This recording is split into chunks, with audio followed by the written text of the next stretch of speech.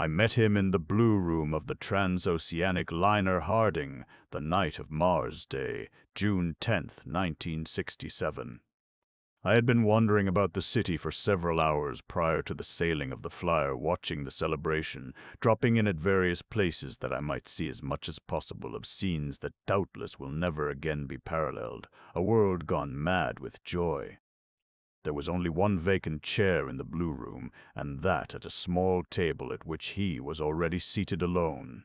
I asked his permission, and he graciously invited me to join him, rising as he did so, his face lighting with a smile that compelled my liking from the first. I had thought that Victory Day, which we had celebrated 2 months before, could never be eclipsed in point of mad national enthusiasm, but the announcement that had been made this day appeared to have had even a greater effect upon the minds and imaginations of the people. The more than half-century of war that had continued almost uninterruptedly since 1914 had at last terminated in the absolute domination of the Anglo-Saxon race over all the other races of the world, and practically for the first time since the activities of the human race were preserved for posterity in any enduring form, no civilized or even semi-civilized nation maintained a battle line upon any portion of the globe. War was at an end. Definitely and forever. Arms and ammunition were being dumped into the 5 oceans. The vast armadas of the air were being scrapped or converted into carriers for purposes of peace and commerce. The peoples of all nations had celebrated, victors and vanquished alike, for they were tired of war. At least they thought that they were tired of war, but were they? What else did they know? Only the oldest of men could recall even a semblance of world peace. The others knew nothing but war. Men had been born and lived their lives and died with their grandchildren clustered about them, all with the alarms of war ringing constantly in their ears. Perchance the little area of their activities was never actually encroached upon by the iron-shod hoof of battle, but always somewhere war endured, now receding like the salt tide only to return again, until there arose that great tidal wave of human emotion in 1959 that swept the entire world for 8 bloody years, and receding left peace upon a spent and devastated world. 2 months had passed. 2 months during which the world appeared to stand still, to mark time, to hold its breath. What now? We have peace, but what shall we do with it? The leaders of thought and of action are trained for but one condition: war. The reaction brought despondency. Our nerves, accustomed to the constant stimulus of excitement, cried out against the monotony of peace, and yet no one wanted war again. We did not know what we wanted. And then came the announcement that I think saved a world from madness, for it directed our minds along a new line to the contemplation of a fact far more engrossing than prosaic wars, and equally as stimulating to the imagination and the nerves. Intelligible communication had at last been established with Mars. Generations of wars had done their part to stimulate scientific research, to the end that we might kill one another more expeditiously, that we might transport our youth more quickly to their shallow graves in alien soil, that we might transmit more secretly and with greater celerity our orders to slay our fellow men. And always, generation after generation, there had been those few who could detach their minds from the contemplation of massacre and, looking forward to a happier era, concentrate their talents and their energies upon the utilization of scientific achievement for the betterment of mankind and the rebuilding of civilization. Among these was that much ridiculed but devoted coterie who had clung tenaciously to the idea that communication could be established with Mars. The hope that had been growing for 100 years had never been permitted to die, but had been transmitted from teacher to pupil with ever-growing enthusiasm, while the people scoffed as, 100 years before, we are told, they scoffed at the experimenters with flying machines, as they chose to call them. About 1940 had come the first reward of long years of toil and hope. following the perfection of an instrument which accurately indicated the direction and distance of the focus of any radioactivity with which it might be attuned. For several years prior to this, all the more highly sensitive receiving instruments had recorded a series of 3 dots and 3 dashes, which began at precise intervals of 24 hours and 37 minutes and continued for approximately 15 minutes.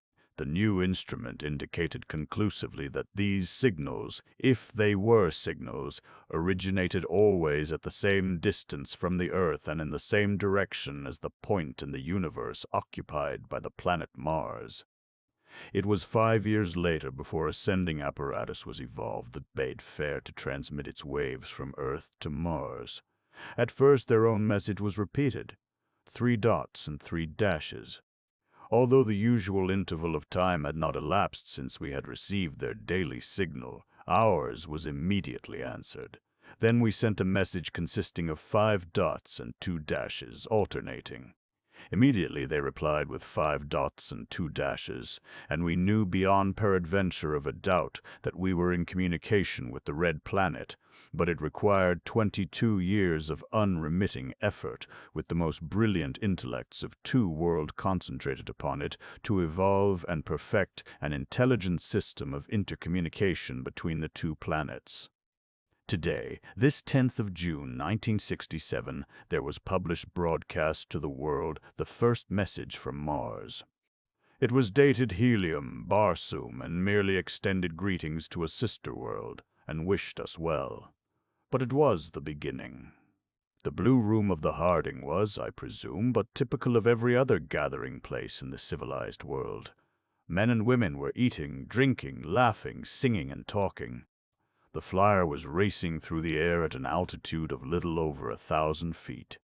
Its engines, motivated wirelessly from power plants thousands of miles distant, drove it noiselessly and swiftly along its overnight pathway between Chicago and Paris. I had of course crossed many times, but this instance was unique because of the epoch-making occasion which the passengers were celebrating, and so I sat at the table longer than usual, watching my fellow diners with, I imagine, a slightly indulgent smile upon my lips, since, I mention it in no spirit of egotism, it had been my high privilege to assist in the consummation of 100 years of effort that had borne fruit that day.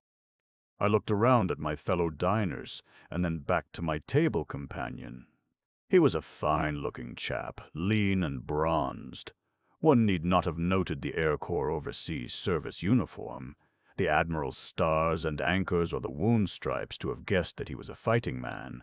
He looked it, every inch of him, and there were a full 72 inches. We talked a little about the great victory and the message from Mars, of course, and though he often smiled, I noticed an occasional shadow of sadness in his eyes, and once, after a particularly mad outburst of pandemonium on the part of the celebrators, he shook his head, remarking, "Poor devils, and then, it is just as well. Let them enjoy life while they may." "I envy them their ignorance. What do you mean?" I asked. He flushed a little and then smiled. "Was I speaking aloud?" he asked. I repeated what he had said, and he looked steadily at me for a long minute before he spoke again. "Oh, what's the use?" he exclaimed almost petulantly. "You wouldn't understand, and of course you wouldn't believe." "I do not understand it myself, but I have to believe because I know from personal observation. God, if you could have seen what I have seen." "Tell me," I begged, but he shook his head dubiously. "Do you realize that there is no such thing as time?" he asked suddenly. "That man has invented time to suit the limitations of his finite mind, just as he has named another thing that he can neither explain nor understand, space." "I have heard of such a theory," I replied, "but I neither believe nor disbelieve. I simply do not know. I thought I had him started, and so I waited. As I have read in fiction, stories is the proper way to entice a strange narrative from its possessor." He was looking beyond me, and I imagined that the expression of his eyes denoted that he was witnessing again the thrilling scenes of the past. I must have been wrong, though. In fact, I was quite sure of it when he next spoke. "If that girl isn't careful," he said, "the thing will upset and give her a nasty fall. She is much too near the edge." I turned to see a richly dressed and much disheveled young lady busily dancing on a tabletop while her friends in the surrounding diners cheered her lustily. My companion arose. "I have enjoyed your company immensely," he said, "and I hope to meet you again. I am going to look for a place to sleep now. They could not give me a stateroom. I don't seem to be able to get enough sleep since they sent me back." He smiled. "Miss the gas shells and radio bombs, I suppose," I remarked. "Yes," he replied, "just as a convalescent misses smallpox." "I have a room with 2 beds," I said. "At the last minute my secretary was taken ill." "I'll be glad to have you share the room with me." He thanked me and accepted my hospitality for the night. The following morning we would be in Paris. As we wound our way among the tables filled with laughing, joyous diners, my companion paused beside that at which sat the young woman who had previously attracted his attention. Their eyes met, and into hers came a look of puzzlement and half-recognition. He smiled frankly in her face, nodded, and passed on. "You know her, then?" I asked. "I shall, in 200 years," was his enigmatical reply. We found my room, and there we had a bottle of wine and some little cakes and a quiet smoke, and became much better acquainted. It was he who first reverted to the subject of our conversation in the blue room. "I am going to tell you," he said, "what I have never told another, but on the condition that if you retell it, you are not to use my name. I have several years of this life ahead of me, and I do not care to be pointed out as a lunatic. First, let me say that I do not try to explain anything, except that I do not believe prevision to be a proper explanation. I have actually lived the experiences I shall tell you of, and that girl we saw dancing on the table tonight lived them with me, but she does not know it. If you care to, you can keep in mind the theory that there is no such thing as time. Just keep it in mind. You cannot understand it, or at least I cannot. Here goes. Chapter 1. An Adventure in Space. I had intended telling you my story of the days of the 22nd century, but it seems best, if you are to understand it, to tell year 2000.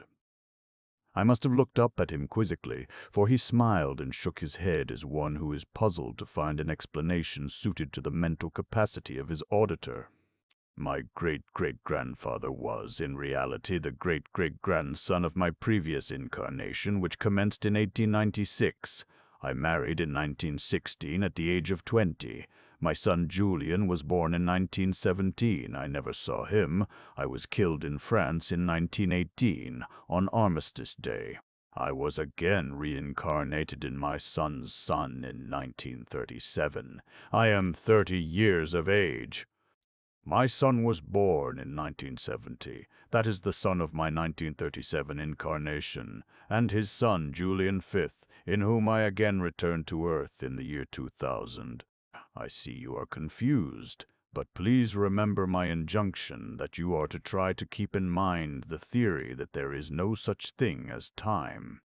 It is now the year 1967, yet I recall distinctly every event of my life that occurred in 4 incarnations, the last that I recall being that which had its origin in the year 2000.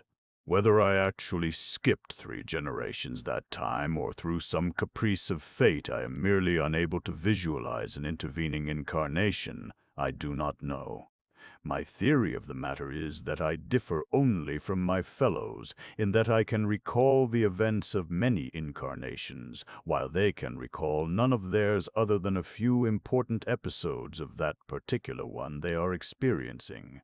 But perhaps I am wrong. It is of no importance. I will tell you the story of Julian V, who was born in the year 2000, and then, if we have time and you yet are interested, I will tell you of the torments during the harrowing days of the 22nd century, following the birth of Julian IX in 2000 Trund. I will try to tell the story in his own words insofar as I can recall them, but for various reasons, not the least of which is that I am lazy, I shall omit superfluous quotation marks. That is, with your permission, of course.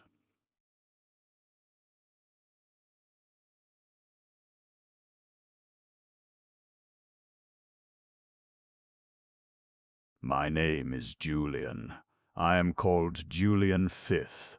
I come of an illustrious family. My great-great-grandfather, Julian First, a major at 22, was killed in France early in the Great War. My great-grandfather, Julian II, was killed in battle in Turkey in 1938. My grandfather, Julian III, fought continuously from his 16th year until peace was declared in his 30th year. He died in 1992, and during the last 25 years of his life was an admiral of the air, being transferred at the close of the war to command of the International Peace Fleet, which patrolled and policed the world. He also was killed in line of duty, as was my father, who succeeded him in the service. At 16, I graduated from the air school and was detailed to the International Peace Fleet, being the 5th generation of my line to wear the uniform of my country. That was in 2016, and I recall that it was a matter of pride to me that it rounded out the full century since Julian first graduated from West Point, and that during that 100 years no adult male of my line had ever owned or worn civilian clothes. Of course there were no more wars, but there still was fighting. We had the pirates of the air to contend with, and occasionally some of the uncivilized tribes of Russia, Africa, and Central Asia required the attention of a punitive expedition. However, life seemed tame and monotonous to us when we read of the heroic deeds of our ancestors from 1914 to 1967, yet none of us wanted war. It had been too well schooled into us that we must not think of war, and the International Peace Fleet so effectively prevented all preparation for war that we all knew there could never be another. There wasn't a firearm in the world other than those with which we were armed, and a few of ancient design that were kept as heirlooms or in museums, or that were owned by savage tribes who could procure no ammunition for them, since we permitted none to be manufactured. There was not a gas shell, nor a radio bomb, nor any engine to discharge or project one, and there wasn't a big gun of any caliber in the world. I veritably believed that 1,000 men equipped with the various engines of destruction that had reached their highest efficiency at the close of the war in 1967 could have conquered the world. But there were not 1,000 men so armed. There never could be 1,000 men so equipped anywhere upon the face of the earth. The International Peace Fleet was equipped and manned to prevent just such a calamity. But it seems that Providence never intended that the world should be without calamities. If man prevented those of possible internal origin, there still remained undreamed of external sources over which he had no control. It was one of these which was to prove our undoing. Its seed was sown 33 years before I was born, upon that historic day, June 10th, 1967, that Earth received her first message from Mars, since which the two planets have remained in constant friendly communication, carrying on a commerce of reciprocal enlightenment.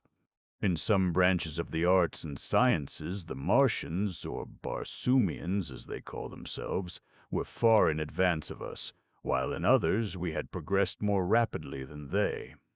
Knowledge was thus freely exchanged to the advantage of both worlds.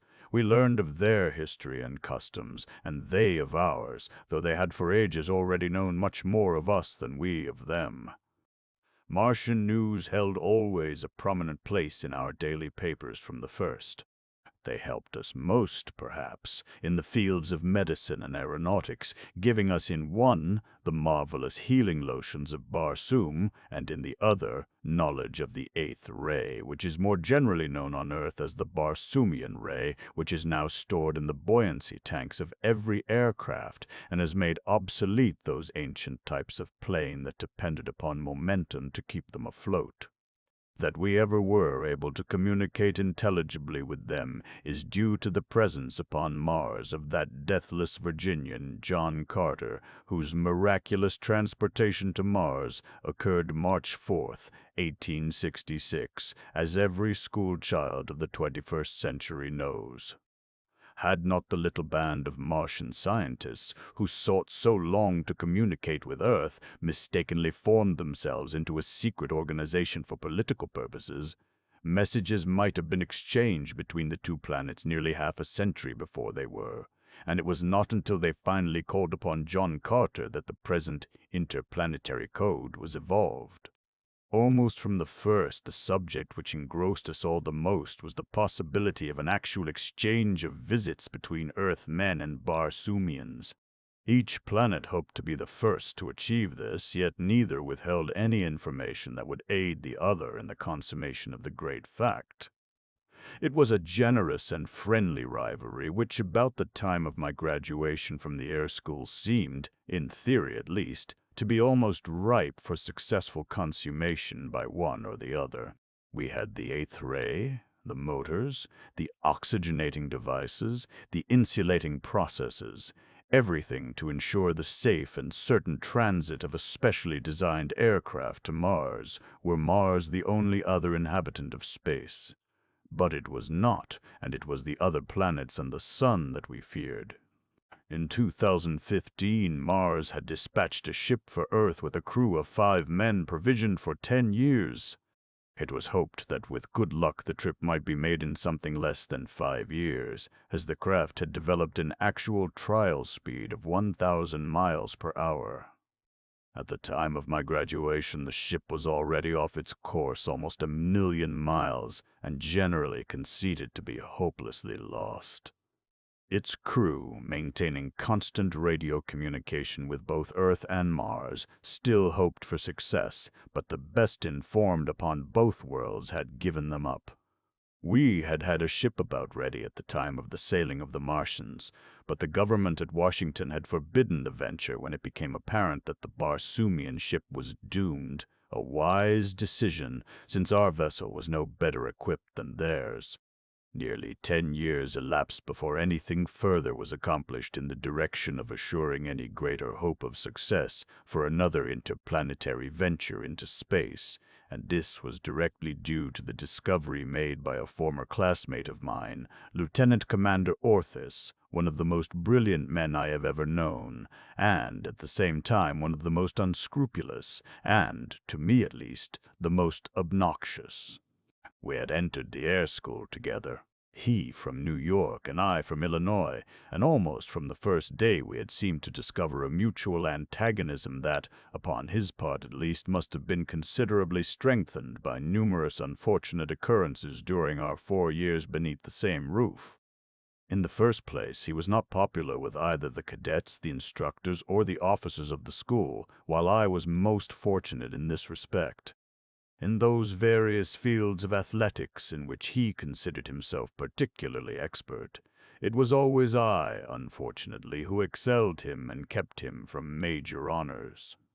In the classroom he outshone us all. Even the instructors were amazed at the brilliancy of his intellect, and yet as we passed from grade to grade I often topped him in the final examinations. I ranked him always as a cadet officer, and upon graduation I took a higher grade among the new ensigns than he, a rank that had many years before been discontinued, but which had recently been revived. From then on I saw little of him, his services confining him principally to land service, while mine kept me almost constantly on the air in all parts of the world. Occasionally I heard of him. Usually something unsavory. He had married a nice girl and abandoned her. There had been talk of an investigation of his accounts, and the last that there was a rumor that he was affiliated with a secret order that sought to overthrow the government. Some things I might believe of Orthis, but not this. And during these 9 years since graduation, as we had drifted apart in interests, so had the breach between us been widened by constantly increasing difference in rank. He was a lieutenant commander and I a captain, when in 2024 he announced the discovery and isolation of the eighth solar ray, and within 2 months those of the Moon, Mercury, Venus, and Jupiter. The eighth Barsoomian and the eighth earthly rays had already been isolated, and upon Earth the latter erroneously called by the name of the former. Orthis's discoveries were hailed upon 2 planets as the key to actual travel between the Earth and Barsoom, since by means of these several rays the attraction of the Sun and the planets, with the exception of Saturn, Uranus, and Neptune, could be definitely overcome, and a ship steer a direct and unimpeded course through space to Mars. The effect of the pull of the 3 farther planets was considered negligible, owing to their great distance from both Mars and Earth. Orthis wanted to equip a ship and start at once, but again government intervened and forbade what it considered an unnecessary risk. Instead, Orthis was ordered to design a small radio-operated flyer, which would carry no one aboard, and which it was believed could be automatically operated for at least half the distance between the 2 planets. After his designs were completed, you may imagine his chagrin, and mine as well, when I was detailed to supervise construction. Yet I will say that Orthis hid his natural emotions well and gave me perfect cooperation in the work we were compelled to undertake together, and which was as distasteful to me as to him. On my part, one made it as easy for him as I could, working with him rather than over him. It required but a short time to complete the experimental ship, and during this time I had an opportunity to get a still better insight into the marvelous intellectual ability of Orthis, though I never saw into his mind or heart. It was late in 2024 that the ship was launched upon its strange voyage, and almost immediately upon my recommendation, work was started upon the perfection of the larger ship that had been in course of construction in 2015, at the time that the loss of the Martian ship had discouraged our government in making any further attempt until the then seemingly insurmountable obstacles should have been overcome. Orthis was again my assistant, and with the means at our disposal it was a matter of less than 8 months before the Barsoom, as she was christened, was completely overhauled and thoroughly equipped for the interplanetary voyage. The various eighth rays that would assist us in overcoming the pull of the Sun, Mercury, Venus, Earth, Mars, and Jupiter were stored in carefully constructed and well-protected tanks within the hull, and there was a smaller tank at the bow containing the eighth lunar ray, which would permit us to pass safely within the zone of the Moon's influence without danger of being attracted to her barren surface. Messages from the original Martian ship had been received from time to time, and with diminishing strength for nearly 5 years after it had left Mars. Its commander, in his heroic fight against the pull of the Sun, had managed to fall within the grip of Jupiter, and was, when last heard from far out in the great void between that planet and Mars. During the past 4 years, the fate of the ship could be naught but conjecture. All that we could be certain of was that its unfortunate crew would never again return to Barsoom. Our own experimental ship had been speeding upon its lonely way now for 8 months, and so accurate had Orthis' scientific deductions proven that the most delicate instrument could detect no slightest deviation from its prescribed course. It was then that Orthis began to importune the government to permit him to set out with the new craft that was now completed.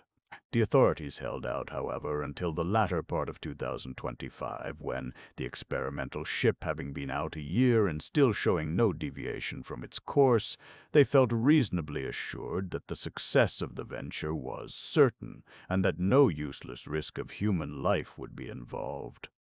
The Barsoom required 5 men properly to handle it, and as had been the custom through many centuries when an undertaking of more than usual risk was to be attempted, volunteers were called for, with the result that fully half the personnel of the International Peace Fleet begged to be permitted to form the crew of 5. The government finally selected their men from the great number of volunteers, with the result that once more was I the innocent cause of disappointment and chagrin to Orthis, as I was placed in command, with Orthis, 2 lieutenants and an ensign completing the roster. The Barsoom was larger than the craft dispatched by the Martians, with the result that we were able to carry supplies for 15 years. We were equipped with more powerful motors, which would permit us to maintain an average speed of over 1,200 miles an hour, carrying in addition an engine recently developed by Orthus, which generated sufficient power from light to propel the craft at half speed in the event that our other engine should break down. None of us was married, Orthus's abandoned wife having recently died. Our estates were taken under trusteeship by the government. Our farewells were made at an elaborate ball at the White House on December 24, 2025, and on Christmas Day we rose from the landing stage at which the Barsoom had been moored, and amid the blare of bands and the shouting of thousands of our fellow countrymen we arose majestically into the blue. I shall not bore you with dry, technical descriptions of our motors and equipment. Suffice it to say that the former were of three types: those which propelled the ship through the air, and those which propelled it through ether. The latter, of course, represented our most important equipment, and consisted of powerful multiple exhaust separators which isolated the true Barsoomian eighth ray in great quantities, and, by exhausting it rapidly earthward, propelled the vessel toward Mars. These separators were so designed that, with equal facility, they could isolate the earthly eighth ray which would be necessary for our return voyage. The auxiliary engine, which I mentioned previously and which was Orthus' latest invention, could be easily adjusted to isolate the eighth ray of any planet or satellite or of the sun itself, thus ensuring us motive power in any part of the universe by the simple expedient of generating and exhausting the eighth ray of the nearest heavenly body. A fourth type of generator drew oxygen from the ether, while another emanated insulating rays which ensured us a uniform temperature and external pressure at all times, their action being analogous to that of the atmosphere surrounding the Earth. Science had, therefore, permitted us to construct a little world which moved at will through space, a little world inhabited by 5 Sol.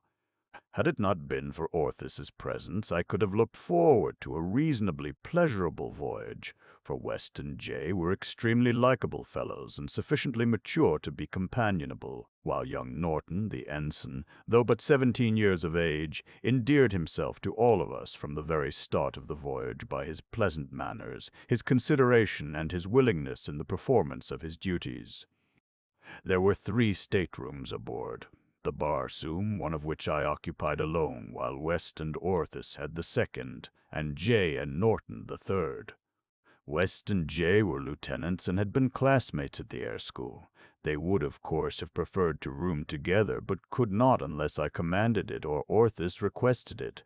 Not wishing to give Orthus any grounds for offense, I hesitated to make the change, while Orthus, never having thought a considerate thought or done a considerate deed in his life, could not, of course, have been expected to suggest it.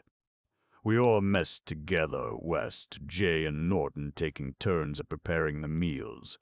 Only in the actual operation of the ship were the lines of rank drawn strictly. Otherwise we associated as equals, nor would any other arrangement have been endurable upon such an undertaking, which required that we 5 be practically imprisoned together upon a small ship for a period of not less than 5 years. We had books and writing materials and games, and we were, of course, in constant radio communication with both Earth and Mars, receiving continuously the latest news from both planets. We listened to opera and oratory and heard the music of 2 worlds, so that we were not lacking for entertainment. There was always a certain constraint in Orthus's manner toward me, yet I must give him credit for behaving outwardly admirably. Unlike the others, we never exchanged pleasantries with one another, nor could I, knowing as I did that Orthus hated me, and feeling for him personally the contempt that I felt because of his character.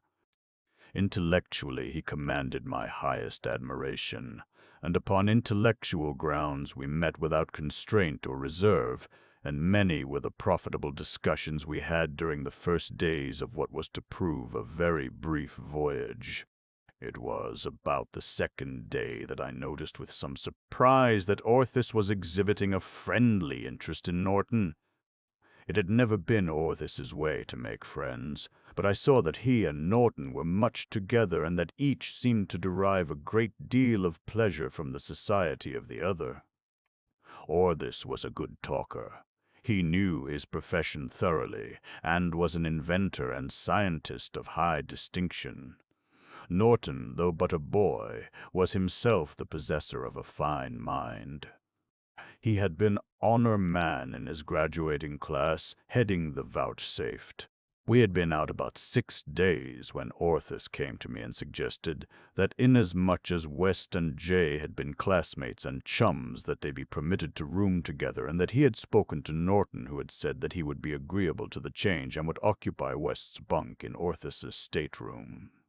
I was very glad of this, for it now meant that my subordinates would be paired off in the most agreeable manner, and as long as they were contented, I knew that the voyage from that standpoint at least would be more successful.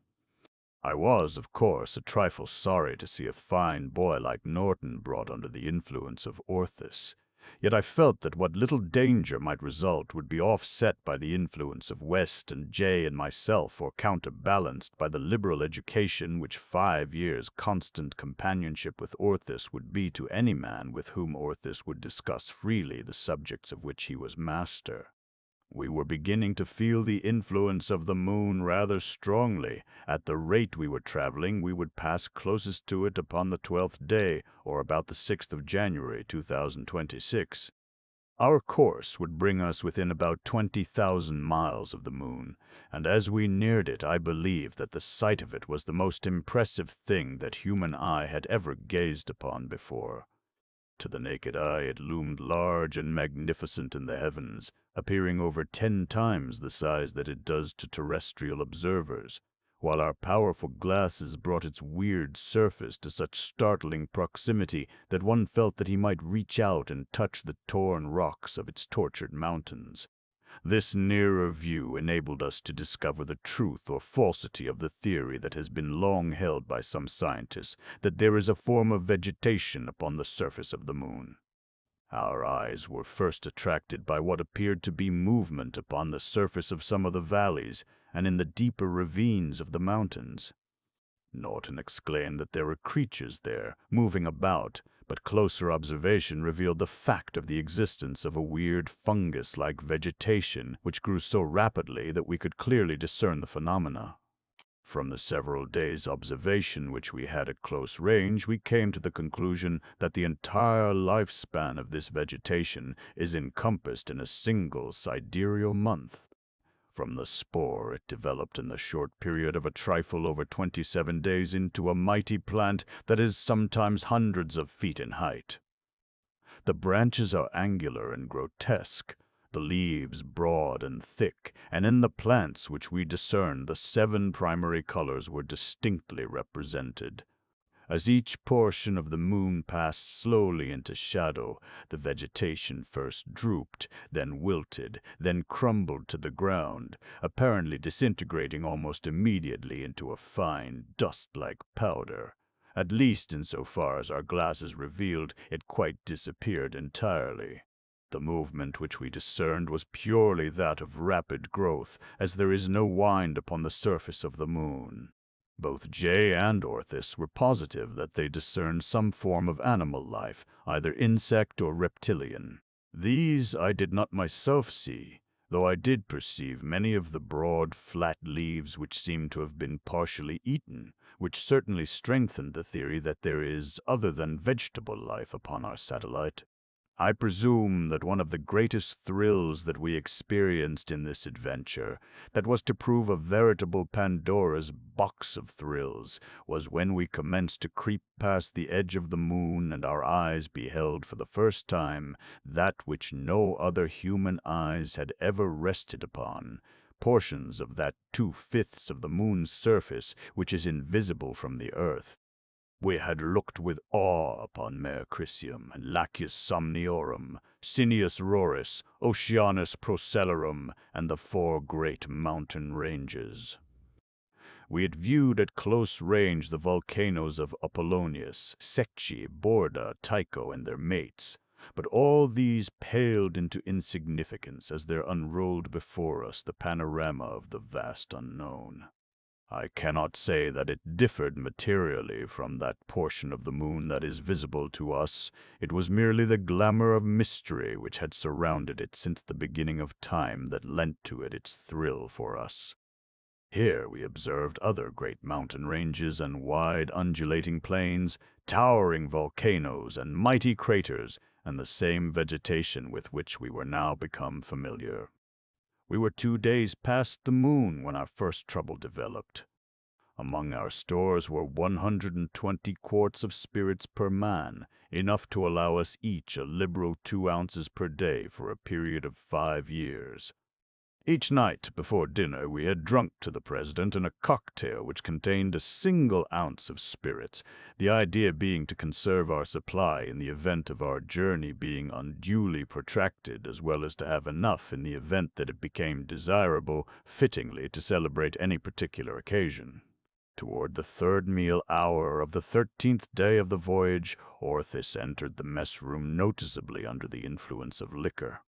History narrates that under the regime of prohibition drunkenness was common, and that it grew to such proportions as to become a national menace, but with the repeal of the Prohibition Act, nearly 100 years ago, the habit of drinking to excess abated, so that it became a matter of disgrace for any man to show his liquor, and in the service it was considered as reprehensible as cowardice in action.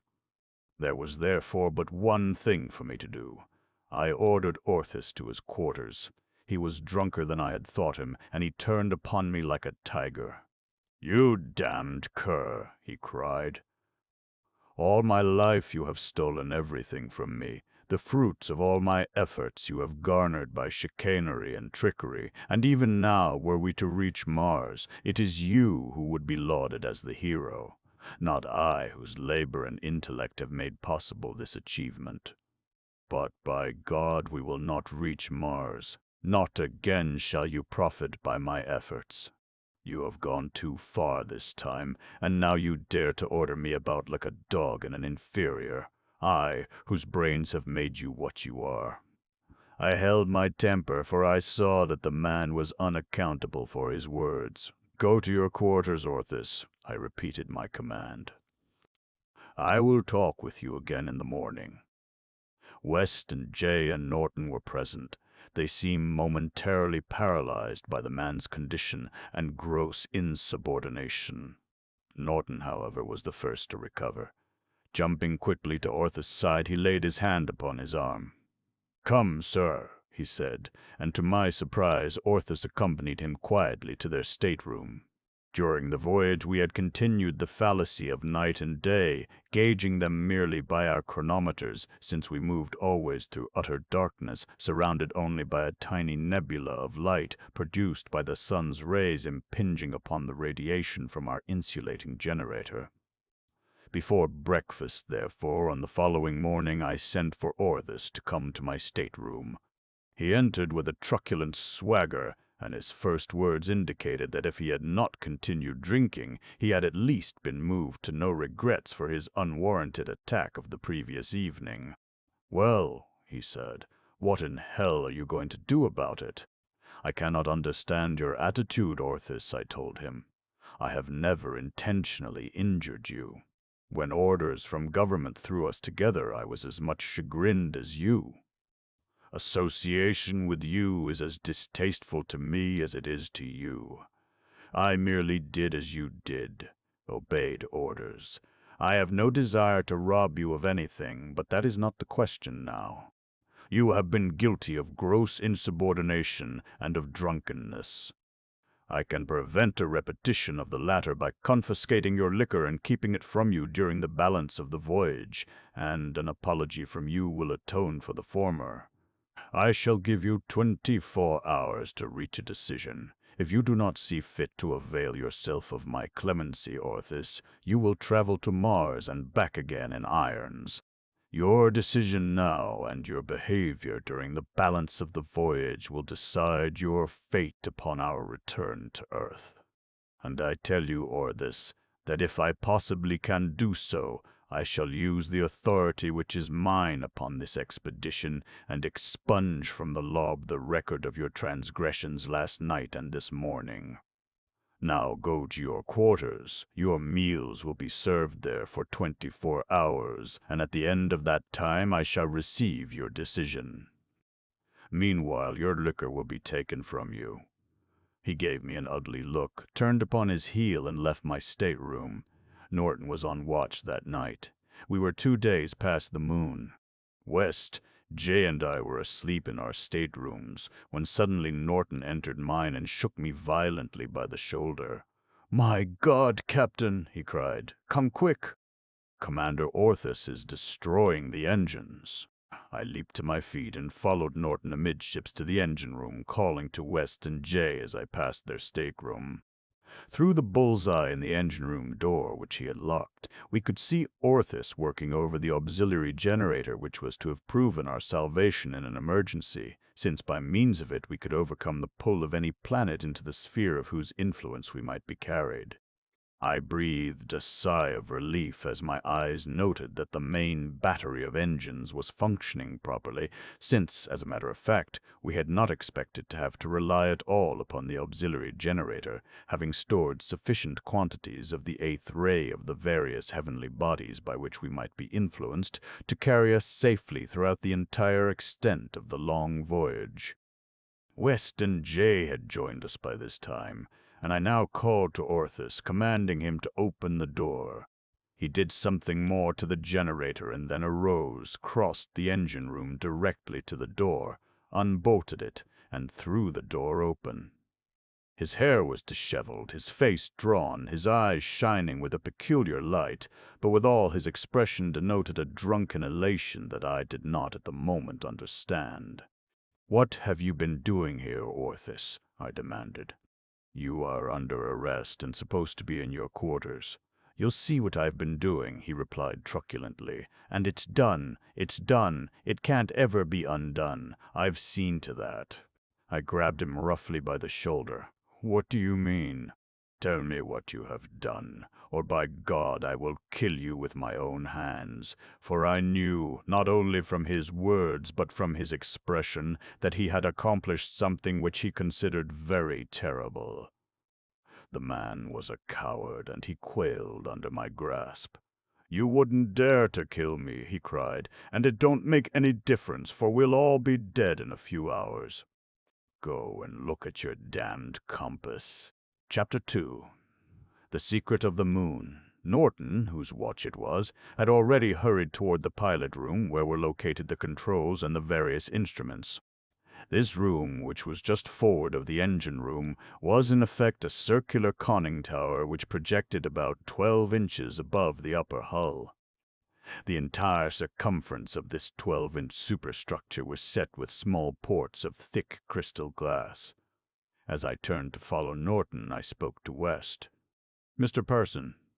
"West," I said, "you and Mr. J will place Lieutenant Commander Orthus in irons immediately. If he resists, kill him." As I hurried after Norton, I heard a volley of oaths from Orthus and a burst of almost maniacal laughter. When I reached the pilot house, I found Norton working very quietly with the controls. There was nothing hysterical in his movements, but his face was absolutely ashen. "What is wrong, Mr. Norton?" I asked. But, as I looked at the compass simultaneously, I read my answer there before he spoke. We were moving at right angles to our proper course. "We are falling toward the moon, sir," he said, "and she does not respond to her control." "Shut down the engines," I ordered. "They are only accelerating our fall." "Aye, aye, sir," he replied. "The lunar 8th ray tank is of sufficient capacity to keep us off the moon," I said. "If it has not been tampered with, we should be in no danger of falling to the moon's surface." "If it has not been tampered with, sir. Yes, sir, that is what I have been thinking." "But the gauge here shows it full to capacity," I reminded him. "I know, sir," he replied, "but if it were full to capacity, we should not be falling so rapidly." Immediately I fell to examining the gauge. almost at once discovering that it had been tampered with and the needle set permanently to indicate a maximum supply. I turned to my companion. "Mr. Norton," I said, "please go forward and investigate the lunar eighth ray tank and report back to me immediately." The young man saluted and departed. As he approached the tank, it was necessary for him to crawl through a very restricted place beneath the deck.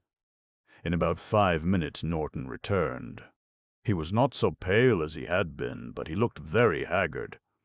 "Well?" I inquired as he halted before me. "The exterior intake valve has been opened, sir," he said. "The rays were escaping into space. I have closed it, sir." The valve to which he referred was used only when the ship was in dry dock, for the purpose of refilling the buoyancy tank, and, because it was so seldom used and as a further precaution against accident, the valve was placed in an inaccessible part of the hull where there was absolutely no likelihood of its being accidentally opened. Norton glanced at the instrument. "We are not falling quite so rapidly now," he said. "Yes," I replied. "I had noted that, and I have also been able to adjust the lunar eighth ray gauge. It shows that we have about half the original pressure." "Not enough to keep us from going aground," he commented. "No, not here, where there is no atmosphere. If the moon had an atmosphere, we could at least keep off the surface if we wished to. As it is, however, I imagine that we will be able to make a safe landing, though of course that will do us little good. You understand, I suppose, Mr. Norton, that this is practically the end." He nodded. "It will be a sad blow to the inhabitants of two worlds," he remarked, his entire forgetfulness of self indicating the true nobility of his character. "It is a sad report to broadcast," I remarked, "but it must be done, and at once. You will, please, send the following message to the Secretary of Peace. USS, the Barsoom, January 6, 2000 miles off the moon, as off the moon. Lieutenant Commander Orthis, while under the influence of liquor, has destroyed auxiliary engine and opened exterior intake valve, lunar eighth ray buoyancy tank, ship sinking rapidly." "We'll keep you." Norton, who had seated himself at the radio desk, leaped suddenly to his feet and turned toward me. "My God, sir," he cried, "he has destroyed the radio outfit also." "We can neither send nor receive." A careful examination revealed the fact that Orthis had so cleverly and completely destroyed the instruments that there was no hope of repairing them. I turned to Norton. "We are not only dead, Norton, but we are buried as well." I smiled as I spoke, and he answered me with a smile that betokened his utter fearlessness of death. "I have but one regret, sir," he said, "and that is that the world will never know that our failure was not due to any weakness of our machinery, ship, or equipment." "That is indeed too bad," I replied, "for it will retard transportation between the two worlds, possibly 100 years, maybe forever." I called to Weston J., who by this time had placed Orthis in irons and confined him to his stateroom. When they came, I told them what had happened, and they took it as coolly as did Norton. Nor was I surprised, for these were fine types selected from the best of that splendid organization which officered the International Peace Fleet. Together we immediately made a careful inspection of the ship, which revealed no further damage than that which we had already discovered, but which was sufficient, as we well knew, to preclude any possibility of our escaping from the pull of the moon. "You gentlemen realize our position as well as I told them. Could we repair the auxiliary generator, we might isolate the lunar eighth ray, refill our tank, and resume our voyage. But the diabolical cleverness with which Lieutenant Commander Orthis has wrecked the machine renders this impossible. We might fight away from the surface of the moon for a considerable period, but in the end it would avail us nothing. It is my plan, therefore, to make a landing. Insofar as the actual lunar conditions are concerned, we are confronted only by a mass of theories, many of which are conflicting.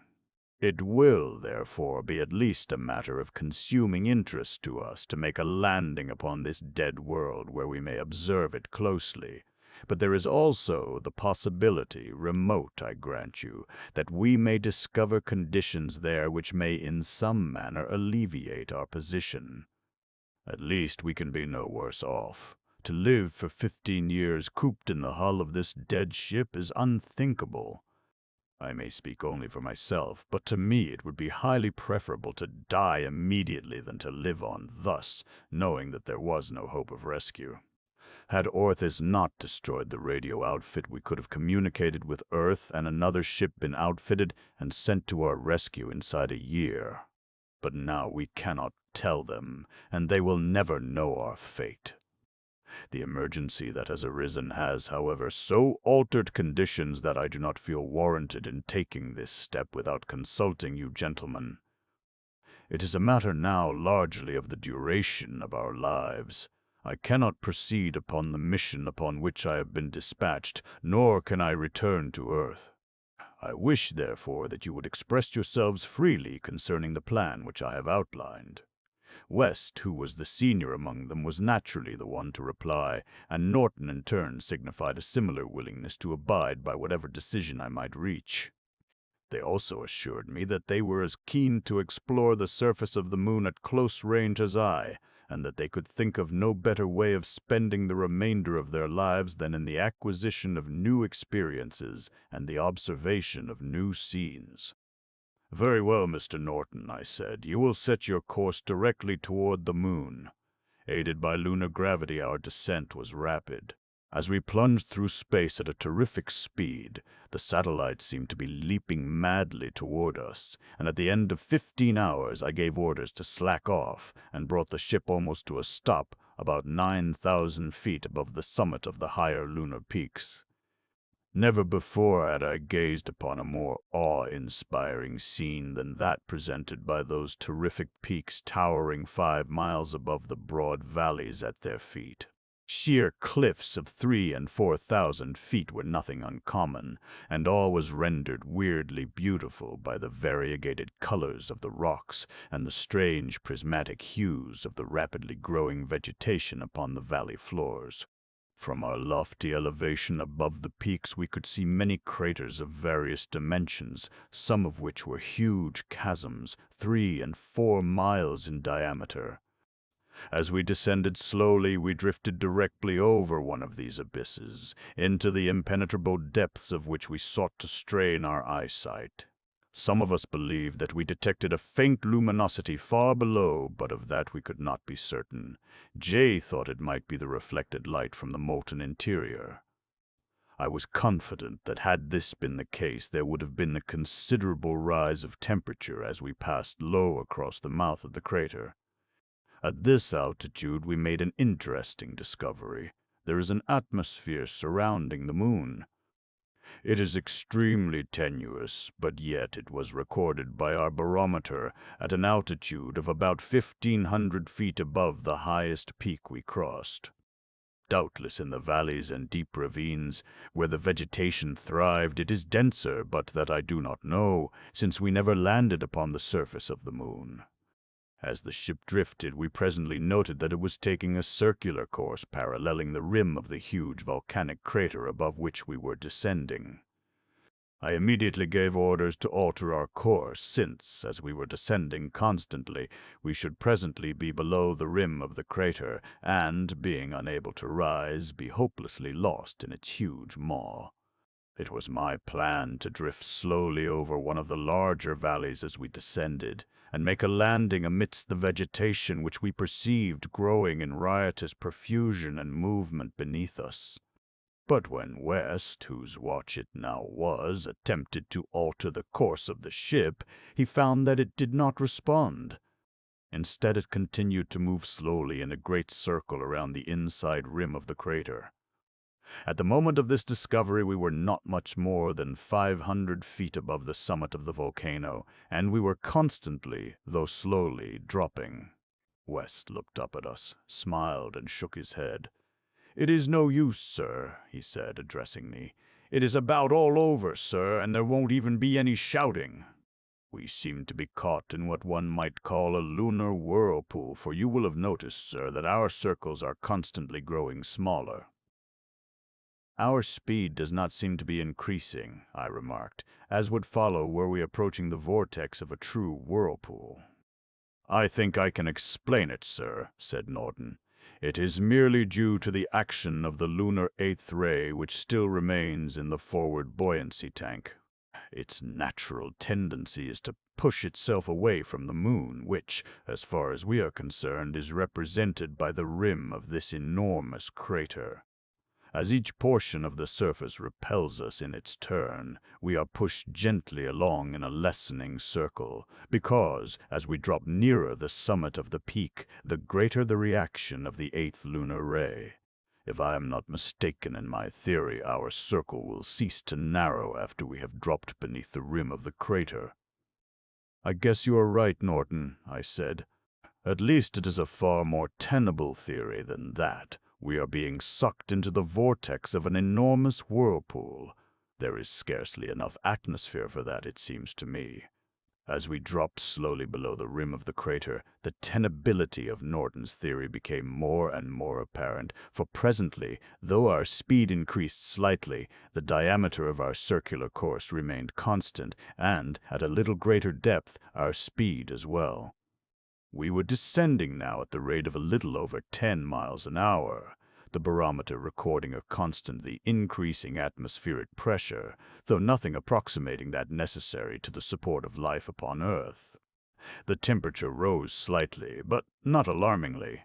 From a range of 25 or 30 below zero, immediately after we had entered the shadow of the crater's interior, it rose gradually to zero at a point some 125 miles below the summit of the giant extinct volcano that had engulfed us. During the next 10 miles, our speed diminished rapidly, until we suddenly realized that we were no longer falling, but that our motion had been reversed and we were rising. Up we went for approximately 8 miles when suddenly we began to fall again. Again we fell, but this time for only 6 miles when our motion was reversed, and we rose again a distance of about 4 miles. This seesawing was continued until we finally came to rest at about what we estimated was a distance of some 130 miles below the summit of the crater. It was quite dark, and we had only our instruments to tell us of what was happening to the ship, the interior of which was, of course, brilliantly illuminated and comfortably warm. Now below us, and now above us, for the ship had rolled completely over each time we had passed the point at which we came finally to rest, we had noted the luminosity that Norton had first observed from above the mouth of the crater. Each of us had been doing considerable thinking, and at last young Norton could contain himself no longer. "I beg your pardon, sir," he said deferentially, "but won't you tell us what you think of it, what your theory is as to where we are and why we hang here in mid-air, and why the ship rolled over every time we passed this point?" "I can only account for it," I replied, "upon a single and rather preposterous hypothesis, which is that the moon is a hollow sphere with a solid crust some 250 miles in thickness. Gravity is preventing us from rising above the point where we now are, while centrifugal force keeps us from falling." The others nodded. They too had been forced to accept the same apparently ridiculous theory, since there was none other that could explain our predicament. Norton had walked across the room to read the barometer, which he had rather neglected while the ship had been performing her eccentric antics far below the surface of the moon.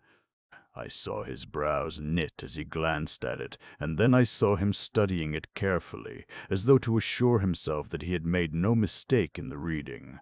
Then he turned toward us. "There must be something wrong with this instrument, sir," he said. "It is registering pressure equivalent to that at the Earth's surface." I walked over and looked at the instrument. It certainly was registering the pressure that Norton had read, nor did there seem to be anything wrong with the instrument. "There is a way to find out," I said. "We can shut down the insulating generator and open an air cock momentarily. It won't take 5 seconds to determine whether the barometer is correct or not. It was, of course, in some respects a risky proceeding, but with West at the generator, Jay at the aircock, and Norton at the pump, I knew that we would be reasonably safe, even if there proved to be no atmosphere without. The only danger lay in the chance that we were hanging in a poisonous gas of the same density as the earthly atmosphere. But as there was no particular incentive to live in the situation in which we were, we each felt that no matter what chance we might take, it would make little difference in the eventual outcome of our expedition. I tell you that it was a very tense moment as the three men took their posts to await my word of command. If we had indeed discovered a true atmosphere beneath the surface of the moon, what more might we not discover? If it were an atmosphere, we could propel the ship in it, and we could, if nothing more, go out on deck to breathe fresh air. It was arranged that at my word of command, West was to shut off the generator, Jay to open the aircock, and Norton to start the pump. If fresh air failed to enter through the tube, Jay was to give the signal, whereupon Norton would reverse the pump, West start the generator, and immediately Jay would close the aircock again. As Jay was the only man who was to take a greater chance than the others, I walked over and stood beside him, placing my nostrils as close to the aircock as his. Then I gave the word of command. Everything worked perfectly, and an instant later a rush of fresh, cold air was pouring into the hull of the Barsoom.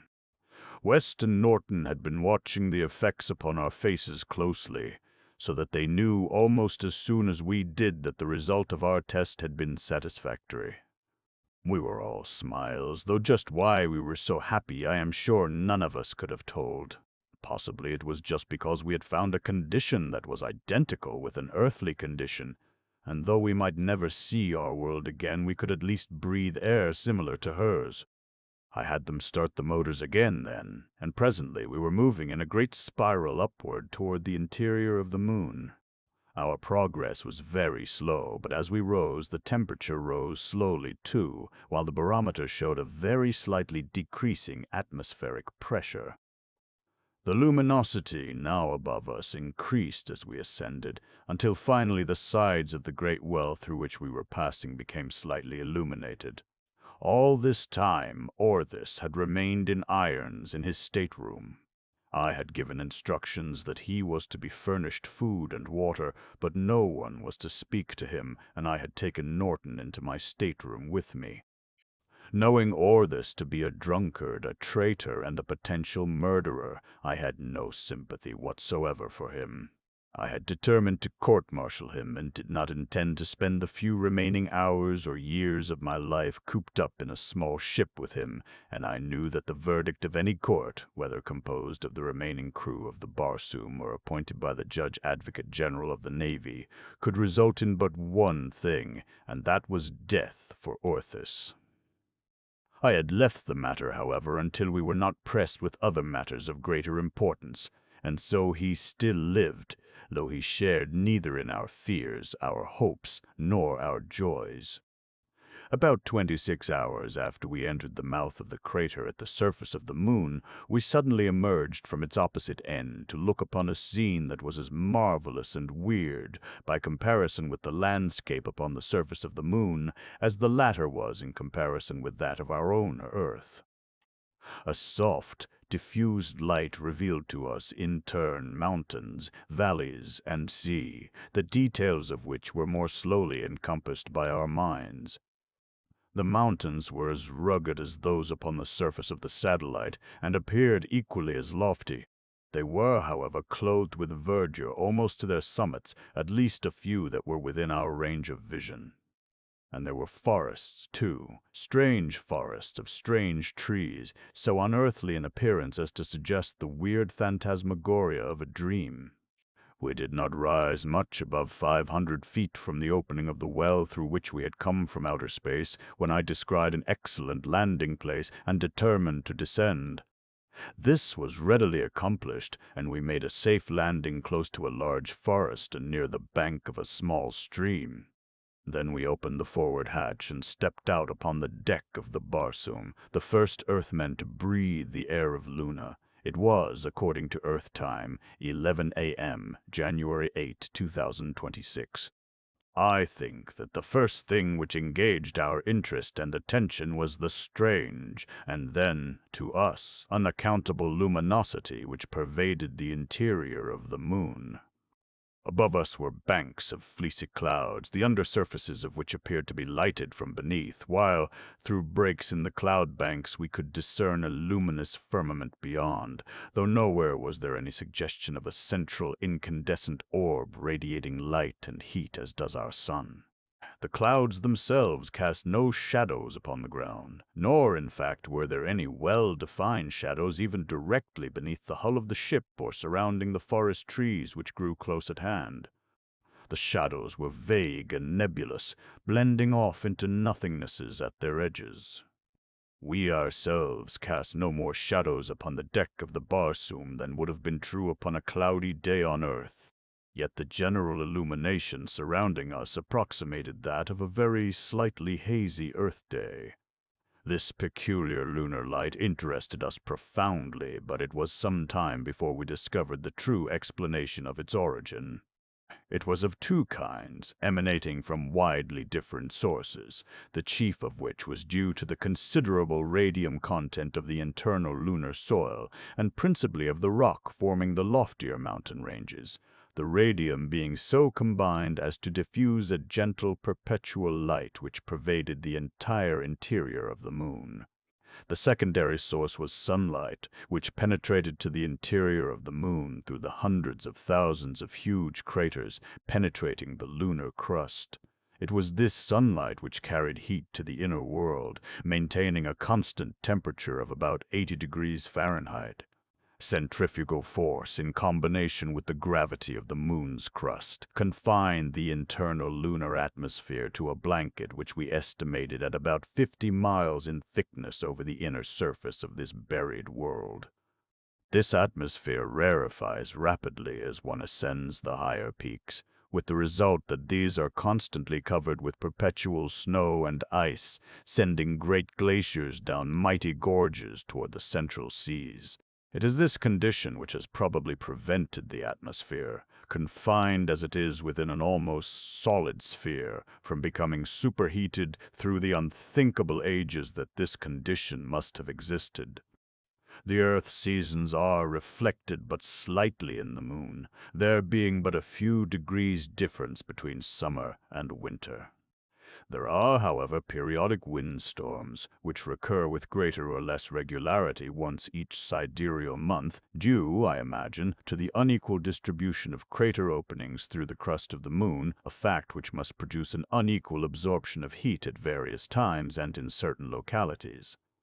The natural circulation of the lunar atmosphere, affected as it is by the constantly changing volume and direction of the sun's rays, as well as the great range of temperature between the valleys and the ice-clad mountain peaks, produces frequent storms of greater or less violence.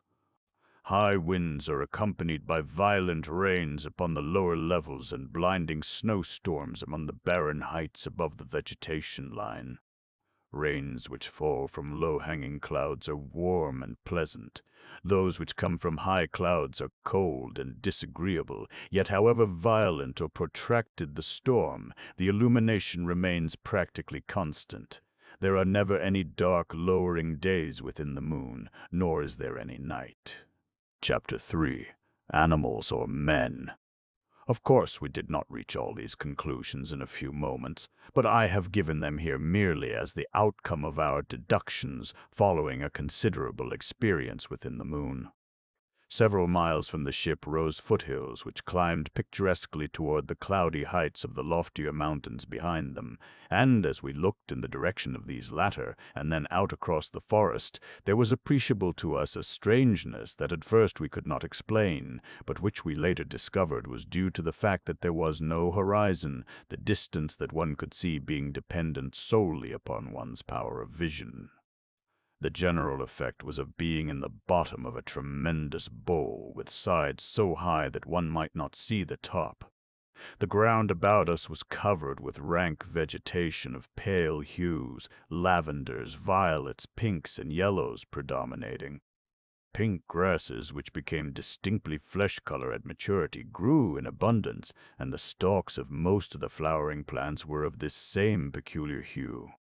The flowers themselves were often of highly complex form, of pale and delicate shades, of great size and rare beauty.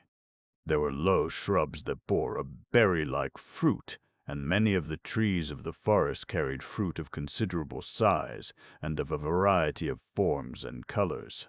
Norton and Jay were debating the possible edibility of some of these, but I gave orders that no one was to taste them until we had had an opportunity to learn by analysis or otherwise those varieties that were non-poisonous.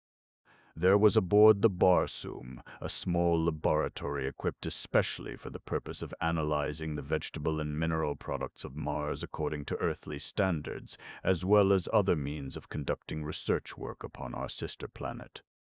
As we had sufficient food aboard for a period of 15 years, there was no immediate necessity for eating any of the lunar fruit, but I was anxious to ascertain the chemical properties of the water, since the manufacture of this necessity was slow, laborious, and expensive. I therefore instructed West to take a sample from the stream and subject it to laboratory tests, and the others I ordered below for sleep. They were rather more keen to set out upon a tour of exploration, nor could I blame them, but as none of us had slept for rather better than 48 hours, I considered it of importance that we recuperate our vital forces against whatever contingency might confront us in this unknown world. Here were air, water, and vegetation, the three prime requisites for the support of animal life, and so I judged it only reasonable to assume that animal life existed within the moon. If it did exist, it might be in some highly predatory form, against which it would tax our resources to the utmost to defend ourselves. I insisted, therefore, upon each of us obtaining his full quota of sleep before venturing from the safety of the Barsoom. We already had seen evidences of life of a low order, both reptile and insect, or perhaps it would be better to describe the latter as flying reptiles, as they later proved to be, toad-like creatures with the wings of bats that flitted among the fleshy boughs of the forest, emitting plaintive cries. Upon the ground near the ship we had seen but a single creature, though the moving grasses had assured us that there were others there aplenty. The thing that we had seen had been plainly visible to us all, and may be best described as a 5-foot snake with 4 frog-like legs and a flat head with a single eye in the center of the forehead. Its legs were very short, and as it moved along the ground it both wriggled like a true snake and scrambled with its 4 short legs. We watched it to the edge of the river and saw it dive in and disappear beneath the surface. "Silly-looking beggar," remarked Jay, "and devilish unearthly." "I don't know about that," I returned. "He possessed nothing visible to us that we are not familiar with on Earth. Possibly he was assembled after a slightly different plan from any Earth creature, but aside from that he is familiar to us, even to his amphibious habits. And these flying toads, too, what of them?" "I see nothing particularly remarkable about them. We have just as strange forms on Earth, though nothing precisely like these. Mars, too, has forms of animal and vegetable life peculiar to herself, yet nothing the existence of which would be impossible upon Earth, and she has, as well, human forms almost identical with our own. You see what I am trying to suggest?" "Yes, sir," replied Jay, "that there may be human life similar to our own within the moon." "I see no reason to be surprised should we discover human beings here," I said. "Nor would I be surprised to find a reasoning creature of some widely divergent form. I would be surprised, however, were we to find no form analogous to the human race of Earth. That is, a dominant race with well-developed reasoning faculties?" asked Norton. "Yes, and it is because of this possibility that we must have sleep and keep ourselves fit, since we may not know the disposition of these creatures provided they exist, nor the reception that they will accord us. And so, Mr. Norton, If you will get a receptacle and fetch some water from the stream, we will leave Mr. West on watch to make his analysis, and the rest of us will turn in." Norton went below and returned with a glass jar in which to carry the water, and the balance of us lined the rail with our service revolvers ready in the event of an emergency as he went over the side. None of us had walked more than a few steps since coming on deck after our landing. I had noticed a slightly peculiar sensation of buoyancy, but in view of the numerous other distractions had given it no consideration. As Norton reached the bottom of the ladder and set foot on lunar soil, I called to him to make haste. Just in front of him was a low bush, and beyond it lay the river, about 30 feet distant. In response to my command, he gave a slight leap to clear the bush, and, to our amazement as well as to his own consternation, rose fully 18 feet into the air, cleared a space of fully 35 feet, and lit in the river. "Come," I said to the others, wishing them to follow me to Norton's aid, and sprang for the rail, but I was too impetuous. I never touched the rail, but cleared it by many feet, sailed over the intervening strip of land, and disappeared beneath the icy waters of the lunar river. How deep it was I do not know, but at least it was over my head. I found myself in a sluggish yet powerful current, the water seeming to move much as a heavy oil moves to the gravity of Earth. As I came to the surface, I saw Norton swimming strongly for the bank, and a second later Jay emerged not far from me. I glanced quickly around for West, whom I immediately perceived was still on the deck of the Barsoom, where, of course, it was his duty to remain, since it was his watch. The moment that I realized that my companions were all safe, I could not repress a smile, and then Norton and Jay commenced to laugh, and we were still laughing when we pulled ourselves from the stream a short distance below the ship. "Get your sample, Norton?" I asked. "I still have the container, sir," he replied, and indeed he had clung to it throughout his surprising adventure, as Jay and I, fortunately, had clung to our revolvers. Norton removed the cap from the bottle and dipped the latter into the stream. Then he looked up at me and smiled. "I think we have beaten Mr. West to it, sir," he said. "It seems like very good water, sir, and when I struck it I was so surprised that I must have swallowed at least a quart." "I tested a bit of it myself," I replied. "As far as we three are concerned, Mr. West's analysis will not interest us if he discovers that lunar water contains poisonous matter, but for his own protection we will let him proceed with his investigation." "It is strange, sir," remarked Jay, "that none of us thought of the natural effects of the lesser gravity of the moon. We have discussed the matter upon many occasions, as you will recall, yet when we faced the actual condition we gave it no consideration whatsoever." "I am glad," remarked Norton, "that I did not attempt to jump the river. I should have been going yet. Probably landed on the top of some mountain."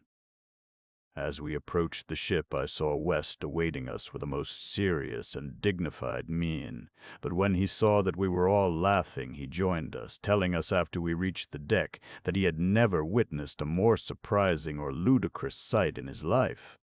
We went below then, and after closing and securing the hatch, 3 of us repaired to our bunks, while West, with the sample of lunar water, went to the laboratory. I was very tired and slept soundly for some 10 hours, for it was the middle of Norton's watch before I awoke.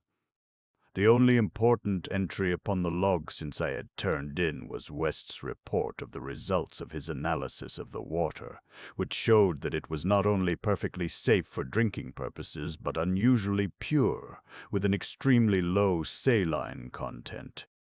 I had been up about a half an hour when West came to me, saying that Orthus requested permission to speak to me. 24 hours before, I had been fairly well determined to bring Orthus to trial and execute him immediately, but that had been when I had felt that we were all hopelessly doomed to death on his account. Now, however, with a habitable world beneath our feet, surrounded by conditions almost identical with those which existed upon Earth, our future looked less dark, and because of this I found myself in a quandary as to what course of action to pursue in the matter of Orthy's punishment. That he deserved death there was no question, but when men have faced death so closely and escaped, temporarily at least, I believe that they must look upon life as a most sacred thing and be less inclined to deny life to others. Be that as it may, the fact remains that having sent for Orthys in compliance with his request, I received him in a mood of less stern and uncompromising justice than would have been the case 24 hours previous. When he had been brought to my stateroom and stood before me, I asked him what he wished to say to me. He was entirely sober now, and bore himself with a certain dignity that was not untinged with humility.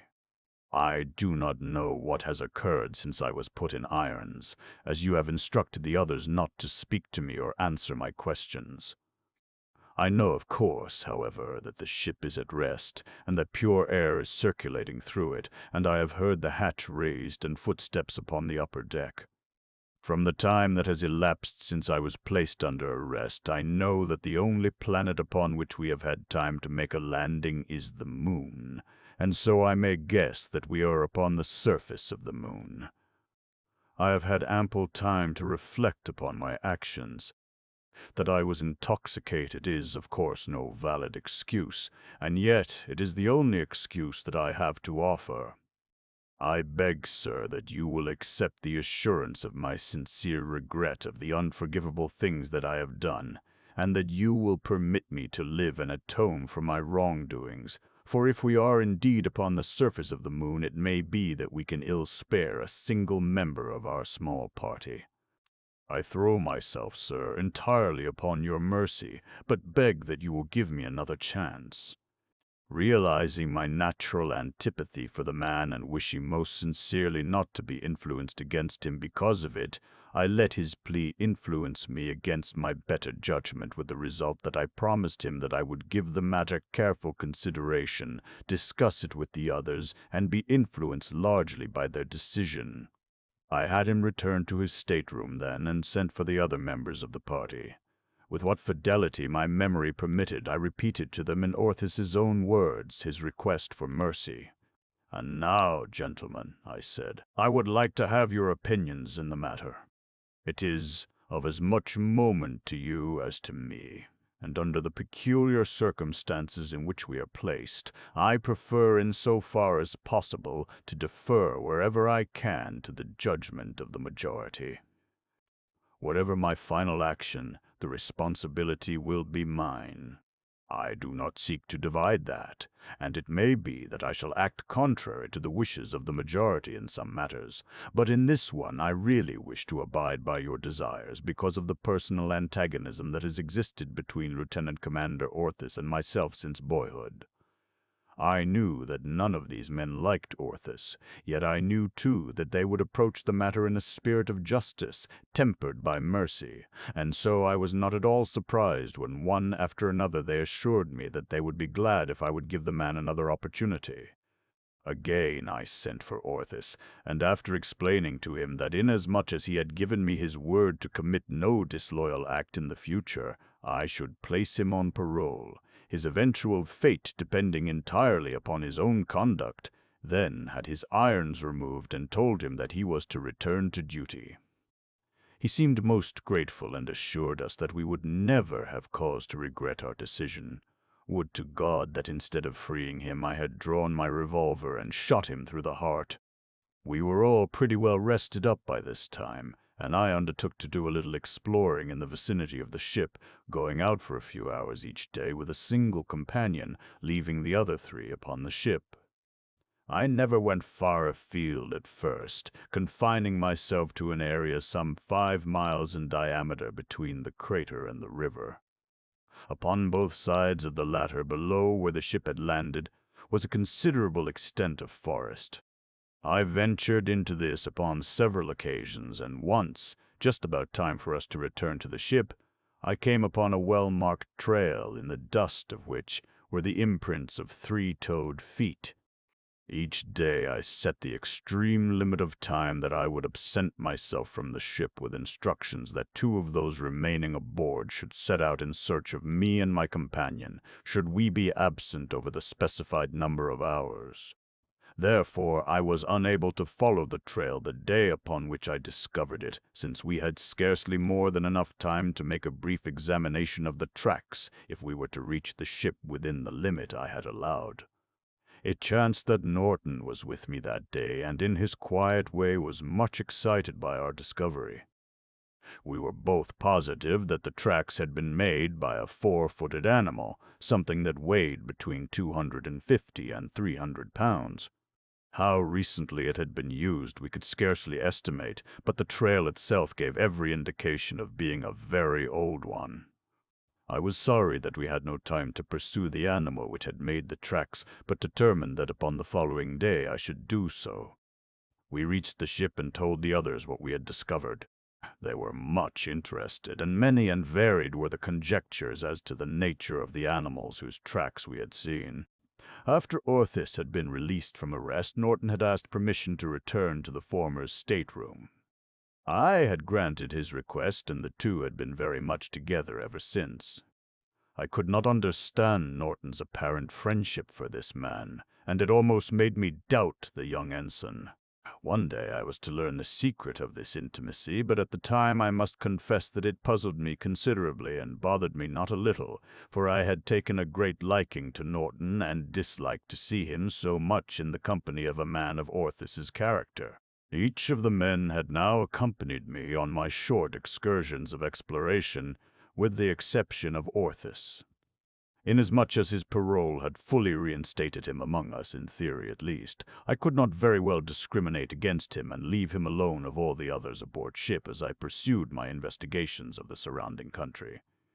The day following our discovery of the trail, I accordingly invited him to accompany me, and we set out early, each armed with a revolver and a rifle. I advised West, who automatically took command of the ship during my absence, that we might be gone considerably longer than usual, and that he was to feel no apprehension and send out no relief party unless we should be gone, a full 24 hours, as I wished to follow up the spoor we had discovered, learn where the trail led, and have a look at the animal that had made it. I led the way directly to the spot at which we had found the trail, about 4 miles downriver from the ship and apparently in the heart of dense forest. The flying toads darted from tree to tree about us, uttering their weird and plaintive cries, while upon several occasions, as in the past, we saw four-legged snakes such as we had seen upon the day of our landing.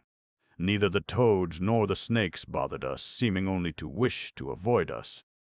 Just before we came upon the trail, both Orthis and I thought we heard the sound of footsteps ahead of us, something similar to that made by a galloping animal, and when we came upon the trail a moment later it was apparent to both of us that dust was hanging in the air and slowly settling on the vegetation nearby.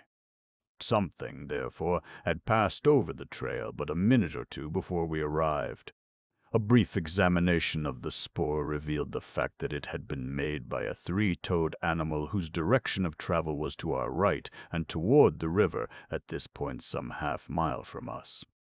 I could not help but feel considerable inward excitement, and I was sorry that one of the others had not been with me, for I never felt perfectly at ease with Orthis.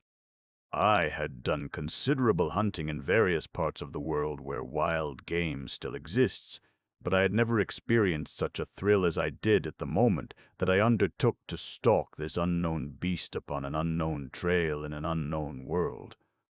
Where the trail would lead me, what I should find upon it, I never knew from one step to another, and the lure of it because of that was tremendous. The fact that there were almost 9 million square miles of this world for me to explore, and that no Earthman had ever before set foot upon an inch of it, helped a great deal to compensate for the fact that I knew I could never return to my own Earth again. The trail led to the edge of the river, which at this point was very wide and shallow. Upon the opposite shore I could see the trail again directly opposite, and I knew, therefore, that this was a ford. Without hesitating, I stepped into the river, and as I did so, I glanced to my left to see stretching before me as far as my eye could reach a vast expanse of water. Here, then, I had stumbled upon the mouth of the river, and, beyond, a lunar sea. The land upon the opposite side of the river was rolling and grass, covered, but insofar as I could see, almost treeless. As I turned my eyes from the sea back toward the opposite shore, I saw that which caused me to halt in my tracks, cock my rifle, and issue a cautious warning to Orthus for silence, for there before us upon a knoll stood a small horse-like animal. It would have been a long shot, possibly 500 yards, and I should have preferred to have come closer, but there was no chance to do that now, for we were in the middle of the river in plain view of the animal which stood there watching us intently. I had scarcely raised my rifle, however, ere it wheeled and disappeared over the edge of the knoll upon which it had been standing. "What did it look like to you, Orthus?" I asked my companion. "It was a good ways off," he replied, "and I only just got my binoculars on it as it disappeared, but I could have sworn that it wore a harness of some sort. It was about the size of a small pony, I should say, but it didn't have a pony's head." "It appeared tailless to me," I remarked. "I saw no tail," said Orthus, "nor any ears or horns. It was a devilish, funny-looking thing. I don't understand it. There was something about it." He paused. "My God, sir, there was something about it that looked human." "It gave me that same impression too, Orthus, and I doubt if I should have fired had I been able to cover it, for just at the instant that I threw my rifle to my shoulder I felt that same strange impression that you mention. There was something human about the thing." As we talked, we had been moving on across the ford, which we found an excellent one, the water at no time coming to our waists while the current was scarcely appreciable. Finally, we stepped out on the opposite shore, and a moment later, far to the left, we caught another glimpse of the creature that we had previously seen. It stood upon a distant knoll, evidently watching us. Orthus and I raised our binoculars to our eyes almost simultaneously, and for a full minute we examined the thing as it stood there, neither of us speaking, and then we dropped our glasses and looked at each other. "What do you make of it, sir?" he asked. I shook my head. "I don't know what to make of it, Orthus," I replied, "but I should swear that I was looking straight into a human face, and yet the body was that of a quadruped." "There can be no doubt of it, sir," he replied, "and this time one could see the harness and the clothing quite plainly. It appears to have some sort of a weapon hanging at its left side. Did you notice it, sir?" "Yes, I noticed it, but I don't understand it." A moment longer we stood watching the creature until it turned and galloped off, disappearing behind the knoll on which it had stood. We decided to follow the trail which led in a southerly direction, feeling reasonably assured that we were more likely to come in contact with the creature or others similar to it upon the trail than off of it.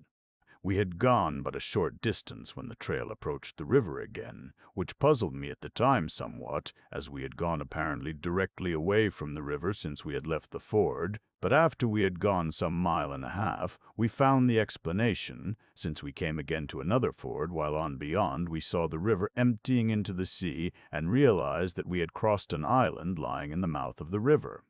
I was hesitating as to whether to make the crossing and continue along the trail or to go back and search the island for the strange creature we had discovered.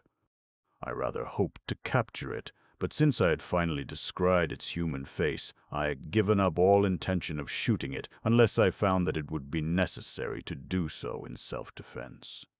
As I stood there, rather undecided, our attention was attracted back to the island by a slight noise, and as we looked in the direction of the disturbance, we saw 5 of the creatures eyeing us from high land a quarter of a mile away.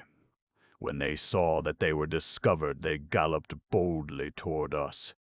They had come a short distance only when they stopped again upon a high knoll, and then one of them raised his face toward the sky and emitted a series of piercing howls.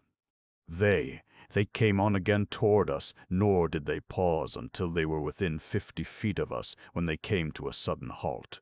Chapter 4. Captured. Our first view of the creatures proved beyond a question of a doubt that they were in effect human quadrupeds. The faces were very broad, much broader than any human faces that I have ever seen, but their profiles were singularly like those of the ancient North American Indians. Their bodies were covered with a garment with short legs that ended above the knees, and which was ornamented about the collar and also about the bottom of each leg with a rather fanciful geometric design. About the barrel of each was a surcingle, and connected with it by a backstrap was something analogous to a breeching and earth horse harness. Where the breeching straps crossed on either side was a small circular ornament, and there was a strap resembling a trace leading from this forward to the collar, passing beneath a quite large circular ornament which appeared to be supported by the surcingle.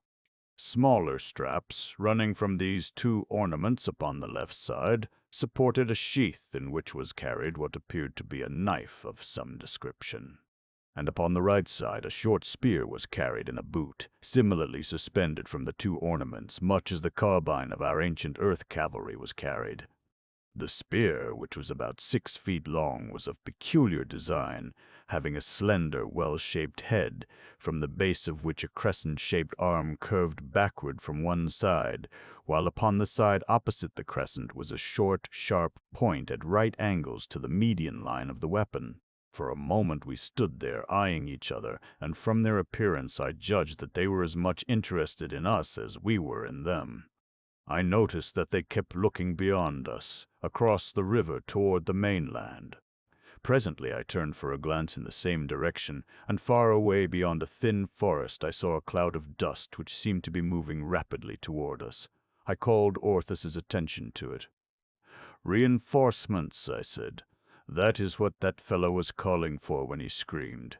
I think we had better try conclusions with the 5 before any more arrive.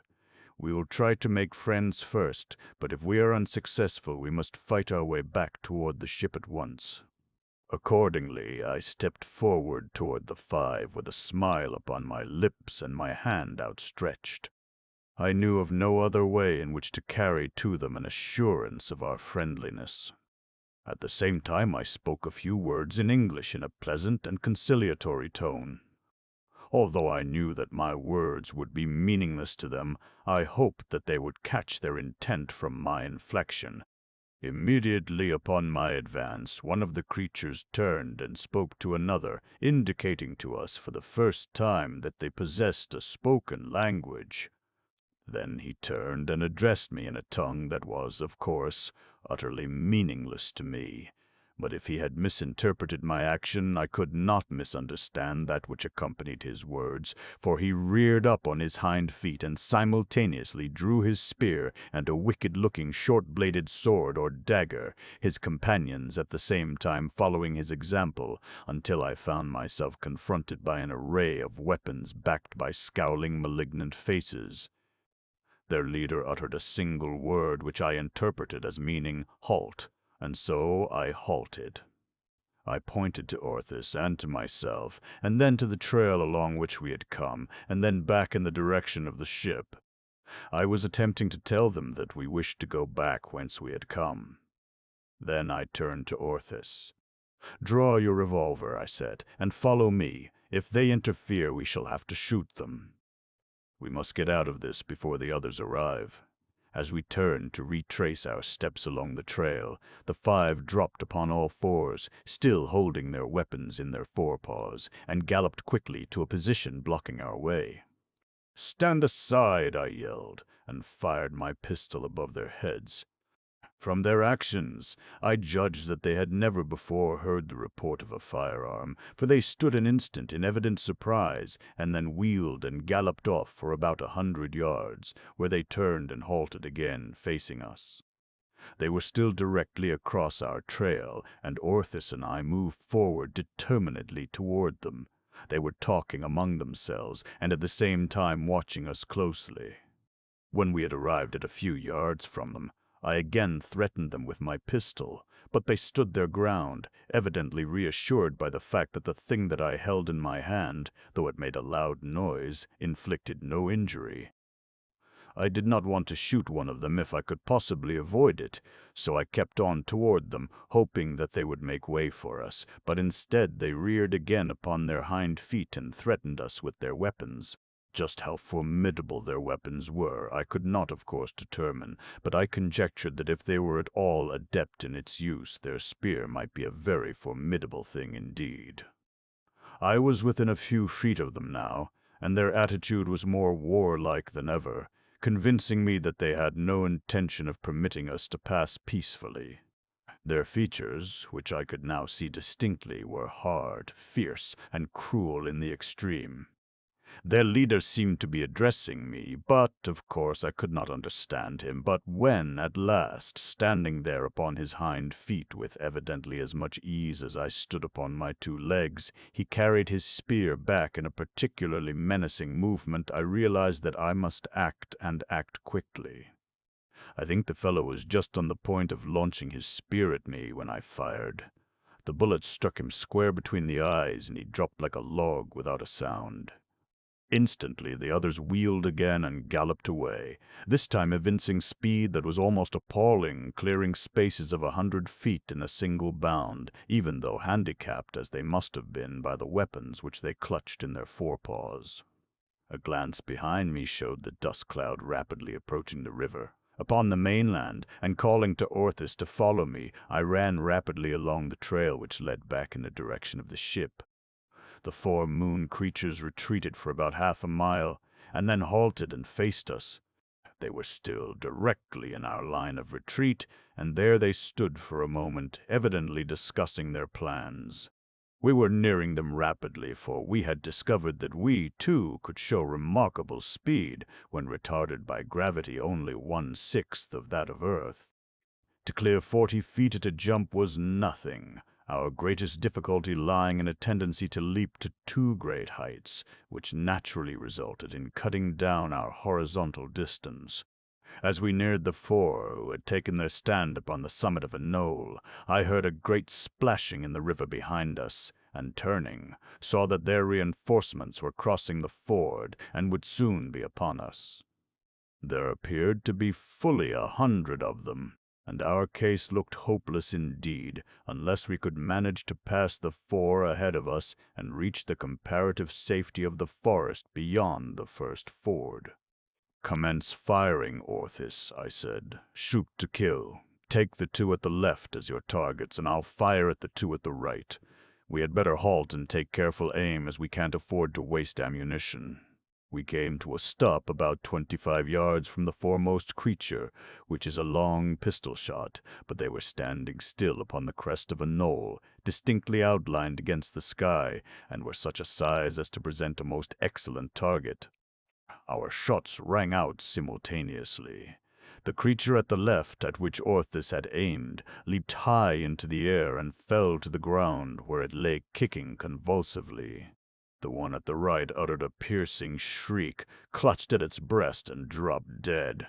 Then Orthus and I charged the remaining 2, while behind us we heard loud, weird cries and the pounding of galloping feet. The 2 before us did not retreat this time, but came to meet us, and again we halted and fired. This time they were so close that we could not miss them, and the last of our original lunar foemen lay dead before us. We ran as neither of us had imagined human beings ever could run. I know that I covered over 50 feet in many a leap, but by comparison with the speed of the things behind us, we might have been standing still. They fairly flew over the lavender sward, indicating that those, which we had first seen, had at no time extended themselves in an effort to escape us. I venture to say that some of them leaped fully 300 feet at a time, and now, at every bound, they emitted fierce and terrible yells, which I assumed to be their war cry, intended to intimidate us. "It's no use, Orthus," I said to my companion. "We might as well make our stand here and fight it out. We cannot reach the ford. They are too fast for us." We stopped then, and faced them, and when they saw we were going to make a stand, they circled and halted about 100 yards distant, entirely surrounding us. We had killed 5 of their fellows, and I knew we could hope for no quarter. We were evidently confronted by a race of fierce and warlike creatures, the appearance of which at least gave no indication of the finer characteristics that are so much revered among humankind upon earth. After a good look at one of them, I could not imagine the creature harboring even the slightest conception of the word mercy, and I knew that if we ever escaped that fierce cordon, it would be by fighting our way through it. "Come," I said to Orthus, "straight through for the ford," and turning again in that direction, I started blazing away with my pistol as I walked slowly along the trail. Orthus was at my side, and he too fired as rapidly as I. Each time our weapons spoke, a moonman fell. And now they commenced to circle us at a run, much as the savage Indians of the western plains circled the parked wagon trains of our long-gone ancestors in North America. They hurled spears at us, but I think the sound of our revolvers and the effect of the shots had to some measure unnerved them, for their aim was poor, and we were not at any time seriously menaced. As we advanced slowly firing, we made many hits, but I was horrified to see that every time one of the creatures fell, the nearest of his companions leaped upon him and cut his throat from ear to ear. Some of them had only to fall to be dispatched by his fellows. A bullet from Orthus's weapon shattered the hind leg of one of them, bringing him to the ground. It was, of course, not a fatal wound, but the creature had scarcely gone down when the nearest to him sprang forward and finished him. And thus we walked slowly toward the ford, and I commenced to have hope that we might reach it and make our escape. If our antagonists had been less fearless, I should have been certain of it, but they seemed almost indifferent to their danger, evidently counting upon their speed to give them immunity from our bullets. I can assure you that they presented most difficult targets, moving as they did in great leaps and bounds. It was probably more their number than our accuracy that permitted us the hits we made. We were almost at the ford when the circle suddenly broke, and then formed a straight line parallel to us, the leader swinging his spear about his head, grasping the handle at its extreme end. The weapon moved at great speed in an almost horizontal plane. I was wondering at the purpose of his action when I saw that 3 or 4 of those directly in the rear of him had commenced to swing their spears in a similar manner. There was something strangely menacing about it that filled me with alarm. I fired at the leader and missed, and at the report of my pistol, a half-dozen of them let go of their swift whirling spears, and an instant later I realized the purpose of their strange maneuver, for the heavy weapons shot toward us, butts us around a leg, an arm, and the neck, hurling us backward to the ground, and each time we essayed to rise, we were struck again, until we finally lay there, bruised and half-stunned, and wholly at the mercy of our antagonists who galloped forward quickly, stripping our weapons from us. Those who had hurled their spears at us recovered them, and then they all gathered about, examining us and jabbering among themselves. Presently the leader spoke to me, prodding me with the sharp point of his spear. I took it that he wanted me to arise, and I tried to do so, but I was pretty much all in and fell back each time I essayed to obey. Then he spoke to 2 of his followers, who lifted me and laid me across the back of a third. There I was fastened in a most uncomfortable position by means of leather straps which were taken from various parts of the harnesses of several of the creatures. Or this was similarly lashed to another of them, whereupon they moved slowly back in the direction from which they had come, stopping as they went to collect the bodies of their dead, which were strapped to the backs of others of their companions. The fellow upon whom I rode had several well-defined gaits, one of which, a square trot, was the acme of torture for me, since I was bruised and hurt and had been placed across him face down upon my belly, but inasmuch as this gait must have been hard too upon him, while thus saddled with a burden, he used it but little, for which I was tremendously thankful. When he changed to a single foot, which, fortunately for me, he often did, I was much less uncomfortable. As we crossed the ford toward the mainland, it was with difficulty that I kept from being drowned, since my head dragged in the water for a considerable distance, and I was mighty glad when we came out again on shore. The thing that bore me was consistently inconsiderate of me, bumping me against others, and against the bodies of their slain that were strapped to the backs of his fellows. He was apparently quite tireless, as were the others, and we often moved for what seemed many miles at a fast run. Of course, my lunar weight was equivalent to only about 30 pounds on Earth, while our captors seemed fully as well muscled as a small earthly horse, and as we later learned were capable of carrying heavy burdens. How long we were on the march I do not know, for where it is always daylight and there is no sun or other means of measuring time, one may only guess at its duration, the result being influenced considerably by one's mental and physical sensations during the period. Judged by these considerations, then, we might have been on the trail for many hours, for I was not only most uncomfortable in body, but in mind as well. However that may be, I know only that it was a terrible journey, that we crossed rivers twice after reaching the mainland, and came at last to our destination amid low hills where there was a level, park-like space dotted with weird trees. Here the straps were loosened, and we were dumped upon the ground, more dead than alive, and immediately surrounded by great numbers of creatures who were identical with those who had captured us. When I was finally able to sit up and look about, I saw that we were at the threshold of a camp or village, consisting of a number of rectangular huts, with high-peaked roofs thatched or rather shingled, with the broad, round leaves of the trees that grew about. We saw now for the first time the females and the young. The former were similar to the males, except that they were of lighter build and they were far more numerous. They had udders, with from 4 to 6 teats, and many of them were followed by numerous progeny, several that I saw having as high as 6 young in a litter.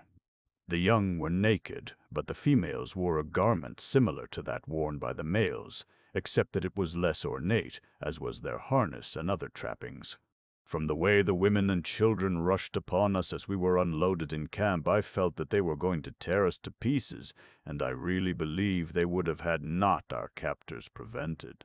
Evidently the word was passed that we were not to be injured, for after the first rush they contented themselves with examining us, and sometimes feeling of us or our clothing, the while they discussed us, but with the bodies of those who were slain it was different, for when they discovered these where they had been unloaded upon the ground, they fell upon them and commenced to devour them, the warriors joining them in the gruesome and terrible feast.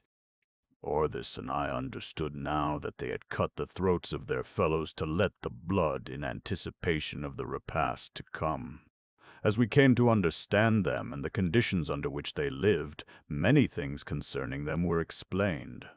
For example, at least 2/3 of the young that are born are males, and yet there are only about 1/6 as many adult males as there are females. They are naturally carnivorous, but with the exception of one other creature upon which they prey, there is no animal in that part of the interior lunar world with which I am familiar that they may eat with safety. The flying toad and the walking snake and the other reptilia are poisonous, and they dare not eat them. The time had been, I later learned, possibly, however, ages before, when many other animals roamed the surface of the inner moon, but all had become extinct except our captors and another creature, of which we, at the time of our capture, knew nothing, and these two preyed upon one another, while the species which was represented by those into whose hands we had fallen raided the tribes and villages of their own kind for food, and ate their own dead, as we had already seen. As it was the females to whom they must look for the production of animal food, they did not kill these of their own species, and never ate the body of one. Enemy women of their own kind, whom they captured, they brought to their villages, each warrior adding to his herd the individuals that he captured. As only the males are warriors, and as no one will eat the flesh of a female, the mortality among the males is, accordingly, extremely high, accounting for the vastly greater number of adult females. The latter are very well treated, as the position of a male in a community is dependent largely upon the size of his herd. The principal mortality among the females results from three causes: raids by the other flesh-eating species which inhabit the inner lunar world, quarrels arising from jealousy among themselves, and death while bringing forth their young, especially during lean seasons when their warriors have been defeated in battle and have been unable to furnish them with flesh. These creatures eat fruit and herbs and nuts as well as meat, but they do not thrive well upon these things exclusively. Their existence, therefore, is dependent upon the valor and ferocity of their males, whose lives are spent in making raids and forays against neighboring tribes and in defending their own villages against invaders. As Orthis and I sat watching the disgusting orgy of cannibalism about us, the leader of the party that had captured us came toward us from the center of the village, and speaking a single word which I later learned meant "come," he prodded us with his spear point until finally we staggered to our feet. Repeating the word then, he started back into the village. "I guess he wants us to follow him or this," I said. And so we fell in behind the creature, which was evidently what he desired, for he nodded his head, and stepped on in the direction that he had taken, which led toward a very large hut, by far the largest in the village. In the side of the hut presented to us there seemed to be but a single opening, a large door covered by heavy hangings, which our conductor thrust aside as we entered the interior with him.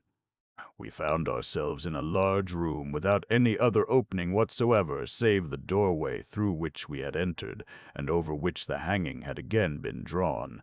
Yet the interior was quite light, though not so much so as outside, but there were no means for artificial lighting apparent.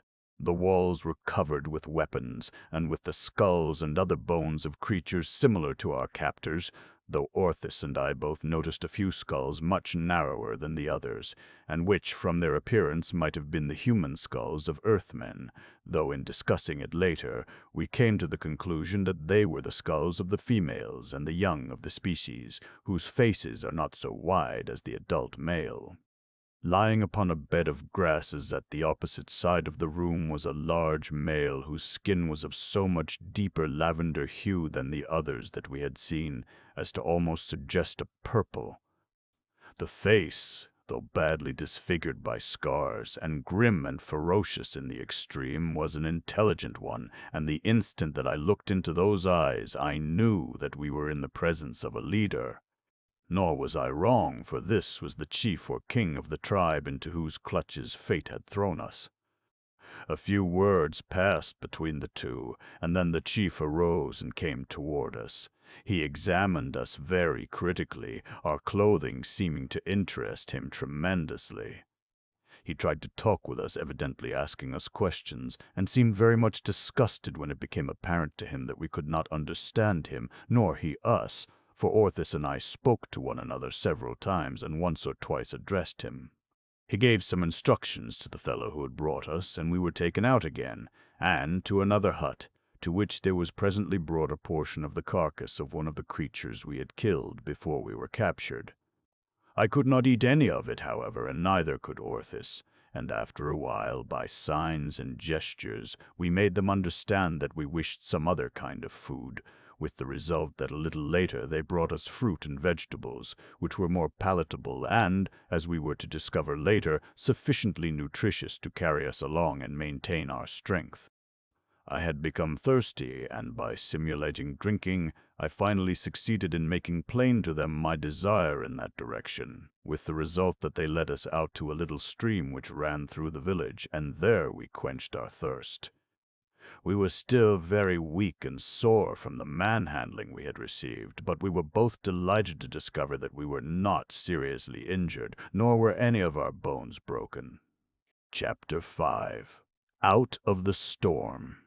Shortly after we arrived at the village, they took away our watches, our pocket knives, and everything that we possessed of a similar nature, and which they considered as curiosities. The chief wore Orthis' wristwatch above one forepaw and mine above the other, but as he did not know how to wind them nor the purpose for which they were intended, they did him or us no good. The result was, however, that it was now entirely impossible for us to measure time in any way, and I do not know, even to this day, how long we were in this strange village. We ate when we were hungry and slept when we were tired. It was always daylight, and it seemed that there were always raiding parties going out or returning, so that flesh was plentiful, and we became rather reconciled to our fate in so far as the immediate danger of being eaten was concerned. But why they kept us alive, as we had slain so many of their fellows, I could not understand. It must have been immediately after we arrived that they made an attempt to teach us their language. 2 females were detailed for this duty. We were given unlimited freedom within certain bounds, which were well indicated by the several sentries which constantly watched from the summit of hills surrounding the village.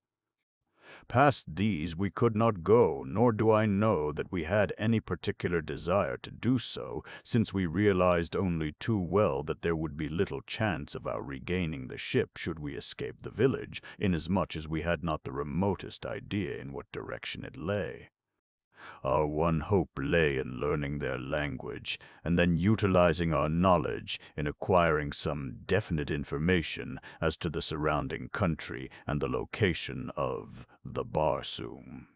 It did not seem to take us very long to learn their tongue, though, of course, I realized that it may really have been months.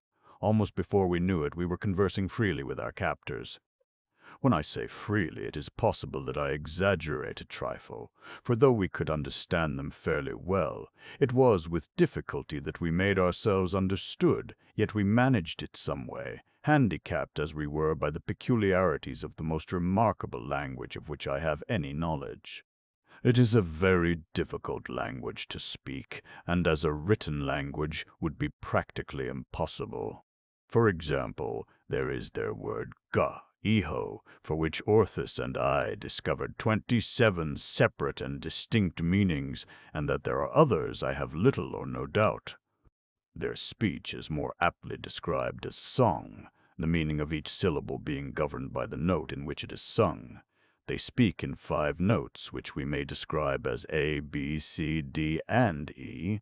Gu sung in A means something radically different from gu sung in E, and again if gu is sung in A, followed by E in G, it means something other than if gu had been sung in D, followed by E in A. Fortunately for us, there are no words of over 3 syllables, and most of them consist of only 1 or 2, or we should have been entirely lost. The resulting speech, however, is extremely beautiful, and Orthus used to say that if he closed his eyes, he could imagine himself living constantly in grand opera. The chief's name, as we learned, was Gavago. The name of the tribe or village was Novans, while the race to which they belonged was known as Vagas.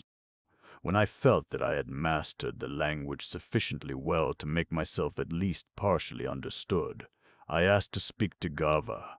Go, and shortly thereafter I was taken to him. "You have learned our speech?" he asked. I nodded in the affirmative. "I have," I said, "and I have come to ask why we are held captives and what you intend to do with us.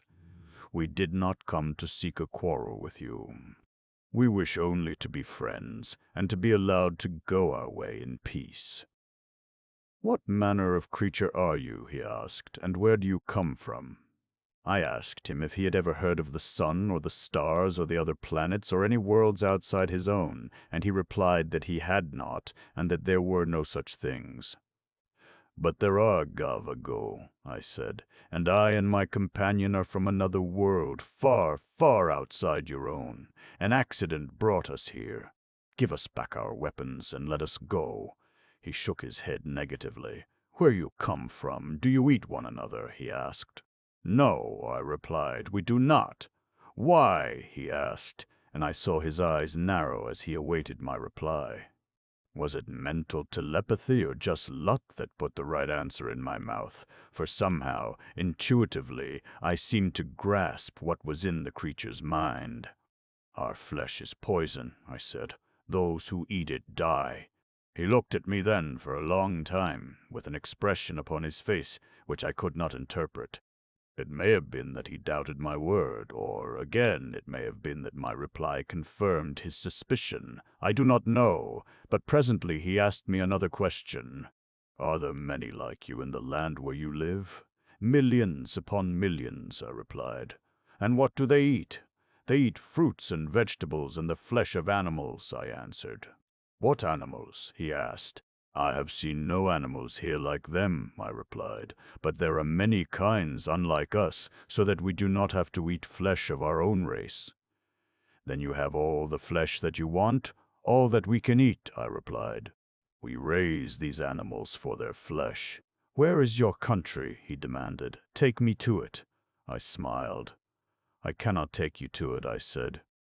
It is upon another world. It was quite evident that he did not believe me, for he scowled at me ferociously. Do you wish to die? He demanded. I told him that I had no such longing. Then you will lead me to your country, he said, where there is plenty of flesh for everyone. You may think about it until I send for you again. Go. And thus he dismissed me. Then he sent for Orthus. But what Orthus told him, I never knew exactly, for he would not tell me, and as our relations, even in our captivity, were far from friendly, I did not urge him to any confidences. I had occasion to notice, however, that from that time Gava-Go indicated a marked preference for Orthus, and the latter was often called to his hut.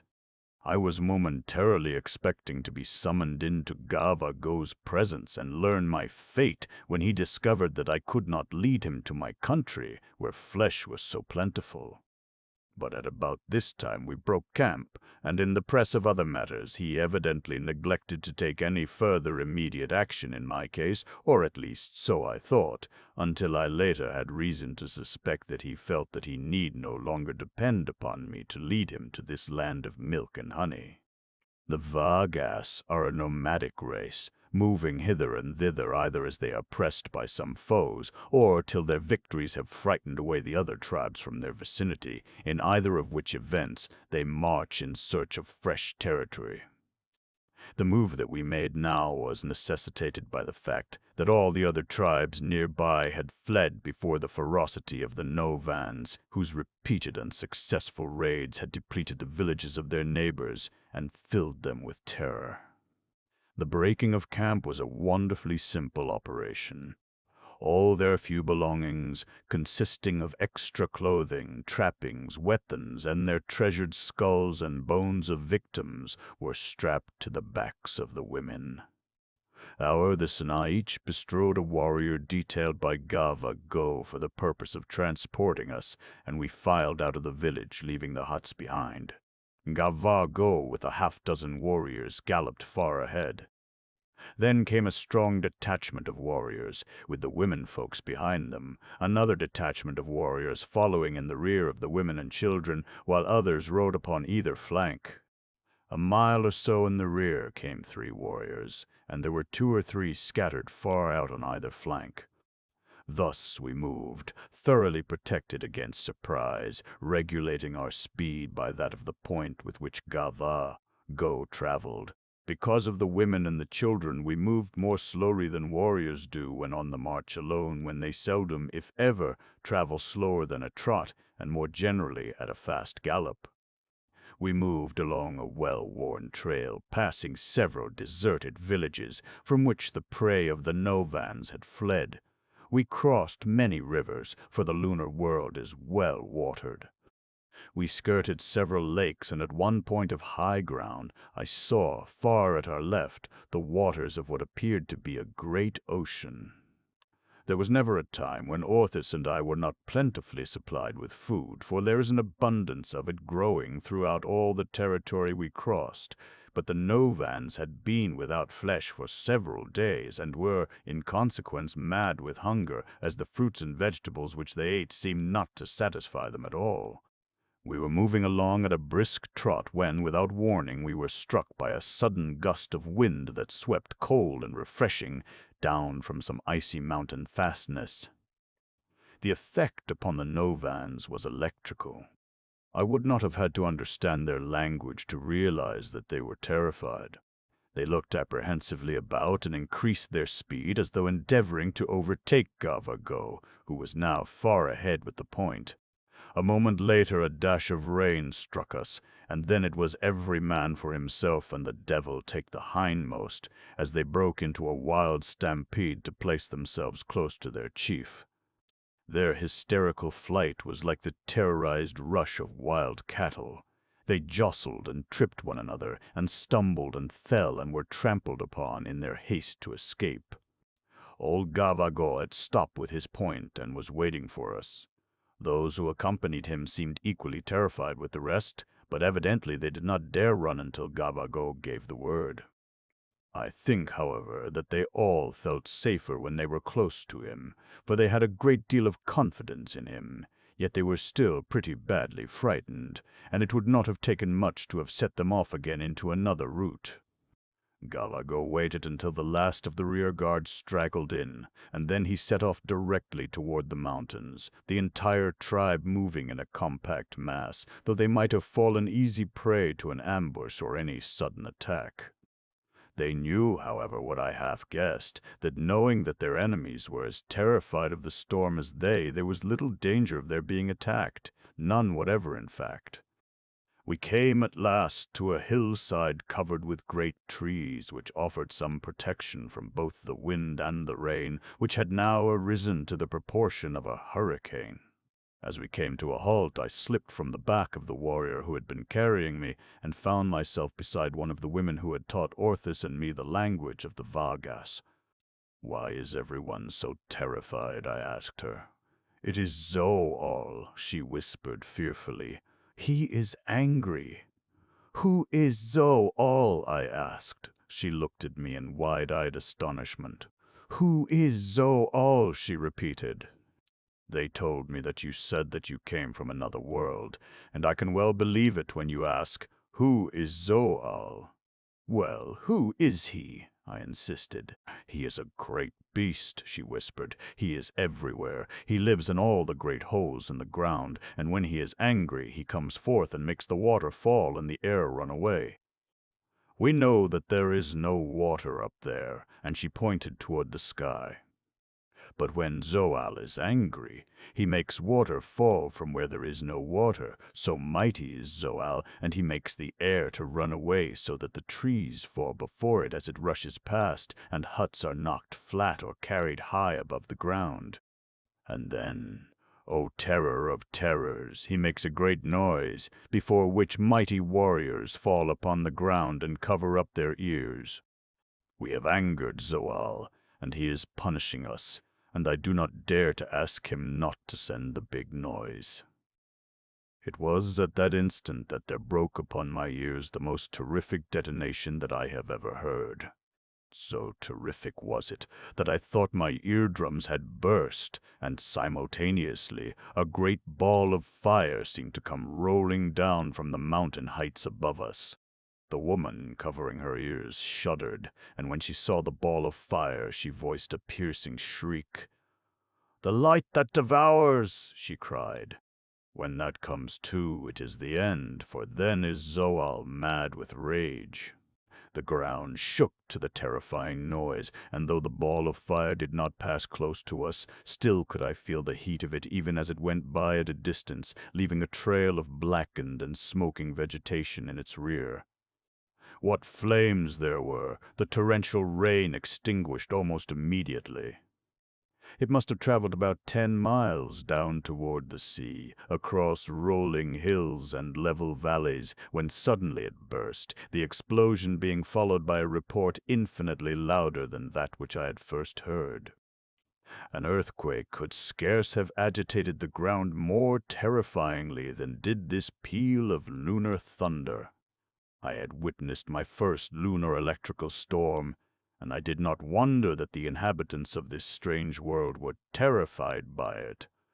They attribute these storms, as they do all their troubles, to Zoal, a great beast, which is supposed to dwell in the depth of the lunar craters, the lower ends of which open into the interior lunar world. As we cowered there among the trees, I wondered if they were not afraid that the wind would blow the forest down and crush them, and I asked the woman who stood beside me.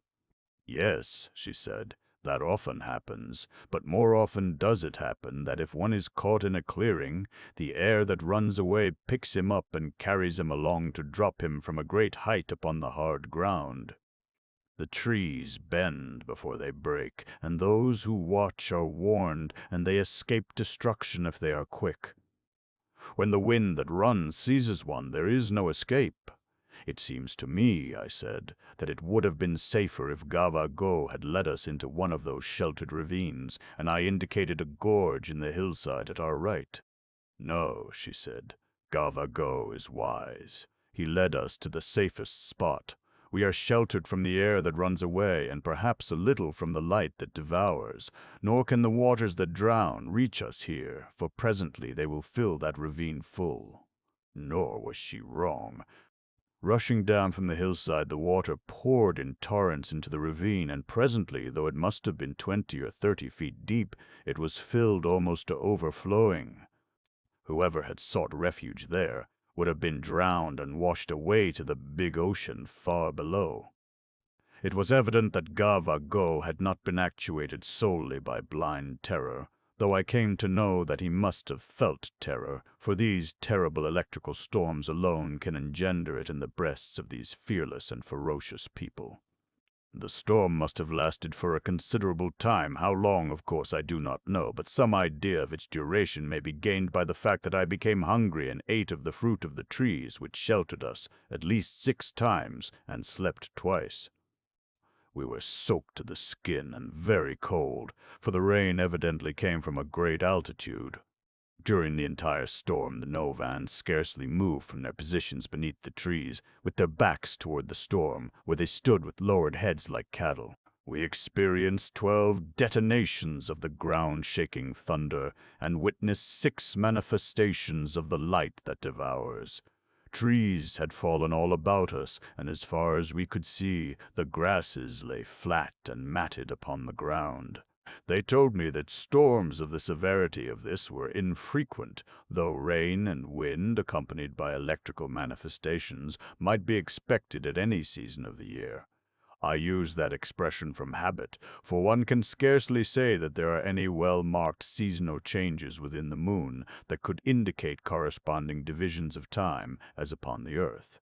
From what I was able to gather from observation and from questioning the gas, lunar vegetation reproduces itself entirely independent of any seasonal restrictions, the frequency and temperature of the rains having, seemingly, the greatest influence in the matter. A period of drought and cold rains retards growth and germination, while frequent warm rains have an opposite effect, the result being that you find vegetation of the same variety in all stages of development, growing side by side, blossoms upon one tree, fruit upon another, and the dry seed pods upon a third. Not even, therefore, by the growth of plant life might one measure time within the moon, and the period of gestation among the Vargas is similarly irregular, being affected by the physical condition of the female as well as by climatic conditions, I imagine. When the tribe is well fed and the weather warm, the warriors victorious and the minds of the women at peace, they bring forth their young in an incredibly short period. On the other hand, a period of cold or of hunger and of long marches following defeat induces an opposite result. It seems to me that the females nurse their young for a very short period of time, for they grow rapidly, and as soon as their molars are through and they can commence eating meat, they are weaned. They are devilish little rascals, their youthful exuberance finding its outlet in acts of fiendish cruelty. As they are not strong enough to inflict their tortures on adults, they perpetrate them upon one another, with the result that the weaker are often killed after they are weaned and have left the protection of their savage mothers. Of course, they tried to play some of their fiendish tricks on Orthis and myself, but after we had knocked a few of them down, they left us severely alone. During the storm, they huddled, shivering and cold, against the adults. Possibly I should be ashamed to say it, but I felt no pity for them, and rather prayed that they would all be chilled to death, so hateful and wantonly cruel were they. As they become adults, they are less wanton in their atrocities, though no less cruel, their energies, however, being intelligently directed upon the two vital interests of their lives, procuring flesh and women. Shortly after the rain ceased, the wind began to abate, and as I was cold, cramped, and uncomfortable, I walked out into the open in search of exercise that would stimulate my circulation and warm me again. As I walked briskly to and fro, looking here and there at the evidences of the recent storm, my glance chanced to rise toward the sky, and there I saw what appeared at first to be a huge bird, a few hundred feet above the forest in which we had sought shelter. It was flapping its great wings weakly and seemed to be almost upon the verge of exhaustion, and though I could see that it was attempting to fly back in the direction of the mountains, the force of the wind was steadily carrying it in the direction of the lowlands and the sea. Presently it would be directly above me, and as it drew nearer I knit my brows in puzzlement, for except for its wings, and what appeared to be a large hump upon its back, its form bore a striking resemblance to that of a human being. Some of the Novans evidently saw me looking upwards thus interestedly, and prompted by curiosity, joined me. When they saw the creature flying weakly overhead, they set up a great noise, until presently all the tribe had run into the open and were looking up at the thing above us. The wind was lessening rapidly, but it still was strong enough to carry the creature gently toward us, and at the same time I perceived that whatever it was falling slowly to the ground, or more correctly, sinking slowly. "What is it?" I asked of the warrior standing beside me. "It is a Yuga," he replied. "Now shall we eat?" I had seen no birds in the lunar world, and as I knew they would not eat the flying reptiles, I guessed that this must be some species of bird life, but as it dropped closer, I became more and more convinced that it was a winged human being, or at least a winged creature with human form. As it fluttered toward the ground, the Novans ran along to meet it, waiting for it to fall within reach. As they did so, Go called to them to bring the creature to him alive and unharmed. I was about 100 yards from the spot when the poor thing finally fell into their clutches. They dragged it to the ground roughly, and a moment later I was horrified to see them tear its wings from it and the hump from its back. There was a great deal of grumbling at Gavago's order, as following the storm and their long fast, the tribe was ravenously hungry. "Flesh, flesh," they growled. "We are hungry." "Give us flesh!" But Gavago paid no attention to them, standing to one side beneath a tree, awaiting the prisoner that they were bringing toward him. Chapter 6. The Moon Maid. Hordes, who was becoming the almost constant companion of the chief, was standing beside the latter, while I was 25 or 30 yards away, and directly between Gavago and the warriors who were approaching with the prisoner, who would of necessity have to pass close beside me. I remained where I was, therefore, in order to get a better look at it, which was rather difficult because it was almost entirely surrounded by Novans. However, as they came opposite me, there was a little break momentarily in the ranks, and I had my first opportunity, though brief, for a closer observation of the captive, and my comprehension was almost staggered by what my eyes revealed to me, for there before me was as perfectly formed a human female as I had ever seen. By earthly standards, she appeared a girl of about 18, with hair of glossy blackness that suggested more the raven's wing than aught else, and a skin of almost marble whiteness, slightly tinged with a creamy shade. Only in the color of her skin did she differ from earthly women in appearance, except that she seemed far more beautiful than they. Such perfection of feature seemed almost unbelievable. Had I seen her first posed motionless, I could have sworn that she was chiseled from marble, yet there was nothing cold about her appearance. She fairly radiated life and feeling.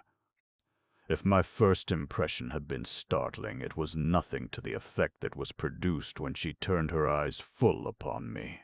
Her black brows were two thin, penciled arches, beneath which were dark wells of light, vying in blackness with her raven hair. On either cheek was just the faintest suggestion of a deeper cream, and to think that these hideous creatures saw in that form divine only flesh to eat. I shuddered at the thought, and then my eyes met hers, and I saw an expression of incredulity and surprise registered in those liquid orbs. She half turned her head as she was dragged past, that she might have a further look at me, for doubtless she was as surprised to see a creature like me as I was to see her. Involuntarily I started forward. Whether there was an appeal for succor in those eyes I do not know, but at least they aroused within me instantly that natural instinct of a human male to protect the weak. And so it was that I was a little behind her and to her right when she was halted before Ga-Va-Go. The savage Vargas's chieftain eyed her coldly, while from all sides there arose cries of, "Give us flesh! Give us flesh! We are hungry!" To which Ga-Va-Go paid not the slightest attention. "From whence come you, Yuga?" he demanded. Her head was high, and she eyed him with cold dignity as she replied, "From Lathe." The Novan raised his brows. "Oh," he breathed, "from Lathe. The flesh of the women from Lathe is good," and he licked his thin lips. The girl narrowed her eyes and tilted her chin a bit higher. "Yea, Rimph," she ejaculated disgustedly. As Rimph is the name of the four-legged snake of Va-Na, the inner lunar world, and considered the lowest and most disgusting of created things, she could not well have applied a more opprobrious epithet to the Novan chieftain, but if it had been her intent to affront him, his expression gave no indication that she had succeeded. "Your name?" he asked. "Na-Ila," she replied. "Na-Ila," he repeated. "Ah, you are the daughter of Sagroth, Jemadar of Lathe." She nodded in indifferent affirmation, as though aught he might say was a matter of perfect indifference to her. "What do you expect us to do with you?" asked Ga-Va-Go, a question which suggested a cat playing with a mouse before destroying it. "What can I expect of the Vargas, other than that they will kill me and eat me?" she replied. A roar of savage assent arose from the creatures surrounding her. Ga-Va-Go flashed a quick look of anger and displeasure at his people. "Do not be too sure of that," he snapped. "This be little more than a meal for Ga-Va-Go alone. It would but whet the appetite of the tribe." "There are two more," suggested a bold warrior close beside me, pointing at me and at Orthus. "Silence!" roared Ga-Va-Go. "Since when did you become chief of the Novans?" "We can starve without a chief," muttered the warrior who had spoken, and from two or three about him arose grumblings of assent. Swift, at that, Ga-Va-Go reared upon his hind feet, and in the same motion drew and hurled his spear, the sharp point penetrating the breast of the malcontent, piercing his heart. As the creature fell, the warrior closest to him slit his throat, while another withdrew Ga-Va-Go's spear from the corpse and returned it to the chief. "Divide the carcass among you," commanded the chief, "and whosoever thinks that there is not enough, let him speak as that one spoke, and there shall be more flesh to eat." Thus did Ga-Va-Go, chief of the Novans, hold the obedience of his savage tribesmen. There was no more muttering then, but I saw several cast hungry eyes at me, hungry, angry eyes that boded me no good. In what seemed an incredibly short space of time, the carcass of the slain warrior had been divided and devoured, and once again we set out upon the march, in search of new fields to conquer and fresh flesh to eat. Now Ga-Va-Go sent scouts far in advance of the point, for we were entering territory which he had not invaded for a long time, a truth which was evidenced by the fact that there were only about 20 warriors in the tribe besides Ga-Va-Go who were at all familiar with the territory. Naturally quarrelsome and disagreeable, the Novans were far from pleasant companions upon that memorable march, since they had not recovered from the fright and discomforts of the storm, and, in addition, were ravenously hungry. I imagine that none other than Ga-Va-Go could have held them. What his purpose was in preserving the 3 prisoners that would have made such excellent food for the tribe, I did not know. However, we were not slain, though I judged the fellow who carried me would much sooner have eaten me, and to vent his spite upon me he trotted as much as he could, and I can assure you that he had the most devilishly execrable trot I ever sat. I felt that he was rather running the thing into the ground, for he had an easy rack which would have made it much more comfortable for both of us. And inasmuch as I knew that I was safe as long as I was under Ga-Va-Go's protection, I made up my mind to teach the fellow a lesson, which I finally did, although almost as much to my discomfort as his, by making no effort to ease myself upon his back, so that at every step I rose high and came down hard upon him, sitting as far back as possible so as to pound his kidneys painfully. It made him very angry, and he threatened me with all kinds of things if I didn't assist, but I only answered by suggesting that he'd take an easier gait, which at last he was forced to do. Orthus was riding ahead with Ga-Va-Go, who as usual led the point, while the new prisoner astride a Novan warrior was with the main body, as was I. Once the warriors that we bestrode paced side by side, and I saw the girl eyeing me questioningly. She seemed much interested in the remnants of my uniform, which must have differed greatly from any clothing she had seen in her own world. It seemed that she spoke and understood the same language that Ga-Va-Go used, and so at last I made bold to address her. "It is unfortunate," I said, "that you have fallen into the hands of these creatures. I wish that I might be of service to you, but I also am a prisoner." She acknowledged my speech with a slight inclination of her head, and at first I thought that she was not going to reply, but finally looking me full in the face she asked, "What are you?" "I am one of the inhabitants of the planet Earth." "Where is that, and what is planet?" she asked, for I had had to use the Earth word, since there is no word of similar meaning in the language of the Vargas.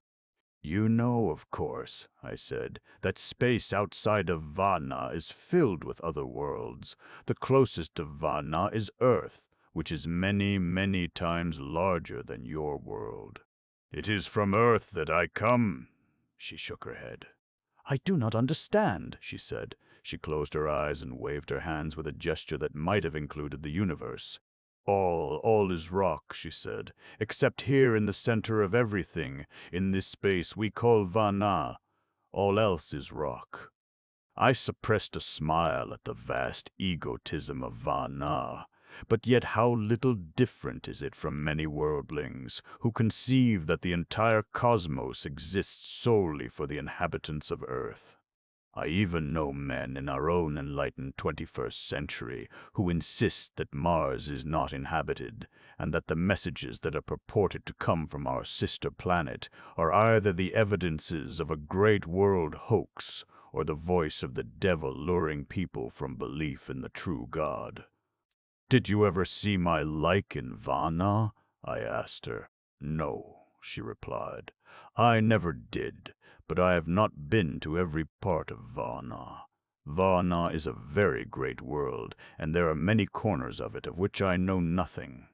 "I am not of Vana," I told her again. "I am from another world, far, far away." And then I tried to explain something of the universe to her, of the sun and the planets and their satellites, but I saw that it was as far beyond her as are the conceptions of eternity and space beyond the finite mind of Earthmen. She simply couldn't get it, that was all. To her, everything was solid rock that we know as space. She thought for a long time, though, and then she said, "Ah, perhaps after all there may be other worlds than Vana.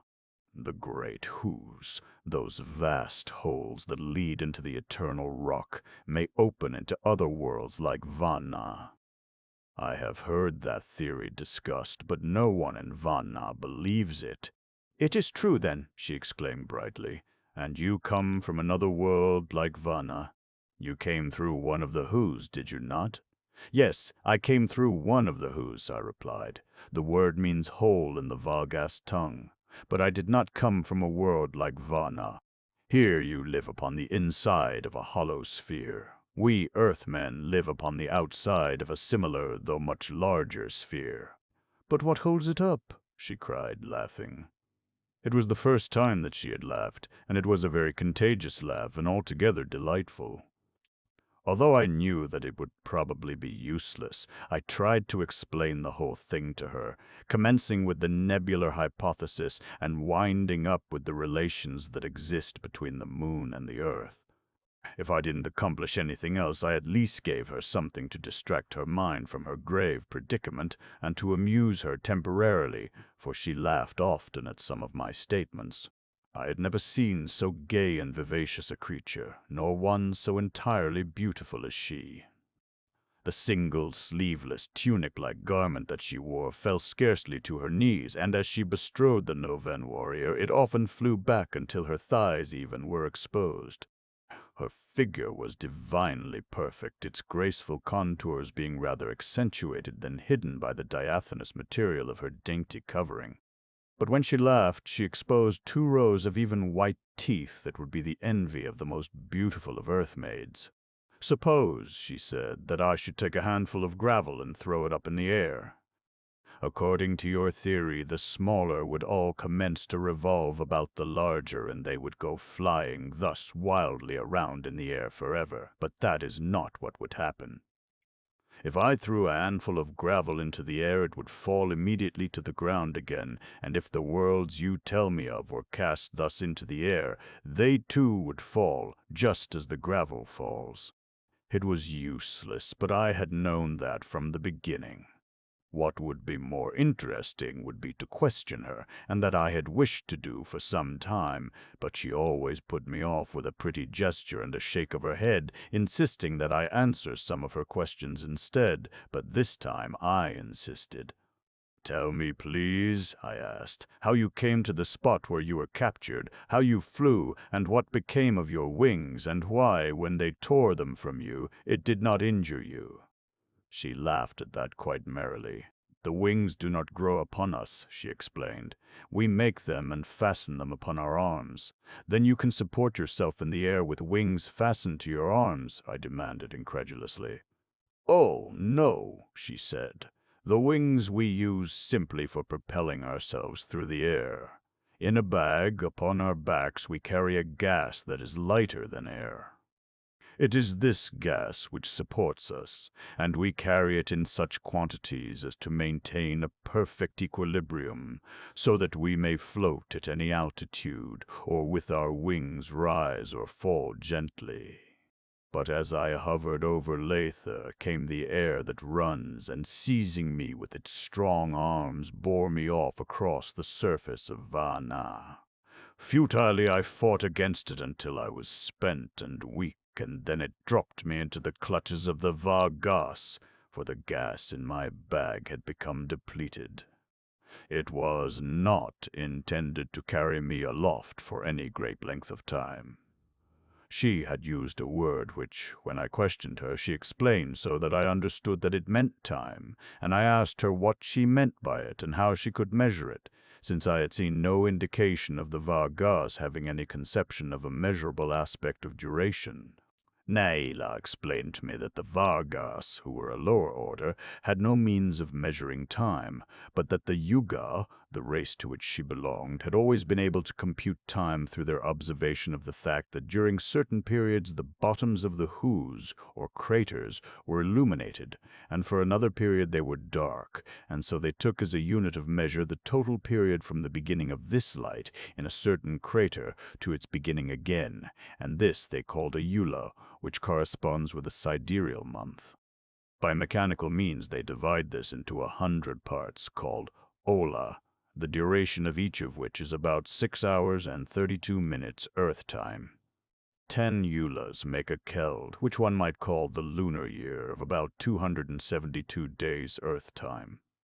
I asked her many questions and took great pleasure in her answers, for she was a bright, intelligent girl, and although I saw many evidences of regal dignity about her, yet her manner toward me was most natural and unaffected, and I could not help but feel that she occupied a position of importance among her own people. Our conversation was suddenly interrupted, however, by a messenger from the point, who came racing back at tremendous speed, carrying word from Gavago that the scouts were signaling that they had discovered a large village and that the warriors were to prepare to fight. Immediately we moved up rapidly to Gavago, and then we all advanced toward the scout who could be seen upon a knoll far ahead. We were cautioned to silence, and as we moved at a brisk canter over the soft, pale lavender vegetation of the inner moon, the feet of the Va. Gas giving forth no sound, the picture presented to my earthly eyes was weird and mysterious in the extreme. When we reached the scout, we learned that the village was situated just beyond a low ridge not far distant, so Gavago gave orders that the women, the children, and the 3 prisoners should remain under a small guard where we were until they had topped the ridge, when we were to advance to a position where we might overlook the village, and if the battle was against the Novans, we could retreat to a point which he indicated to the warriors left to guard us. This was to be the rendezvous for following defeat the Vargas warriors scatter in all directions, thus preventing any considerable body of them being attacked and destroyed by a larger body of the pursuing enemy. As we stood there upon the knoll, watching Gavago and his savage warriors galloping swiftly toward the distant ridge, I could not but wonder that the inhabitants of the village which they were about to attack had not placed sentinels along the ridge to prevent just such a surprise as this. But when I questioned one of the warriors who had been left to guard us, he said that not all the Vagas tribes were accustomed to posting sentinels when they felt themselves reasonably safe from attack. It had always been Gavago's custom, however, and to it they attributed his supremacy among the other Vagos tribes over a large territory. After a tribe has made a few successful raids and returned victorious, they are filled with pride, the warrior explained to me, and presently they begin to think that no one dares to attack them, and then they grow careless, and little by little the custom of posting sentinels drops into disuse. The very fact that they have no sentinels indicates that they are a large, powerful, and successful tribe. We shall feed well for a long time. The very idea of the thought that was passing through his mind was repellent in the extreme, and I fairly shuddered when I contemplated the callousness with which this creature spoke of the coming orgy in which he hoped to devour flesh of his own kind. Presently we saw our force disappear beyond the ridge, and then we too advanced, and as we moved forward there came suddenly to us from the distance the fierce and savage war cry of the Novans, and a moment later it was answered by another, no less terrible, rising from the village beyond the ridge. Our guards hastened us then to greater speed until, at a full run, we mounted the steep slope of the ridge and halted upon its crest. Below us lay a broad valley, and in the center a long, beautiful lake, the opposite shore of which was clothed in forest, while that nearest us was open and park-like, dotted here and there with beautiful trees, and in this open space we descried a large village. The ferocity of the scene below us was almost indescribable. The Novan's warriors were circling the village at a rapid run, attempting to keep the enemy in a compact mass within, where it would present a better target for their spears. Already the ground was dotted with corpses. There were no wounded, for whenever one fell, the nearest to him, whether friend or foe, cut his throat, since the victors would devour them all without partiality. The females and the young had taken refuge in the huts, from the doorways of which they watched the progress of the battle. The defenders attempted repeatedly to break through the circling Novans. The warrior with whom I had been talking told me that if they were successful, the females and the young would follow them through the break, scattering in all directions, while their warriors attempted to encircle the Novans. It was almost immediately evident that the advantage lay with the force that succeeded in placing this swift-moving circle about its enemy and keeping the enemy within it until they had been dispatched, for those in the racing circle presented a poor target, while the compact mass of warriors milling in the center could scarce be missed. Following several unsuccessful attempts to break through the ring of savage foemen, the defenders suddenly formed another smaller ring within, and moving in the opposite direction to the Novans, raced in a rapid circle. No longer did they cast spears at the enemy, but contented themselves with leaping and bounding at a rapid gait. At last I realized that they were executing a strategic maneuver which demonstrated both cunning and high discipline. In the earlier stages of the battle, each side had depended for its weapons upon those hurled by the opposing force, but now the defenders hurled no weapons, and it became apparent that the Novans would soon no longer have spears to cast at them. The defenders were also lessening their casualties by moving in a rapid circle in a direction opposite to that taken by the attackers, but it must have required high courage and considerable discipline to achieve this result, since it is difficult in the extreme to compel men to present themselves continuously as living targets for a foe while they themselves are permitted to inflict no injury upon the enemy. Gavago apparently was familiar with the ruse, for suddenly he gave a loud cry which was evidently a command. Instantaneously, his entire force wheeled in their tracks and raced in the opposite direction, paralleling the defenders of the village, and immediately thereafter cast their remaining spears at comparatively easy targets. The defenders, who were of the tribe called Luthans, wheeled instantly to reverse the direction of their flight. Those wounded in the sudden onslaught stumbled and fell, tripping and impeding the others, with the result that for an instant they were a tangled mass, without order or formation. Then it was that Gavago and his Novans leaped in upon them with their short, wicked sword daggers. At once the battle resolved itself into a ferocious and bloody hand-to-hand conflict, in which daggers and teeth and three-toed paws each did their share to inflict injury upon an antagonist. In their efforts to escape a blow or to place themselves in an advantageous position, many of the combatants leaped high into the air, sometimes between 30 and 40 feet. Their shrieks and howls were continuous and piercing. Corpses lay piled so thick as to impede the movements of the warriors, and the ground was slippery with blood, yet on and on they fought, until it seemed that not a single one would be left alive. "It is almost over," remarked the warrior at my side. "See, there are 2 or 3 Novans now attacking each Luthan." It was true, and I saw that the battle could last but a short time. As a matter of fact, it ended almost immediately, the remaining Luthans suddenly attempting to break away and scatter in different directions. Some of them succeeded in escaping, possibly 20, but I am sure that there were not more than that, and the rest fell. Gavago and his warriors did not pursue the few who had escaped, evidently considering that it was not worth the effort, since there were not enough of them to menace the village, and there was already plenty of meat lying fresh and warm upon the ground. We were summoned now, and as we filed down into the village, great was the rejoicing of our females and young. Guards were placed over the women and children of the defeated Luthans, and then, at a signal from Gavago, the Novans fell upon the spoils of war. It was a revolting spectacle as mothers devoured their sons and wives, their husbands. I do not care to dwell upon it. When the victors had eaten their fill, the prisoners were brought forth under heavy guard and divided by the Vagas between the surviving Novans warriors.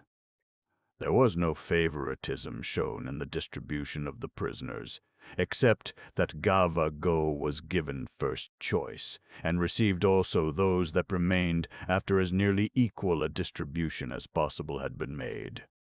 I had expected that the male children would be killed, but they were not, being inducted into the tribe upon an equal footing with those that had been born into it.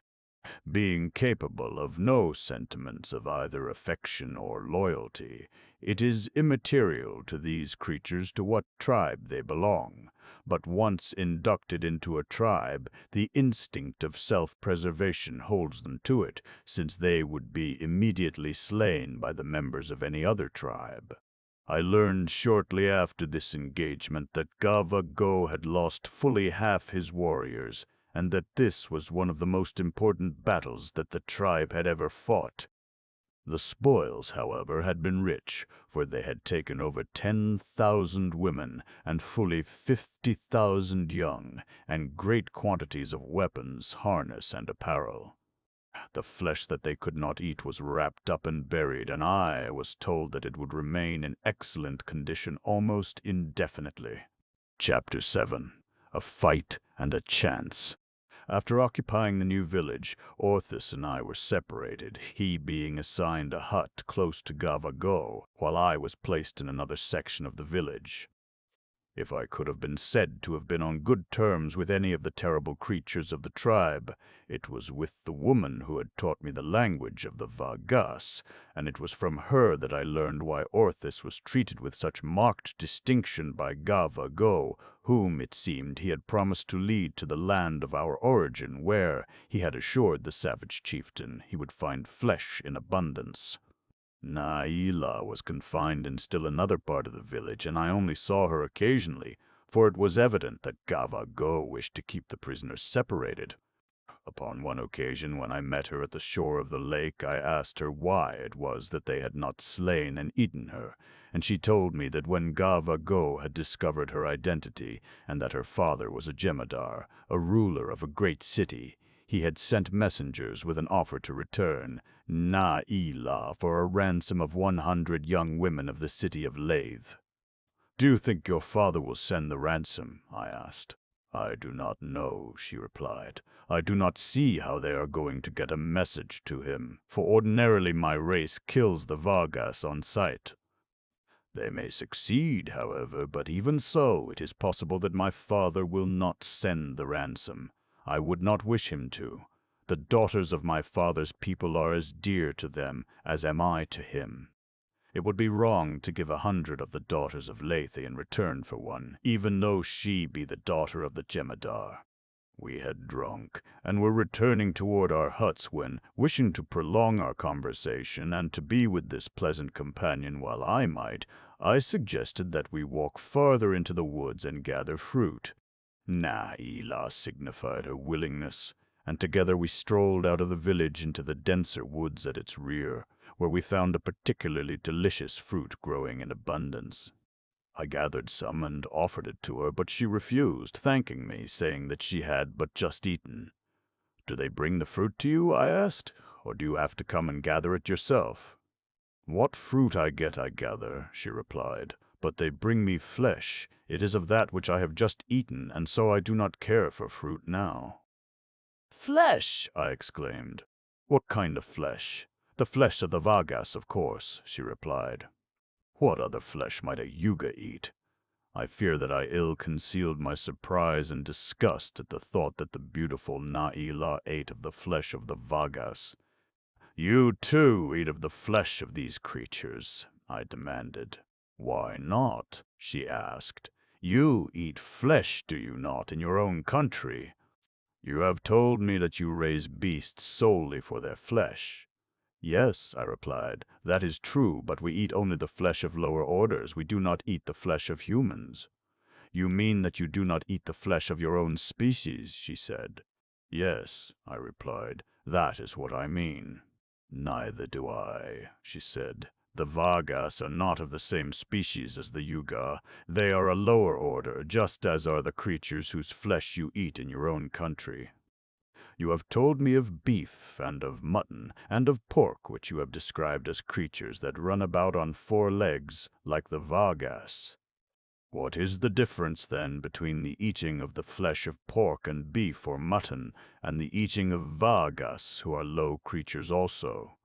"But they have human faces," I cried, "and a spoken language. You had better learn to eat them," she said, "otherwise you will eat no flesh in Vana." The more I thought about it, the more reason I saw in her point of view. She was right. She was no more transgressing any natural law in eating the flesh of the Vargas than do we eating the flesh of cattle. To her, the Vargas were less than cattle. They were dangerous and hated enemies. The more I analyzed the thing, the more it seemed to me that we humans of the earth were more surely transgressing a natural law by devouring our domestic animals, many of which we learned to love, than were the Yuga of Vana in devouring the flesh of their four-footed foes, the Vagas. Upon our earthly farms we raise calves and sheep and little pigs, and oftentimes we become greatly attached to individuals and they to us. We gain their confidence, and they have implicit trust in us, and yet, when they are of the right age, we slay and devour them. Presently it did not seem either wrong or unnatural that Na-Ila should eat the flesh of the Vagas, but as for myself, I could never do it nor ever did. We had left the forest, and were returning to the village to our huts when, near the large hut occupied by Gavago, we came suddenly upon Orthus. At the sight of us together he scowled. "If I were you," he said to me, "I would not associate with her too much. It may arouse the displeasure of Gavago." It was the first time that Orthus had spoken to me since we had occupied this village. I did not like his tone or his manner. "You will please to mind your own business, Orthus," I said to him, and continued on with Na-Ila. I saw the man's eyes narrow malignantly, and then he turned and entered the hut of Gavago, the chief of the Novans. Every time I went to the river I had to pass in the vicinity of Na-Ila's hut. It was a little out of my way, but I always made the slight detour in the hope of meeting her, though I had never entered her hut nor called for her, since she had never invited me, and realizing her position, I did not wish to intrude. I was, of course, ignorant of the social customs of her people, and feared offending her accidentally. It chanced that the next time that I walked down to the lake shore, following our stroll in the woods, I made my usual detour that I might pass by the hut of Na-Ila. As I came near, I heard voices, one of which I recognized as that of Na-Ila, and the other a man's voice. The girl's tones were angry and imperious. "Leave my presence, creature," were the first words that I could distinguish, and then the man's voice. "Come," he said ingratiatingly, "let us be friends. Come to my hut and you will be safe, for Gavago is my friend." The voice was the voice of Orthus. "Go," she ordered him again.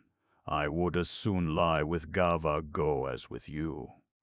"Know, then," cried Orthus angrily, "that you will go, whether you wish it or not, for Gavago has given you to me. Come." And then he must have seized her, for I heard her cry out, "How dare you lay hands upon me, Na-Ila, Princess of Lathe?" I was close beside the entrance to the hut now, and I did not wait to hear any more, but thrusting the hanging aside, entered. There they were, in the center of the single room, Orthus struggling to drag the girl toward the opening while she resisted and struck at him. Orthus's back was toward me, and he did not know that there was another in the hut until I had stepped up behind him and, grasping him roughly by the shoulder, had jerked him from the girl and swung him about facing me. "You cad," I said. "Get out of here before I kick you out, and don't ever let me hear of you molesting this girl again." His eyes narrowed, and he looked at me with an ugly light in them. "Since boyhood you have cheated me out of all that I wished. You ruined my life on earth, but now conditions are reversed. The tables are turned. Believe me, then, when I tell you that if you interfere with me, you sign your own death warrant. It is only by my favor that you live at all. If I gave the word, Gavago would destroy you at once. Go, then, to your hut, and stop your meddling in the affairs of others, a habit that you developed in a most flagrant degree on earth, but which will avail you nothing here within the moon. The woman is mine. Gavago has given her to me. Even if her father should fail to send the ransom, her life shall be spared as long as I desire her.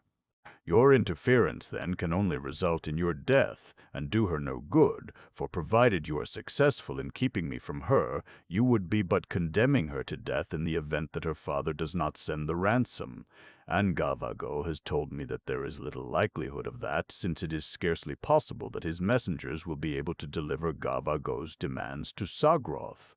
You have heard him, I said, turning to the girl. What are your wishes in the matter? Perhaps he speaks the truth. I have no doubt but that he speaks the truth, she replied.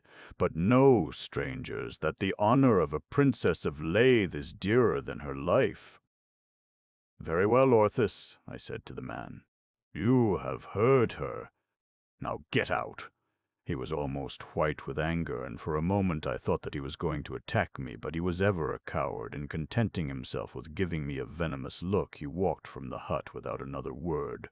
I turned to Na'ilah after the hanging had dropped behind Orthus. It is too bad, I said, that with all your suffering at the hands of the Vagas, you should also be annoyed by one who is practically of your own species. Your kindness more than compensates, she replied graciously. You are a brave man, and I am afraid that you are going to suffer for your protection of me. This man is powerful. He has made wonderful promises to Gavago. He is going to teach him how to use the strange weapons that you brought from your own world. The woman who brings me my meat told me of all this, and that the tribe is much excited by the promises that your friend has made to Gavago.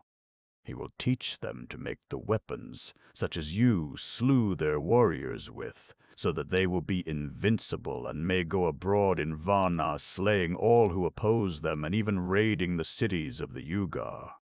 He has told them that he will lead them to the strange thing which brought you from your world to Vana, and that there they will find other weapons, like those that you carried, and having the noise which they make, and the things with which they kill.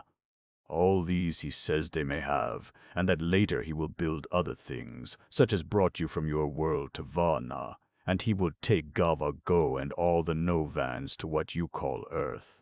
If there is any man in the universe who might do it, it is he, I replied, but there is little likelihood that he can do it. He is merely deceiving Gavago in the hope of prolonging his own life, against the possibility that an opportunity to escape will develop, in which event he will return to our ship and our friends. He is a bad man, though, Na'ilah, and you must be careful of him. There is a vacant hut near yours, and I will come and live in it. There is no use in asking Gavago, for if he is friendly with Orthus, he will not permit me to make the change. If you ever need me, call Julian as loud as you can, and I will come. You are very good, she said. You are like the better men of Latha, the high nobles of the court of the Jemadar, Sagroth, my father. They, too, are honorable men, to whom a woman may look for protection, but there are no others in all Vana since the Kalkars arose thousands of Kelds ago, and destroyed the power of the nobles and the Jemadars, and all the civilization that was Vana's. Only in Lathe have we preserved a semblance of the old order. I wish I might take you to Lathe, for there you would be safe and happy. You are a brave man. It is strange that you are not married. I was upon the point of making some reply, when the hangings at the doorway parted, and a Novan warrior entered. Behind him were 3 others. They were walking erect with drawn spears. "Here he is," said the leader, and then, addressing me, "Come." "Why?" I asked.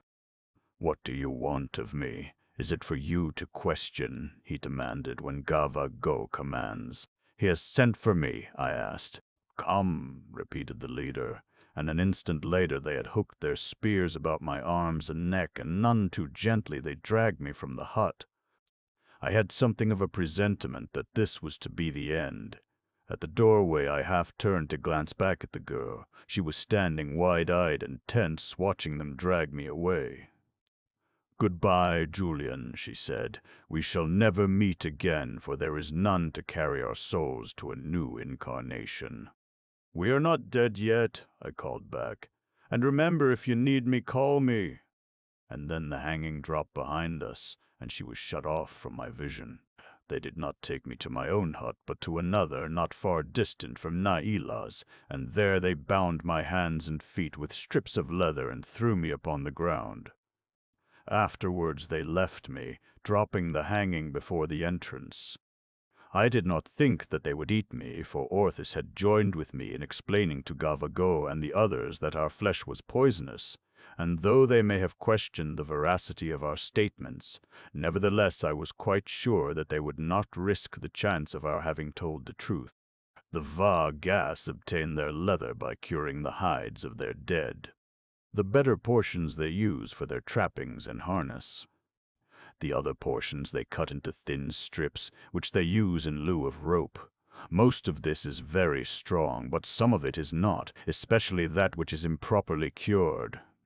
The warriors who had been sent to seize me had scarcely left the hut before I commenced working with my bonds in an attempt to loosen or break them. I exerted all my strength in the effort until I became sure that those which held my hands were stretching. The effort, however, was very tiring, and I had to stop often and rest. I do not know how long I worked at them, but it must have been a very long time before I became convinced that however much they gave, they were not going to break. Just what I intended to do with my freedom I do not know, since there was little or no chance that I might escape from the village. Perpetual daylight has its disadvantages, and this was one of them, that there was no concealing nocturnal darkness during which I might sneak away from the village unseen.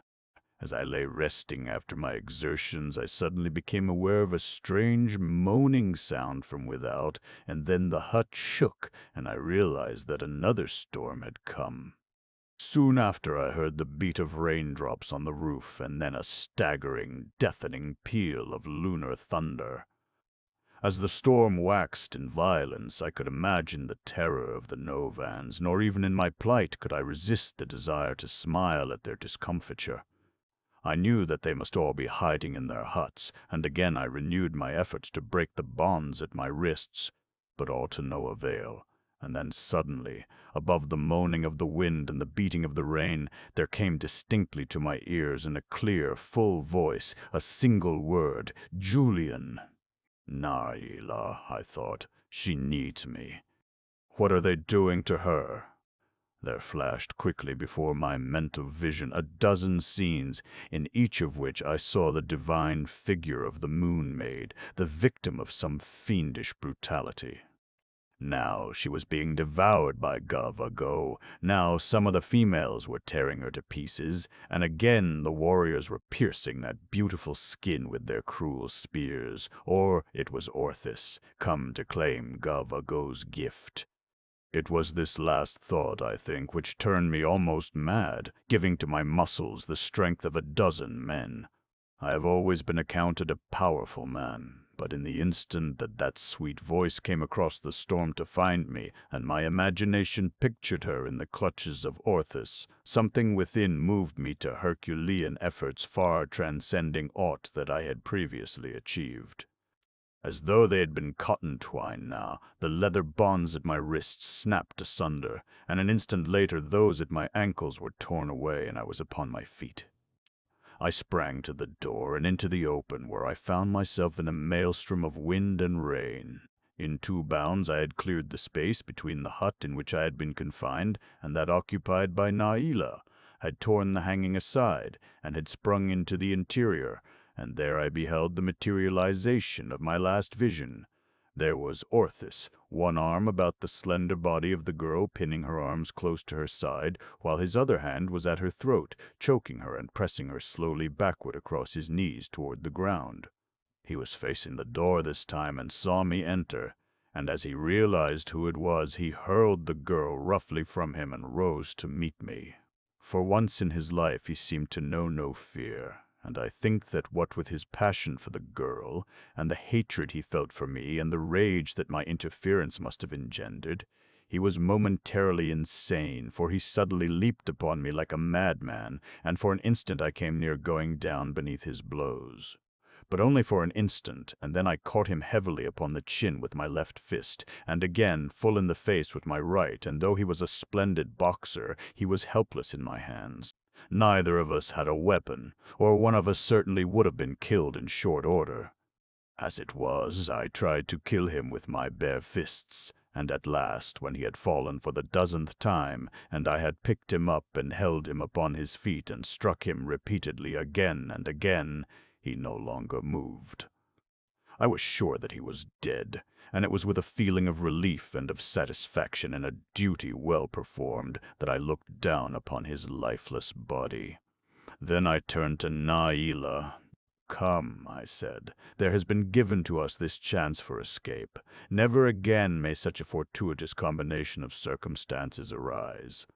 The Vagas will be hiding in their huts, crouching in terror of the storm. I do not know whither we may fly, but wherever it be, we can be in no greater danger than we are here." She shuddered a little at the thought of going out into the terrors of the storm. Though not so fearful of it as the ignorant Vagas, she still feared the wrath of the elements, as do all the inhabitants of Vana. But she did not hesitate, and as I stretched out a hand, she placed one of hers within it, and together we stepped out into the swirling rain and wind. Chapter 8. A Fight with a Tor. Naila and I passed through the village of the Novans undetected, since the people of Gava Go were cowering in their huts, terror-stricken by the storm. The girl led me immediately to high ground and upward along a barren ridge toward the high mountains in the distance. I could see that she was afraid, though she tried to hide it from me, putting on a brave front that I was sure she was far from feeling. My respect for her increased, as I have always respected courage, and I believe that it requires the highest courage to do that which fills one with fear. The man who performs heroic acts without fear is less brave than he who overcomes his cowardice. Realizing her fear, I retained her hand in mine, that the contact might impart to her a little of the confidence that I felt, now that I was temporarily at least out of the clutches of the Vagas. We had reached the ridge above the village when the thought that we were weaponless and without means of protection overwhelmed me. I had been in so much of a hurry to escape the village that I had overlooked this very vital consideration. I spoke to Naila about it, telling her that I had best return to the village and make an effort to regain possession of my own weapons and ammunition. She tried to dissuade me, telling me that such an attempt was foredoomed to failure and prophesying that I would be recaptured. "But we cannot cross this savage world of yours, Naila, without means of protection," I urged. "We do not know at what minute some fierce creature may confront us. Think how helpless we shall be without weapons with which to defend ourselves." "There are only the Vagas," she said, "to fear in this part of Va-na. We know no other dangerous beast except the Torho. They are seldom seen. Against the Vagas your weapons would be useless, as you already have discovered. The risk of meeting a Torho is infinitely less than that which you will incur if you attempt to enter Go's hut to secure your weapons. You simply could not do it and escape, for doubtless the dwelling of the chief is crowded with warriors." I was compelled finally to admit the wisdom of her reasoning and to forego an attempt to secure my rifle and pistol, though I can assure you that I felt lost without them, especially when thus venturing forth into a new world so strange to me as Va-na, and so savage. As a matter of fact, from what I gleaned from Naila, there was but a single spot upon the entire inner lunar world where she and I could hope to be even reasonably free from danger, and that was her native city of Latha. Even there I should have enemies, she told me, for her race is ever suspicious of strangers. But the friendship of the princess would be my protection, she assured me with a friendly pressure of the hand. The rain and wind must have persisted for a considerable time, for when it was finally over and we looked back through a clear atmosphere, we found that a low range of mountains lay between us and the distant sea. We had crossed these and were upon a plateau at the foot of the higher peaks. The sea looked very far away indeed, and we could not even guess at the location of the Novans village from which we had escaped. "Do you think they will pursue us?" I asked her. "Yes," she said, "they will try to find us, but it will be like looking for a raindrop in the ocean. They are creatures of the low lands. I am of the mountains.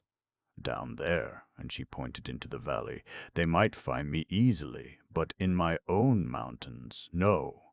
We are near Lethe," I asked. "I do not know. Lethe is hard to find. It is well hidden. It is for this reason that it exists at all. Its founders were pursued by the Kalkars, and had they not found an almost inaccessible spot, they would have been discovered and slain long before they could have constructed an impregnable city. She led me then straight into the mighty mountains of the moon, past the mouths of huge craters that reached through the lunar crust to the surface of the satellite, along the edges of yawning chasms that dropped 3, 4, yes, sometimes 5 miles, sheer into frightful gorges, and then out upon vast plateaus, but ever upward toward the higher peaks that seemed to topple above us in the distance. The craters, as a rule, lay in the deep gorges, but some we found upon the plateaus, and even a few opened into the summits of mountain peaks, as do those upon the outer surface of planets. Those in the low places were, I believe, the openings through which the original molten lunar core was vomited forth by the surface volcanoes upon the outer crust. Naila told me that the secret entrance to Lethe lay just below the lip of one of these craters, and it was this she sought. To me, the quest seemed hopeless, for as far as the eye could reach lay naught but an indescribable jumble of jagged peaks, terrific gorges, and bottomless craters. Yet always the girl seemed to find a way among or about them. Instinctively, apparently, she found trails and footholds where there were no trails, and where a chamois might have been hard put to it to find secure footing. In these higher altitudes, we found a vegetation that differed materially from that which grew in the lowlands. Edible fruits and berries were, however, still sufficiently plentiful to keep us reasonably well supplied with food. When we were tired, we usually managed to find a cave in which we could rest in comparative security, and when it was possible to do so, Naila always insisted upon barricading the entrance with rocks, since there was always the danger, she told me, of our being attacked by torhos.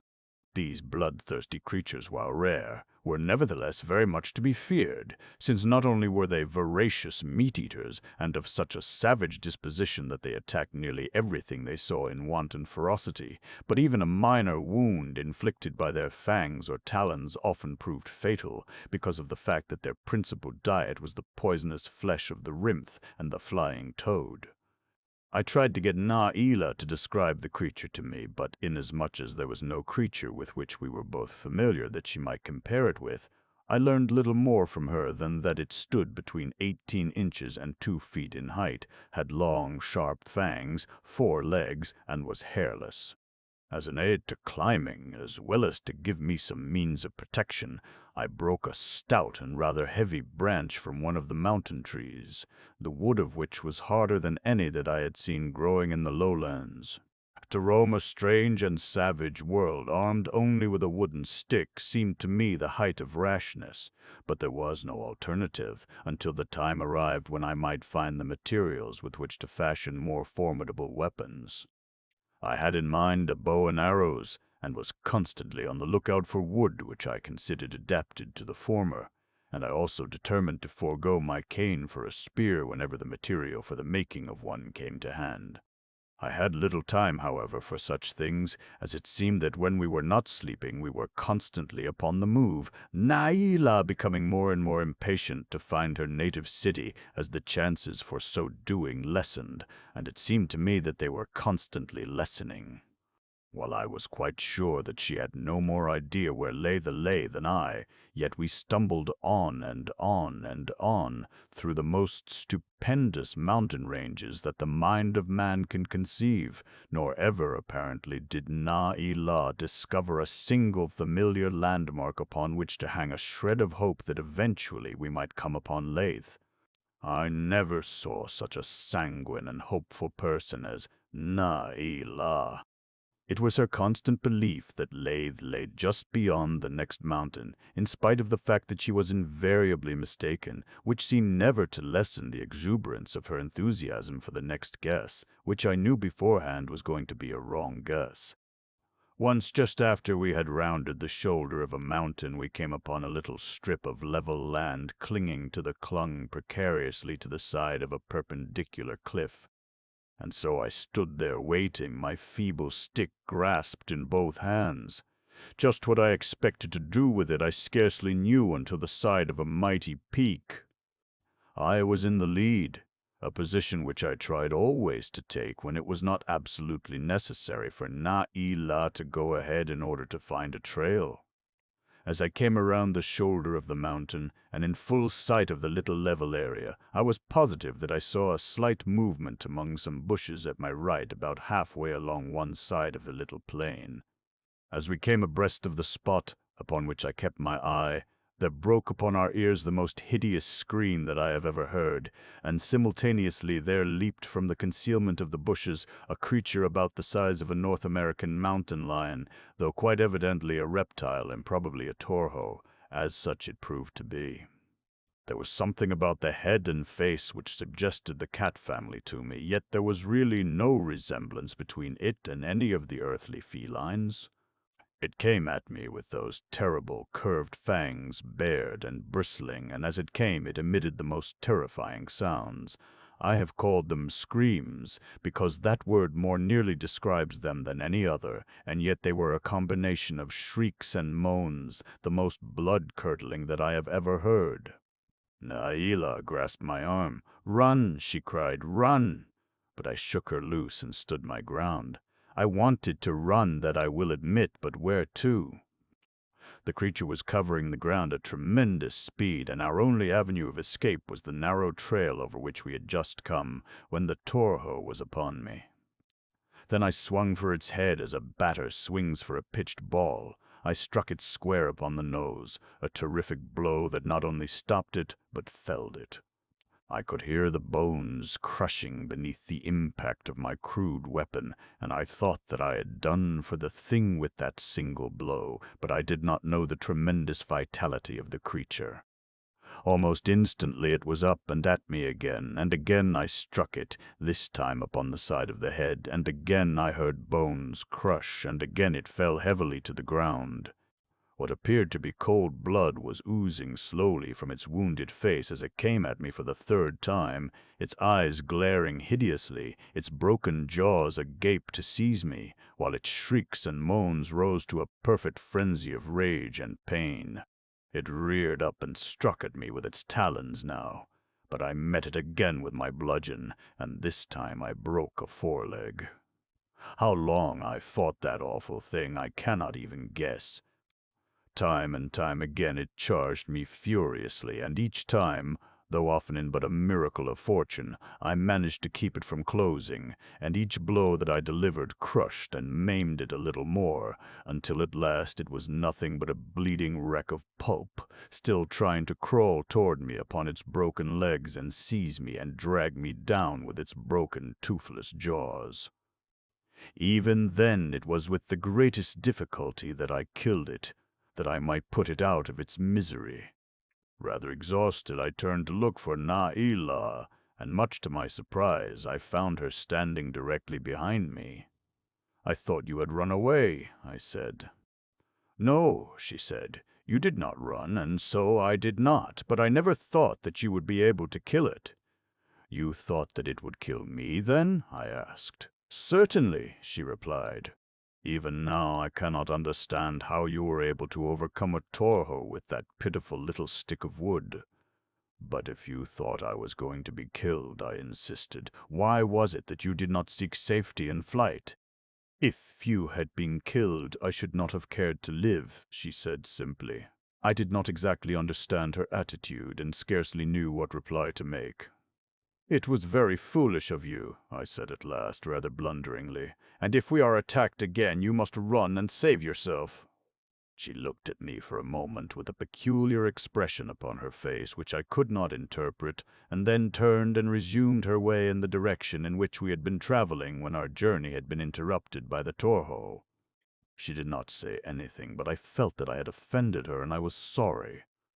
I did not want her falling in love with me, though, and according to earthly standards, her statement that she would rather die than live without me might naturally have been interpreted as a confession of love.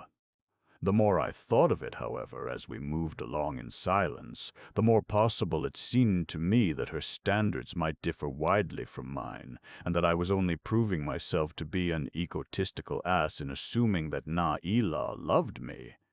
I wished that I might explain matters to her, but it is one of those things that is rather difficult to explain, and I realized that it might be made much worse if I attempted to do so. We had been such good friends, and our fellowship had been so perfect, that the apparently strained silence which existed between us was most depressing. Naila had always been a talkative little person, and always gay and cheerful, even under the most trying conditions. I was rather tired out after my encounter with the Torho, and should have liked to stop for a rest, but I did not suggest it, neither did Naila, and so we continued on our seemingly interminable way. Though almost exhausted as I was, I dropped some little distance behind my beautiful guide. She was quite out of sight ahead of me upon the winding trail when suddenly I heard her calling my name aloud. I answered her as simultaneously I broke into a run, for I did not know but what she might be in danger, though her voice did not sound at all like it. She was only a short distance ahead, and when I came in sight of her, I saw her standing at the edge of a mighty crater. She was facing me, and she was smiling. "Oh, Julian," she cried, "I have found it. I am home, and we are safe at last." "I am glad, Naila," I said. "I have been much worried on account of the dangers to which you have been constantly subjected, as well as because of a growing fear that you would never be able to find Leith." "Oh my," she exclaimed, "I knew that I would find it. If I had to hunt through every mountain range in Vanna, I would have found it. You are quite sure that this is the crater where lies the entrance to Leitha?" I asked her. "There is no doubt of it, Julian," she replied, and she pointed downward over the lip of the crater toward a narrow ledge which lay some 20 feet below, and upon which I saw what appeared to be the mouth of a cave opening into the crater. "But how are we going to reach it?" I asked. "It may be difficult," she replied, "but we will find a way." "I hope so, Naila," I said, "but without a rope or wings, I do not see how we are going to accomplish it." "In the mouth of the tunnel," explained Naila, "there are long poles, each of which has a hook at one end. Ages ago there were no other means of ingress or egress to the city, and those who came out to hunt or for any other purpose came through this long tunnel from the city, and from the ledge below they raised their poles and placed the hooked ends over the rim of the crater, after which it was a simple matter to clamber up or down the poles as they wished. But it has been long since these tunnels were used by the people of Vanna, who had no further need of them after the perfection of the flying wings which you saw me using when I was captured by the Vargas." "If they use poles, so may we," I said, "since there are plenty of young trees growing close to the rim of the crater. The only difficulty will be in felling one of them." "We can do that," said Naila. "If we can find some sharp fragments of stone, it will be slow work, but it can be done." And she started immediately to hunt for a fragment with a cutting edge. I joined her in the search, and it was not long before we had discovered several pieces of obsidian with rather sharp edges. We then started to work upon a young tree about 4 inches in diameter that grew almost straight for a height of some 30 feet. Cutting the tree down with our bits of lava glass was tedious work, but finally it was accomplished, and we were both much elated when the tree toppled and fell to the ground. Cutting away the branches occupied almost as long a time, but that too was finally accomplished. The next problem which confronted us was that of making the top of the pole secure enough to hold while we descended to the ledge before the mouth of the tunnel. We had no rope and nothing with which to fashion one, other than my garments, which I was loth to destroy, inasmuch as in these higher altitudes it was often cold. Presently, however, I hit upon a plan which, if Na'ila's muscles and my nerves withstood the strain it put upon them, bade fair to assure the success of our undertaking. I lowered the larger end of the pole over the side of the crater until the butt rested upon the ledge before the mouth of the tunnel. Then I turned to Na'ila. "Lie down flat at full length, Na'ila," I directed her, "and hold this pole securely with both hands. You will only have to keep it from toppling to the sides or outward, and to that, I think, your strength is equal. While you hold it, I will descend to the mouth of the tunnel and raise one of the regular hooked poles which you say should be deposited there. If they are not, I believe that I can hold our own pole securely from below while you descend." She looked over into the vast abyss below and shuddered. "I can hold it at the top," she said, "if the bottom does not slip from the ledge." "That is a chance that I shall have to take," I replied, "but I will descend very carefully, and I think there will be little danger upon that score." I could see, upon a more careful examination of the ledge below, that there was some danger of an accident such as she suggested. Nahila took her position as I had directed and lay grasping the pole securely in both hands at the rim of the crater, which was absolutely perpendicular at this point, and I prepared to make the perilous descent. I can assure you that my sensations were far from pleasurable as I looked over into that awful abyss. The crater itself was some 4 or 5 miles in diameter, and, as I had every reason to suspect, extended fully 250 miles through the lunar crust to the surface of the moon.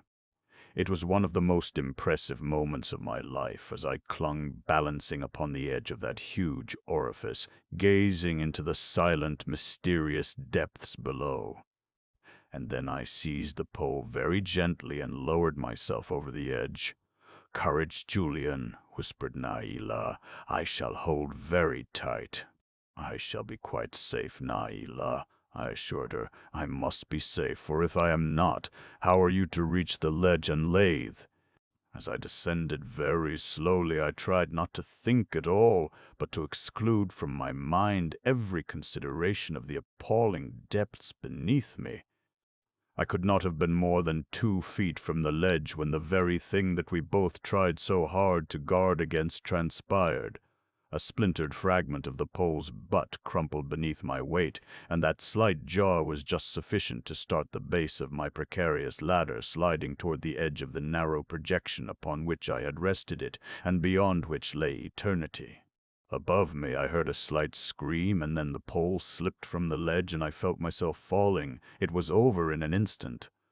My feet struck the ledge and I threw myself within the mouth of the tunnel.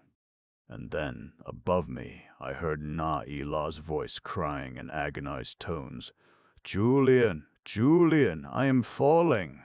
Instantly I sprang to my feet and peered upward from the mouth of the tunnel upon a sight that froze my blood. So horrifying did it seem, for there above me, still clinging to the pole, hung Na'ila, her body, with the exception of her legs, completely over the edge of the crater. Just as I looked up, she dropped the pole, and although I made a grab for it, I missed it, and it fell past me into the maw of the crater. "Julian! Julian, you are safe!" she cried.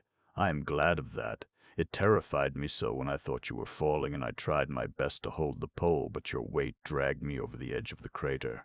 Goodbye, Julian. I cannot hold on much longer." "You must, Naila," I cried. "Do not forget the hooked poles that you told me of. I will find one and have you down in no time." And even as I spoke, I turned and dove into the tunnel, but my heart stood still at the thought that the poles might not be there. My first glance revealed only the bare rock of walls and floor and ceiling, and no hooked poles in sight.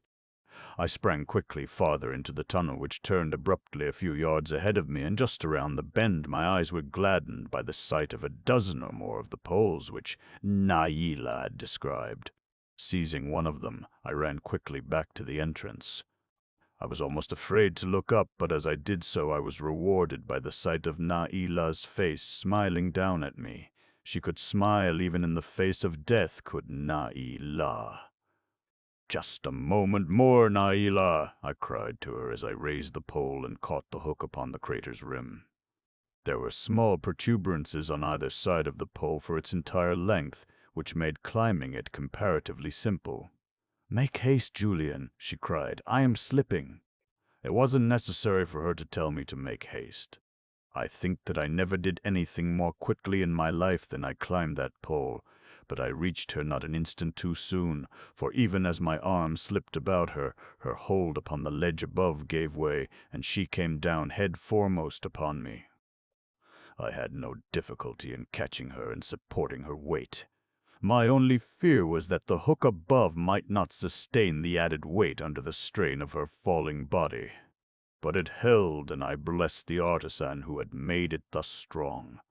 A moment later I had descended to the mouth of the tunnel and drawn Naila into the safety of its interior. My arm was still around her and hers about me as she stood there sobbing upon my breast. She was utterly relaxed, and her supple body felt so helpless against me that there was suddenly aroused within me a feeling such as I had never experienced before. A rather indescribable feeling, yet one which induced seemingly an irresistible and ridiculous desire to go forth and slay whole armies of men in protection of this little moon maid. It must have been a sudden mental reversion to some ancient type of crusading ancestor of the Middle Ages, some knight in armor from whose loins I had sprung, transmitting to me his own flamboyant yet nonetheless admirable chivalry.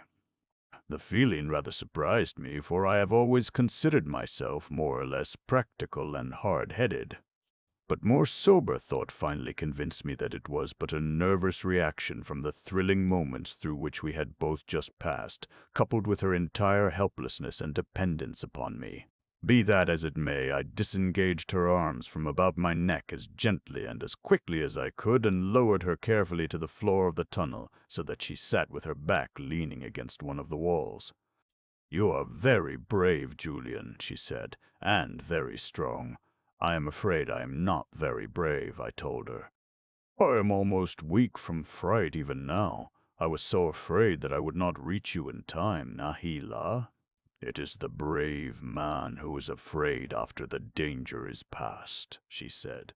"He has no time to think of fear until after the happening is all over.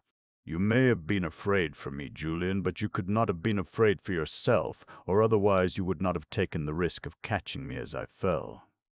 Even now I cannot understand how you were able to hold me. Perhaps," I reminded her, "I am stronger than the men of Vanna, for my earthly muscles are accustomed to overcoming a gravity 6 times as great as that upon your world. Had this same accident happened upon Earth, I might not have been able to hold you when you fell." Chapter 9. An Attack by Kalkars. The tunnel in which I found myself and along which Naila led me toward the city of Lethe was remarkable in several particulars. It was largely of natural origin, seemingly consisting of a series of caves which may have been formed by bubbles in the cooling lava of the original molten flow, and which had later been connected by man to form a continuous subterranean corridor. The caves themselves were usually more or less spherical in shape, and the debris from the connecting passageways had been utilized to fill the bottoms of them to the level of the main floor of the passageway. The general trend of the tunnel was upward from the point at which we had entered it, and there was a constant draft of air rushing along it in the same direction in which we were moving, assuring me that it was undoubtedly well ventilated for its full length. The walls and ceiling were coated with a substance of which radium was evidently one of the ingredients, since even after we had lost sight of the entrance, the passageway was well illuminated. We had been moving along in silence for quite a little distance when I finally addressed Naila. "It must seem good," I said, "to travel again this familiar tunnel of your native city. I know how happy I should be were I thus approaching my own birthplace." "I am glad to be returning to Lathe," she said, "for many reasons, but for one I am sorry, and as for this passageway it is scarcely more familiar to me than to you, since I have traversed it but once before in my life, and that when I was a little girl and came here with my father and his court upon the occasion of his periodical inspection of the passageway, which is now practically never used." "If you are not familiar with the tunnel," I asked, "are you sure that there is no danger of our going astray at some fork or branch?" "There is but the one passageway," she replied, "which leads from the crater to Lathe." "And how long is the tunnel?" I asked. "Will we soon enter the city?" "No," she replied. "It is a great distance from the crater to Lathe." We had covered some little distance at this time, possibly 5 or 6 miles, and she had scarcely ceased speaking when a turn in the passageway led us into a cave of larger proportions than any through which we had previously passed, and from the opposite side of which 2 passageways diverged. "I thought there were no branches," I remarked. "I do not understand it," she said. "There is no branch from the tunnel of Lathe." "Could it be possible that we are in the wrong tunnel?" I asked, "and that this does not lead to Lathe?" "A moment before I should have been sure that we were in the right tunnel," she replied.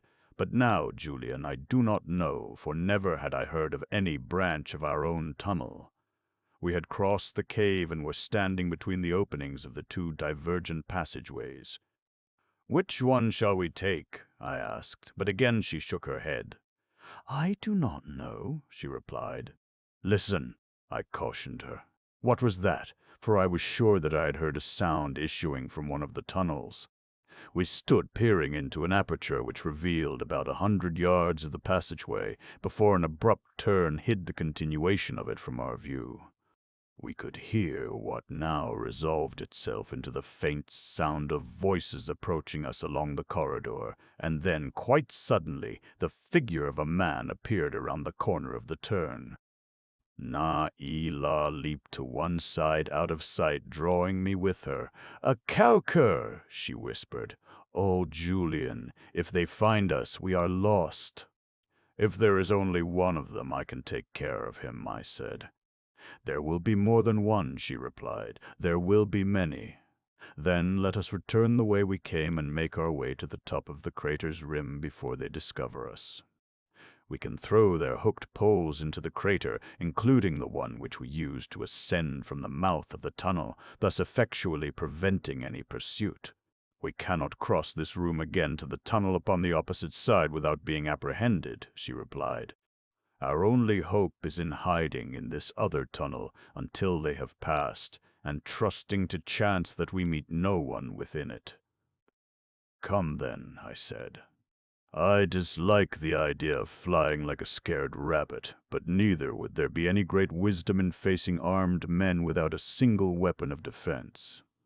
Even as we had whispered thus briefly together, we found the voices from the other tunnel had increased, and I thought that I noted a tone of excitement in them, though the speakers were still too far away for us to understand their words. We moved swiftly up the branch tunnel, Na-e-la in the lead, and after passing the first turn we both felt comparatively safe, for Na-e-la was sure that the men who had interrupted our journey were a party of hunters on their way to the outer world, by means of the crater through which we had entered the tunnel, and that they would not come up the branch in which we were hiding. Thus believing, we halted after we were safely out of sight, and hearing of the large cave we had just left. "That man was a Kaukar," said Na-e-la, "which means that we are in the wrong tunnel and that we must retrace our steps and continue our search for Lethe upon the surface of the ground." Her voice sounded tired and listless, as though hope had suddenly deserted her brave heart. We were standing shoulder to shoulder in the narrow corridor, and I could not resist the impulse to place an arm about her and comfort her. "Do not despair, Naila," I begged her. "We are no worse off than we have been, and much better off than before we escaped the Vagas of Gavago. Then do you not recall that you mentioned one drawback to your return to Lathe, that you might be as well off here as there?" "What was the reason, Naila?" "Kota wants me in marriage," she replied. "Kota is very powerful. He expects one day to be Jemadar of Lethe. This he cannot be while I live unless he marries me." "Do you wish to marry him?" I asked. "No," she said, "not now. Before." She hesitated. "Before I left Lethe I did not care so very much, but now I know that I cannot wed with Kota." "And your father," I continued, "what of him? Will he insist that you marry Kota?" "He cannot do otherwise," replied Naila, "for Kota is very powerful.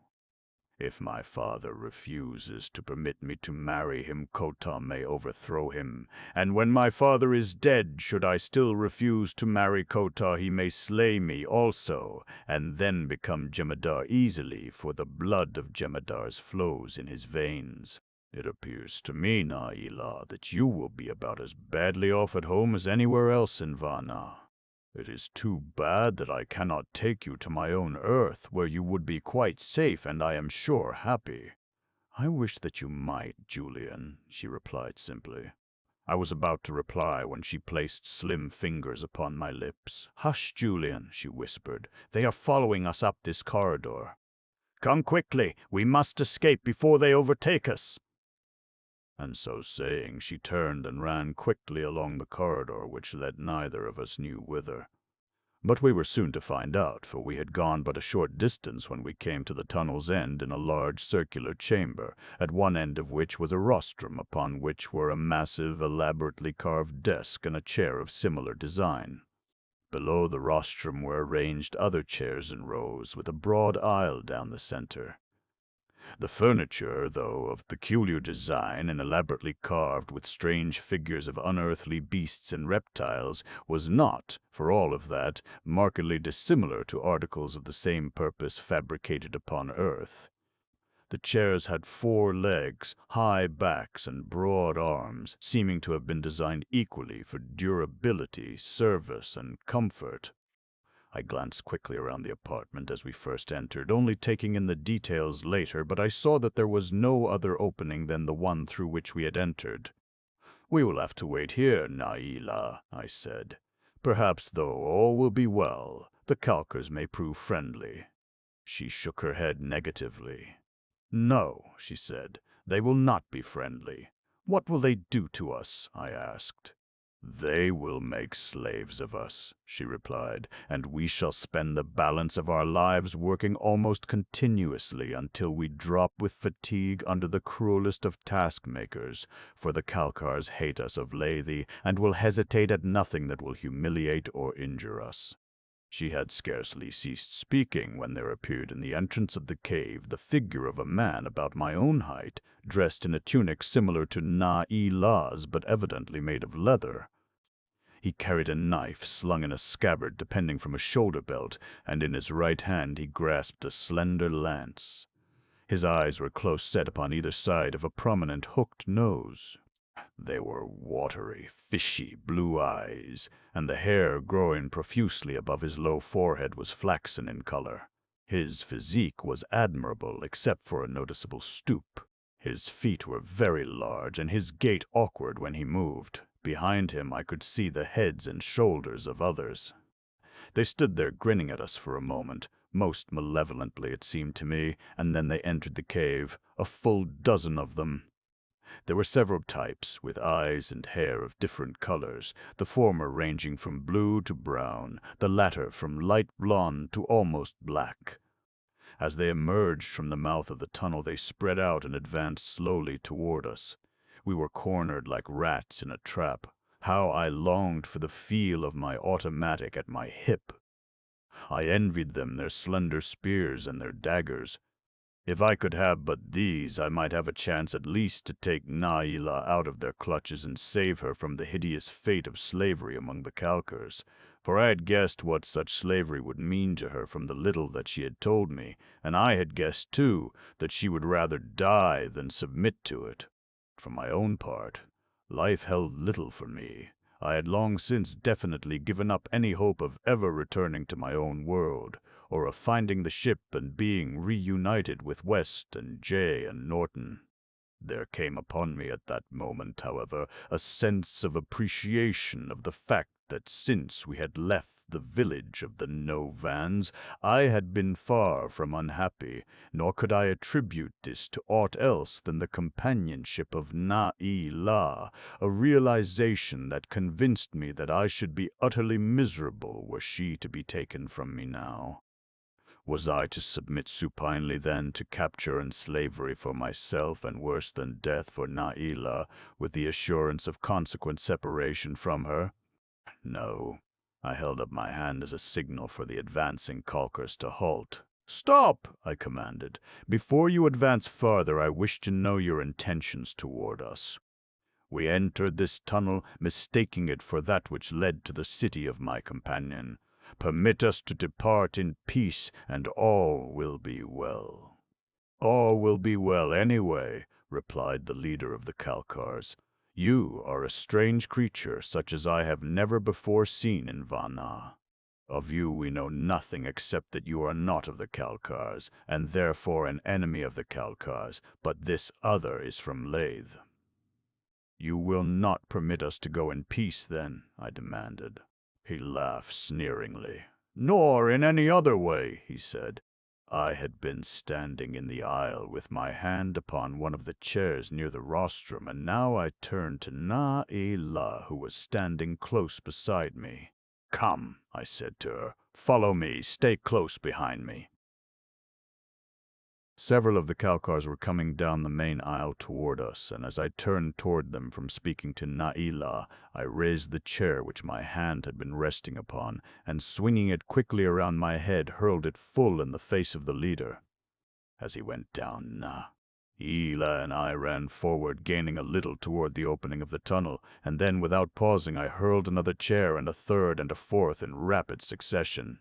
The Calkars tried to bring us down with their lances, but they were so busy dodging chairs that they could not cast their weapons accurately, and even those few which might otherwise have struck us were warded off by my rather remarkable engines of defense. There had been 4 Calkars advancing toward us down the center aisle.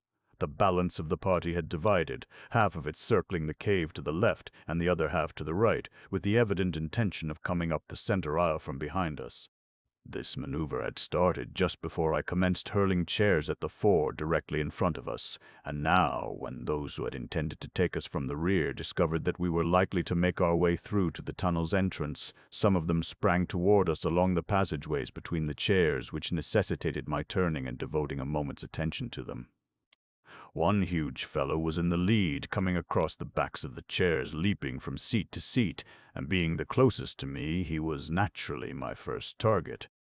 The chairs were rather heavy, and the one that I let drive at him caught him full in the chest with an impact that brought a howl from him and toppled him over across the backs of the chairs behind him, where he hung limp and motionless. Then I turned my attention again to those before us, all of whom had fallen before my massive ammunition. 3 of them lay still, but one of them had scrambled to his feet and was in the very act of casting his lance as I looked. I stopped the weapon with a chair, and as the fellow went down I caught a glimpse of Naila from the corners of my eyes as she snatched the lance from the first Calkar who had fallen and hurled it at someone behind me. I heard a scream of rage and pain, and then I turned in time to see another of the Calkars fall almost at my feet, the lance embedded in his heart. The way before us was temporarily open, while the Calkars behind us had paused, momentarily at least, in evident consternation at the havoc I wrought with these unseemly weapons against which they had no defense. "Get 2 knives and 2 lances from those who have fallen," I cried to Naila, while I hold these others back. She did as I bade, and slowly we backed toward the mouth of the tunnel. My chairs had accounted for half our enemies when at last we stood in the opening, each armed with a lance and a knife. "Now run, Naila, as you never ran before," I whispered to my companion. "I can hold them off until you have reached the mouth of the tunnel and clambered to the rim of the crater. If I am lucky, I will follow you." "I will not leave you, Julian," she replied. "We will go together or not at all. But you must, Naila," I insisted. "It is for you that I have been fighting them." "What difference can it make in my fate where I am when in Vana? All here are my enemies." She laid her hand gently upon my arm. "I will not leave you, Julian," she repeated, "and that is final." The Kalkars within the room were now advancing toward us menacingly. "Halt!" I cried to them. "You see what fate your companions have met, because you would not let us go in peace. That is all we ask. I am armed now, and it will be death to any who follow us." They paused, and I saw them whispering together as "Na-ila," and I backed along the corridor, a turn in which soon shut them from our view. Then we wheeled and ran like deer along the winding passageway. I did not feel very safe from capture at any time, but at least I breathed a sigh of relief after we had passed the chamber from which the Kalkars had run us into the cul-de-sac, and we had seen no sign of any other of their kind. We heard no sound of pursuit, but that in itself meant nothing, since the Kalkars are shod with soft leather sandals, the material for which, like all their other leather trappings, is made of the skins of Vargas and of the prisoners from Letha. As we came to the pile of hooked poles which marked the last turn before the entrance of the tunnel, I breathed an inward sigh of relief. Stooping, I gathered them all in my arms, and then we ran on to the opening into the crater, where I cast all but one of the poles into the abyss. That which I retained I hooked over the lip of the crater, and then, turning to Naila, I bade her ascend. "You should have saved two of the poles," she said, "and then we could have ascended together, but I will make haste, and you can follow me immediately, for we do not know but that they are pursuing us. I cannot imagine that they will let us escape thus easily." Even as she spoke, I heard the soft patter of sandal-shod feet up the corridor. "Make haste, Naila," I cried. "They come." Climbing a pole is slow work at best, but when one is suspended over the brink of a bottomless chasm and is none too sure of the security of the hook that is holding the pole above, one must needs move cautiously. Yet even so, Naila scrambled upward so rapidly as to fill me with apprehension for her safety. Nor were my fears entirely groundless, for standing in the mouth of the tunnel where I could keep one eye upon Naila and the other toward the turn around which my pursuers would presently come in view, I saw the girl's hands grasp the rim of the crater at the very instant that the hook came loose and the pole dropped past me into the abyss. I might have caught it as it fell, but my whole mind was fixed upon La and her grave danger. Would she be able to draw herself upward, or would she fall? I saw her straining frantically to raise her body above the edge of the volcano, and then from up the corridor behind me came an exultant cry, and I turned to face a brawny Kalkar who was racing toward me.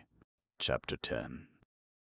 The city of Kalkars. Now indeed did I have reason to curse the stupidity that had permitted me to cast into the abyss all of the hooked poles save one, since even this one was now lost to me, and I was utterly without means of escape from the tunnel. As the fellow approached me at a rapid run, I hurled my lance, but being unaccustomed to the weapon, I missed, and then he was upon me, dropping his own lance as he leaped for me, for it was evidently his desire to take me alive and unharmed. I thought that I was going to have him now, for I believed that I was more than a match for him, but there are tricks in every method of attack, and this lunar warrior was evidently well schooled in his own methods of offense. He scarcely seemed to touch me, and yet he managed to trip me and push me simultaneously so that I fell heavily backward to the ground, and turning a little sideways as I fell, I must have struck my head against the side of the tunnel, for that is the last that I remember until I regained consciousness in the very cave that Naila and I had reached when we saw the first of the Kalkars. I was surrounded by a party of 8 of the Kalkars, 2 of whom were half carrying, half dragging me. I learned later that in the fight before the rostrum I had killed 4 of their number. The fellow who had captured me was in very good humor, doubtless because of his success, and when he discovered that I had regained consciousness, he started to converse with me. "You thought that you could escape from Gapth, did you?" he cried. "But never. You might escape from the others, but not from me. No, not from Gapth." "I did the principal thing that I desired to do," I replied, wishing to learn if Na-e-la had escaped. "What is that?" demanded Gapth. "I succeeded in accomplishing the escape of my companion," I replied. He made a wry face at that. "If Gapth had been there a moment earlier, she would not have escaped either," he said, and by that I knew that she had escaped, unless she had fallen back into the crater, and I was amply repaid for my own capture if it had won freedom for Na-e-la. "Although I did not escape this time," I said, "I shall next time." He laughed a nasty laugh. "There will be no next time," he said, "for we are taking you to the city, and once there is no escape, for this is the only avenue by which you can reach the outer world, and once within the city you never can retrace your steps to the mouth of the tunnel." I was not so sure of that myself, for my sense of direction and that of location are very well developed within me. The degree of perfection attained in orientation by many officers of the International Peace Fleet has been described as almost miraculous, and even among such as these, my ability in this line was a matter of comment. I was glad, therefore, that the fellow had warned me, since now I should be particularly upon the watch for each slightest scrap of information that would fix in my memory whatever route I might be led over. From the cave in which I regained consciousness there was but a single route to the mouth of the tunnel, but from here on into the city I must watch every turn and fork and crossing and draw upon the tablets of my memory an accurate and detailed map of the entire route. "We do not even have to confine our prisoners," continued Gapth, "after we have so marked them that their ownership may always be determined." "How do you mark them?" I asked. "With heated irons we make the mark of the owner here," and he touched my forehead just above my eyes. Pleasant, I thought to myself, and then aloud, "Shall I belong to you?" "I do not know," he replied, "but you will belong to whomever the 24 allot you." We moved on after we left the cave for a considerable period of time in silence.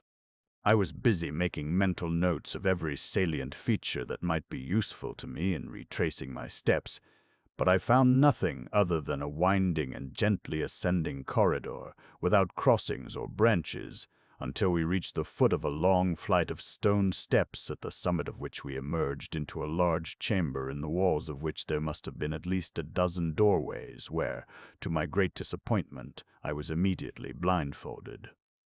They whirled me around then, but evidently it was done perfunctorily, since it was exactly 1 full turn and I was halted in my tracks facing precisely in the same direction that I had been before. This I was positive of, for our powers of orientation are often tested in this way in the air service. Then they marched me straight forward across the room through a doorway directly opposite that at which I had entered the chamber. I could tell when we left the larger chamber and entered the corridor from the different sound which our footsteps made. We advanced along this corridor 97 paces, when we turned abruptly to the right, and at the end of 33 paces emerged into another chamber, as I could easily tell again from the sound of our footsteps the instant we crossed the threshold. They led me about this chamber a couple of times with the evident intention of bewildering me, but in this they did not succeed, for when they turned again into a corridor, I knew that it was the same corridor from which I had just emerged, and that I was retracing my steps. This time they took me back 33 paces, and then turned abruptly to the right. I could not but smile to myself when I realized that we were now continuing directly along the same corridor as that which we had entered immediately after they had first blindfolded me, their little excursion through the short corridor into the second chamber having been but a ruse to bewilder me. A moment later, at the foot of a flight of steps, they removed the blind, evidently satisfied that there was now no chance of my being able to retrace my steps and find the main tunnel leading to the crater, while, as a matter of fact, I could easily have retraced every foot of it blindfolded. From here on we climbed interminable stairways, passed through numerous corridors and chambers, all of which were illuminated by the radium-bearing substance which coated their walls and ceilings, and then we emerged suddenly upon a terrace into the open air, and I obtained my first view of a lunar city. It was built around a crater, and the buildings were terraced back from the rim, the terraces being generally devoted to the raising of garden truck and the principal fruit-bearing trees and shrubs. The city extended upward several hundred feet, the houses, as I learned later, being built one upon another, the great majority of them, therefore, being without windows looking upon the outer world. I was led along the terrace for a short distance, and during this brief opportunity for observation, I deduced that the cultivated terraces lay upon the roofs of the tier of buildings next below. To my right, I could see the terrace steps extending downward to the rim of the crater. Nearly all the terraces were covered with vegetation, and in numerous places I saw what appeared to be gas feeding upon the plants, and this I later learned was the fact, and that the Kalkars, when they are able to capture members of the race of gas, keep them in captivity and breed them as we breed cattle, for their flesh. It is necessary to some extent to change the diet of the gas almost exclusively to vegetation, though this diet is supplemented by the flesh of the Kalkars and their Lathian slaves who die, the gas thus being compelled to serve the double purpose of producing flesh for the Kalkars and acting as their scavengers as well. Upon my left were the faces of buildings, uniformly 2 stories in height, with an occasional slender tower rising 15, 20, or sometimes as high as 30 feet from the terraced roofs above. It was into one of these buildings that my captors led me after we had proceeded a short distance along the terrace, and I found myself in a large apartment in which were a number of male Kalkars, and at a desk facing the entrance, a large, entirely bald man who appeared to be of considerable age. To this person I was led by Gapth, who narrated my capture and the escape of Na'ilah. The fellow before whom I had been brought questioned me briefly. He made no comment when I told him that I was from another world, but he examined my garments rather carefully, and then after a moment turned to Gapth. "We will hold him for questioning by the 24, he said. "If he is not of Vana, he is neither Kalkar nor Lathian, and consequently he must be flesh of a lower order, and therefore may be eaten." He paused a moment, and fell to examining a large book which seemed to be filled with plans upon which strange hieroglyphics appeared. He turned over several leaves, and finally coming evidently to the page he sought, he ran a forefinger slowly over it until it came to rest near the center of the plat. "You may confine him here," he said to Gapth, "in chamber 8 of the 24th section, at the 7th elevation, and you will produce him upon orders from the 24 when next they meet, and then to me. It is impossible for you to escape from the city, but if you attempt it, it may be difficult for us to find you again immediately, and when we do, you will be tortured to death as an example to other slaves." I went, following Gapth and the others who had conducted me to the presence of this creature. They led me back into the very corridor from which we had emerged upon the terrace, and then straight into the heart of that amazing pile for fully half a mile, where they shoved me roughly into an apartment at the right of the corridor with the admonition that I stay there until I was wanted. I found myself in a dimly lighted rectangular room, the air of which was very poor, and at the first glance I discovered that I was not alone, for upon a bench against the opposite wall sat a man. He looked up as I entered, and I saw that his features were very fine and that he had black hair like Naila. He looked at me for a moment with a puzzled expression in his eyes, and then he addressed me. "You, too, are a slave?" he asked. "I am not a slave," I replied. "I am a prisoner." "It is all the same," he said, "but from whence come you? I have never seen your like before in Vana." "I do not come from Vana," I replied, and then I briefly explained my origin and how I came to be in his world. He did not understand me, I am sure, for although he seemed to be, and really was, highly intelligent, he could not conceive of any condition concerning which he had had no experience, and in this way he did not differ materially from intelligent and highly educated Earthmen.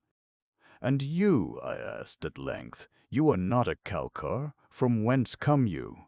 "I am from Latha," he replied. "I fell outside the city and was captured by one of their hunting parties." "Why all this enmity," I asked, "between the men of Lathe and the Kalkars? Who are the Kalkars, anyway?" "You are not of Vana," he said, "that I can see, or you would not ask these questions. The Kalkars derive their name from a corruption of a word meaning the thinkers. Ages ago we were one race, a prosperous people living at peace with all the world of Vana. The Va-gas we bred for flesh, as we do today within our own city of Latha, and as the Kalkars do within their city.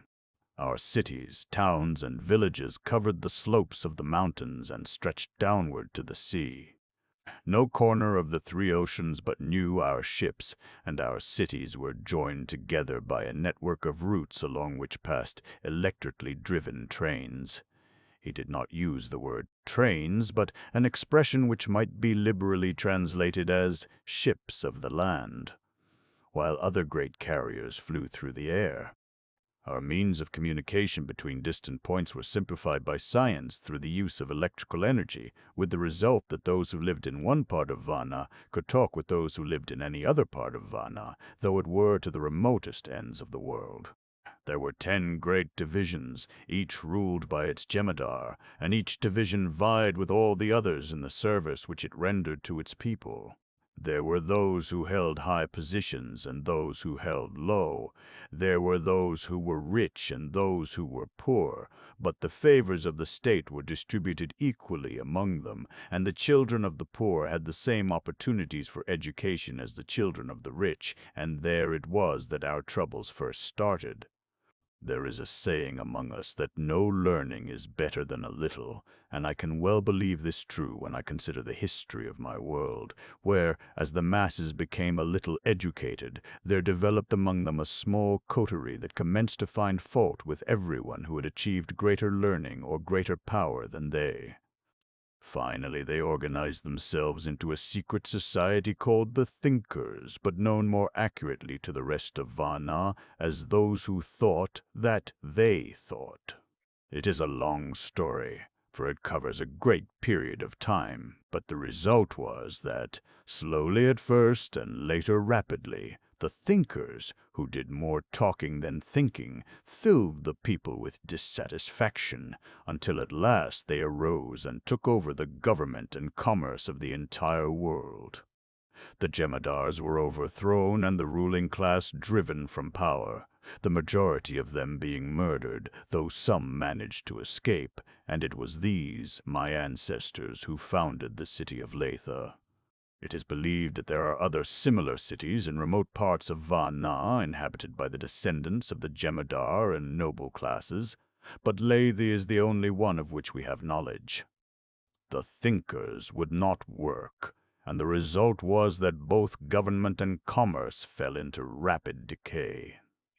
They not only had neither the training nor the intelligence to develop new things, but they could not carry out the old that had been developed for them.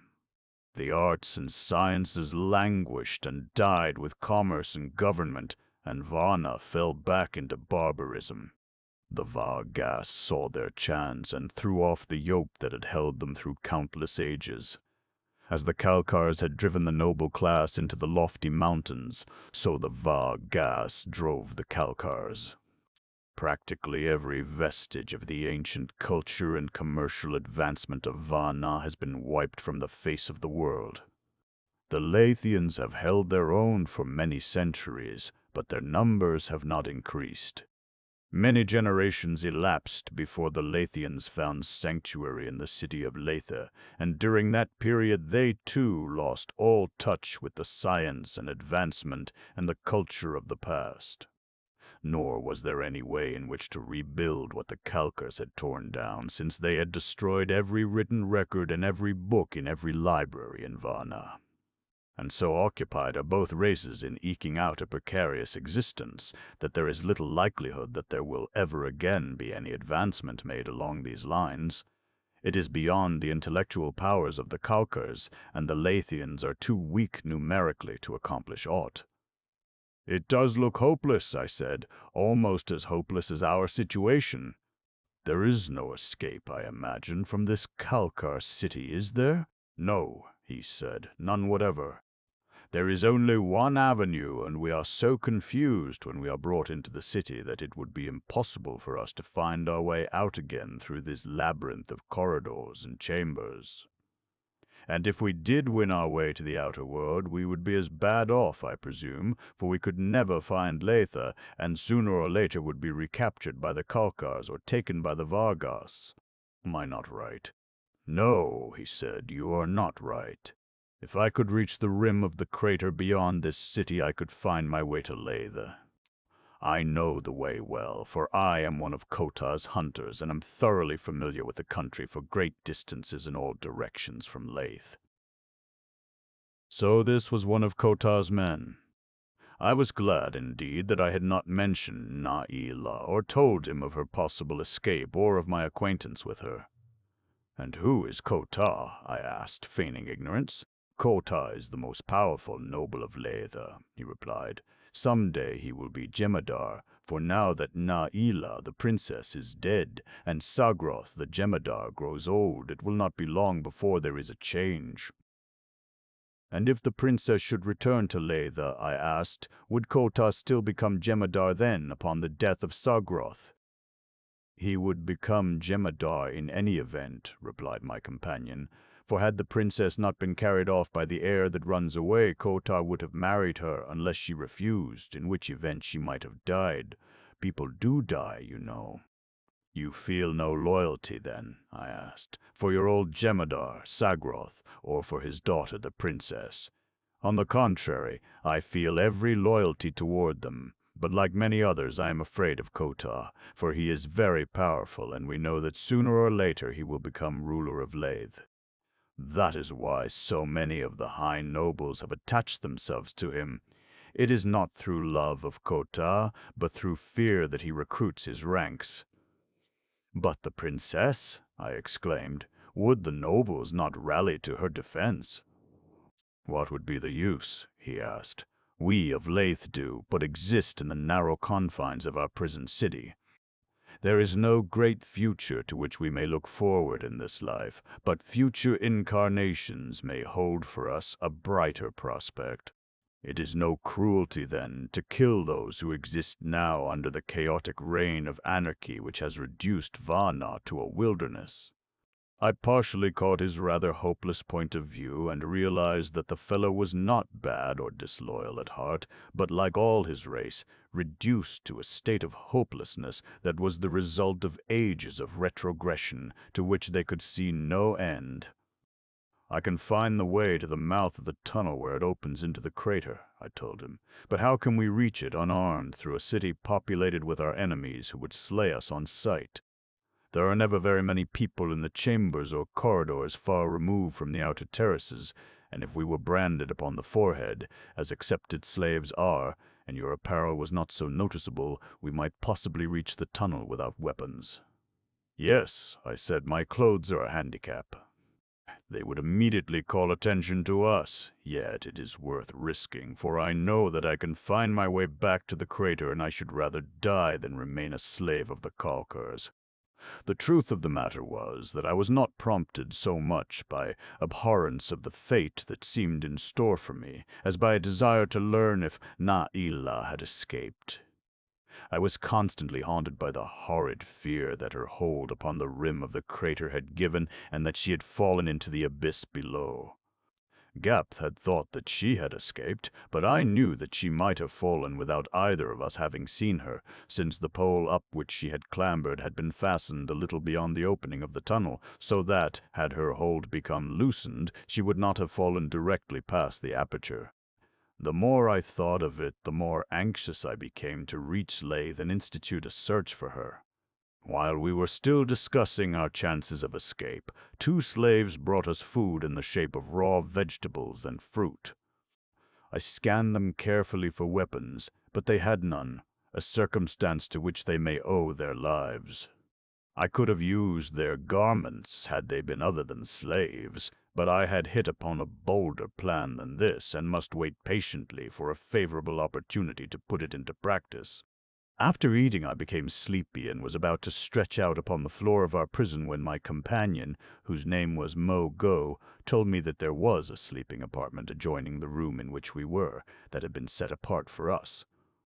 The doorway leading to the sleeping chamber was covered by heavy hangings, and as I parted them and stepped into the adjoining chamber, I found myself in almost total darkness, the walls and ceiling of this room not having been treated with the illuminating coating used in the corridors and apartments which they wished to maintain in a lighted condition. I later learned that all their sleeping apartments were thus naturally dark. In one corner of the room was a pile of dried vegetation, which I discovered must answer the purpose of mattress and covering, should I require any. However, I was not so particular, as I had been accustomed to only the roughest of fare since I had left my luxurious stateroom aboard the Barsoom. How long I slept I do not know, but I was awakened by Mo Go calling me. He was leaning over me, shaking me by the shoulder. "You are wanted," he whispered. "They have come to take us before the 24. "Tell them to go to the devil," I said, for I was very sleepy and only half awake.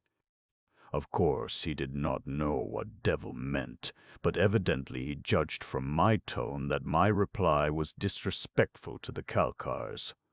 "Do not anger them," he said. "It will only make your fate the harder. When the 24 command, all must obey." "Who are the 24? I demanded. "They compose the committee that rules this Kalkar city." I was thoroughly awakened now and rose to my feet, following him into the adjoining chamber, where I saw 2 Kalkar warriors standing impatiently awaiting us. As I saw them, a phrase leaped to my brain and kept repeating itself. "There are but 2, there are but 2. They were across the room from us, standing by the entrance, and Goha was close to me. "There are but 2, I whispered to him in a low voice. "You take one, and I will take the other.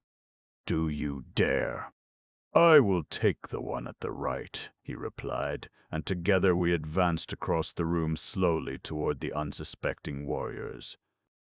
The moment that we were in reach of them, we leaped for them simultaneously.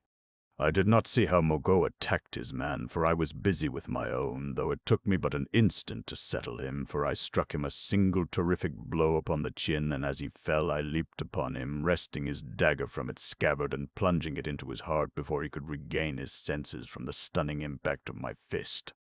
Then I turned to assist Mogo, only to discover that he needed no assistance, but was already arising from the body of his antagonist, whose throat was cut from ear to ear with his own weapon.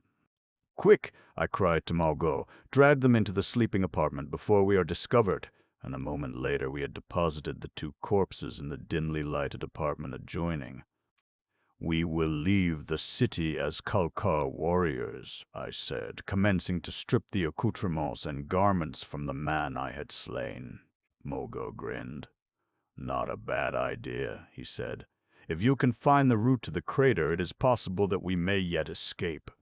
It took us but a few moments to effect the change, and after we had hidden the bodies beneath the vegetation that had served us as a bed and stepped out into the other chamber, where we could have a good look at one another, we realized that if we were not too closely scrutinized, we might pass safely through the corridors beneath the Calcar city, for the Calcars are a mongrel breed, comprising many divergent types.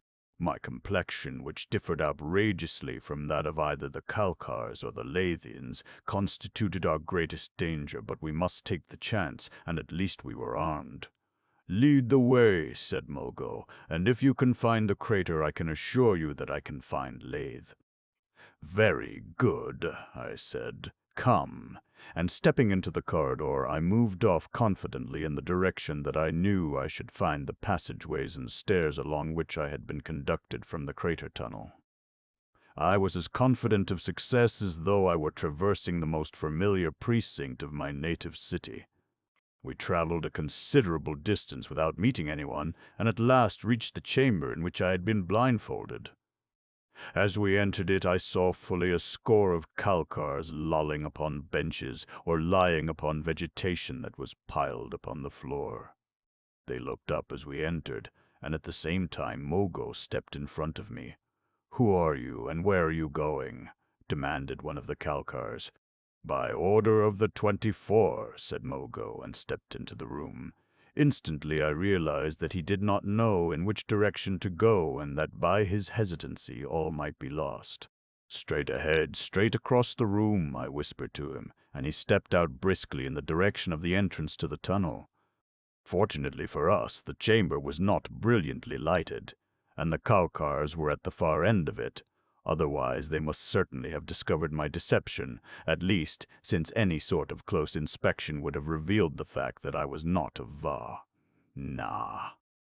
However, they did not halt us, though I was sure that I saw one of them eyeing me suspiciously, and I venture to say that I took the last 20 steps without drawing a breath.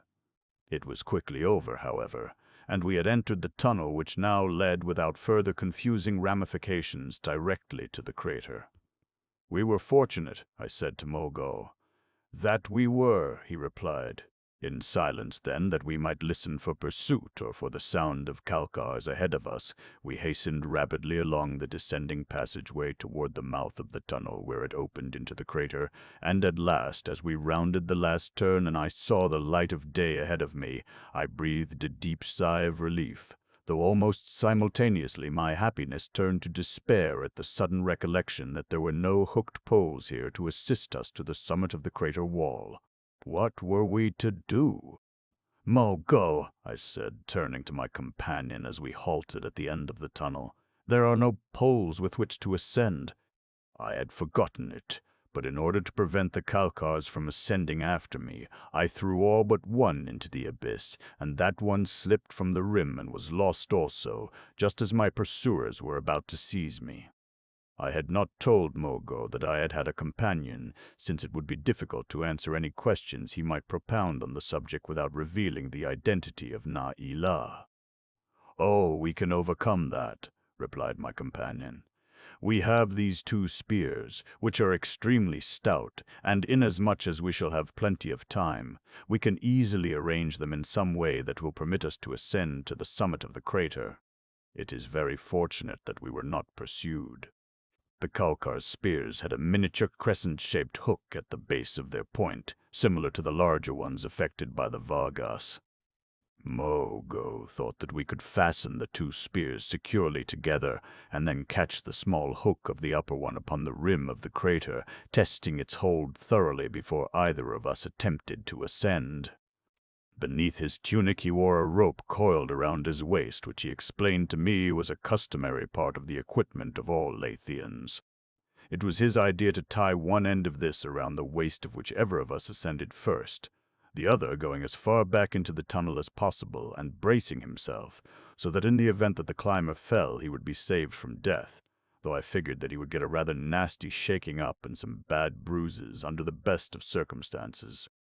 I volunteered to go first and began fastening one end of the rope securely about my waist, while Mogo made the 2 spears fast together with a short length that he had cut from the other end. He worked rapidly with deft, nimble fingers and seemed to know pretty well what he was doing. In the event that I reached the summit in safety, I was to pull up the spears and then haul Mogo up by the rope. Having fastened the rope to my satisfaction, I stood as far out upon the ledge before the entrance to the tunnel as I safely could, and with my back toward the crater looked up at the rim 20 feet above me in a vain attempt to select from below, if possible, a reasonably secure point upon which to hook the spear. As I stood thus upon the edge of eternity, steadying myself with one hand against the tunnel wall, there came down to me from out of the tunnel a noise which I could not mistake. Mogo heard it too, and looked at me with a rueful shake of his head and a shrug of his shoulders. "Everything is against us, Earthman," he said, for this was the name he had given me when I told him what my world was called. Chapter 11. A Meeting with Ko-Toth. The pursuers were not yet in sight, but I knew from the nearness of the sound of approaching footsteps that it would be impossible to hook above, and for me to scramble upward to the rim of the crater and haul Mogo after me before they should be upon us. Our position looked almost hopeless. I could think of no avenue of escape, and yet I tried, and as I stood there with bent head, my eyes cast upon the floor of the tunnel, they fell upon the neatly coiled rope lying at my feet, one end of which was fastened securely about my waist. Instantly there flashed into my mind a mad inspiration. I glanced up at the overhanging rim above me. Could I do it? There was a chance. The lesser gravity of the moon placed the thing within the realm of possibility, and yet by all earthly standards it was impossible. I did not wait, I could not wait, for had I given the matter any thought I doubt that I would have had the nerve to attempt it. Behind me lay a cavern opening into the depths of space, into which I should be dashed if my mad plan failed, but what of it? Better death than slavery. I stooped low, then, and concentrating every faculty upon absolute coordination of mind and muscles, I leaped straight upward with all the strength of my legs. And in that instant during which my life hung in the balance, of what did I think? Of home, of earth, of the friends of my childhood. No, of a pale and lovely face with great dark eyes and a perfect forehead, surmounted by a wealth of raven hair. It was the image of Na-Ila, the Moon Maid, that I would have carried with me into eternity had I died that instant. But I did not die. My leap carried me above the rim of the crater, where I lunged forward and fell sprawling, my arms and upper body upon the surface of the ground. Instantly I turned about and, lying upon my belly, seized the rope in both hands.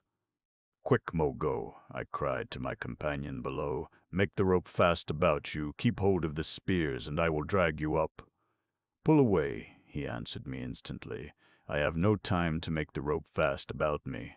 They are almost upon me. Pull away and be quick about it." I did as he bade, and a moment later his hands grasped the rim of the crater, and with my assistance he gained the top, dragging the spears after him. For a moment he stood there in silence, looking at me with a most peculiar expression upon his face. Then he shook his head. "I do not understand yet," he said, "how you did it, but it was very wonderful." "I scarcely expected to accomplish it in safety myself," I replied, "but anything is better than slavery." From below us came the voices of the Kalkars in angry altercation. Mogo picked up a fragment of rock, and leaning over the edge of the crater, threw it down among them. "I got one," he said, turning to me with a laugh. "He tumbled off into nothing. They hate that. They believe that there is no reincarnation for those who fall into a crater." "Do you think that they will try to follow us?" I asked. "No," he said. "They will be afraid to use their hooked poles here for a long time, lest we should be in the neighborhood and shove them off into the crater. I will drop another rock down if any of them are in sight, and then we will go upon our way. I do not fear them here in the hills anyway. There is always plenty of broken stone upon the level places, and we of Lathe are trained to use it most effectively. Almost as far as I can throw, I can score a hit." The Kalkars had withdrawn into the tunnel, so Mogo lost his opportunity to dispatch another, and presently turned away from the crater and set out into the mountains, I following close behind. I can assure you that I felt much better, now that I was armed with a spear and a knife, and as we walked I practiced casting stones at Mogo's suggestion and under his instruction, until I became rather proficient in the art. I shall not weary you with a narration of our journey to Letha. How long it took I do not know.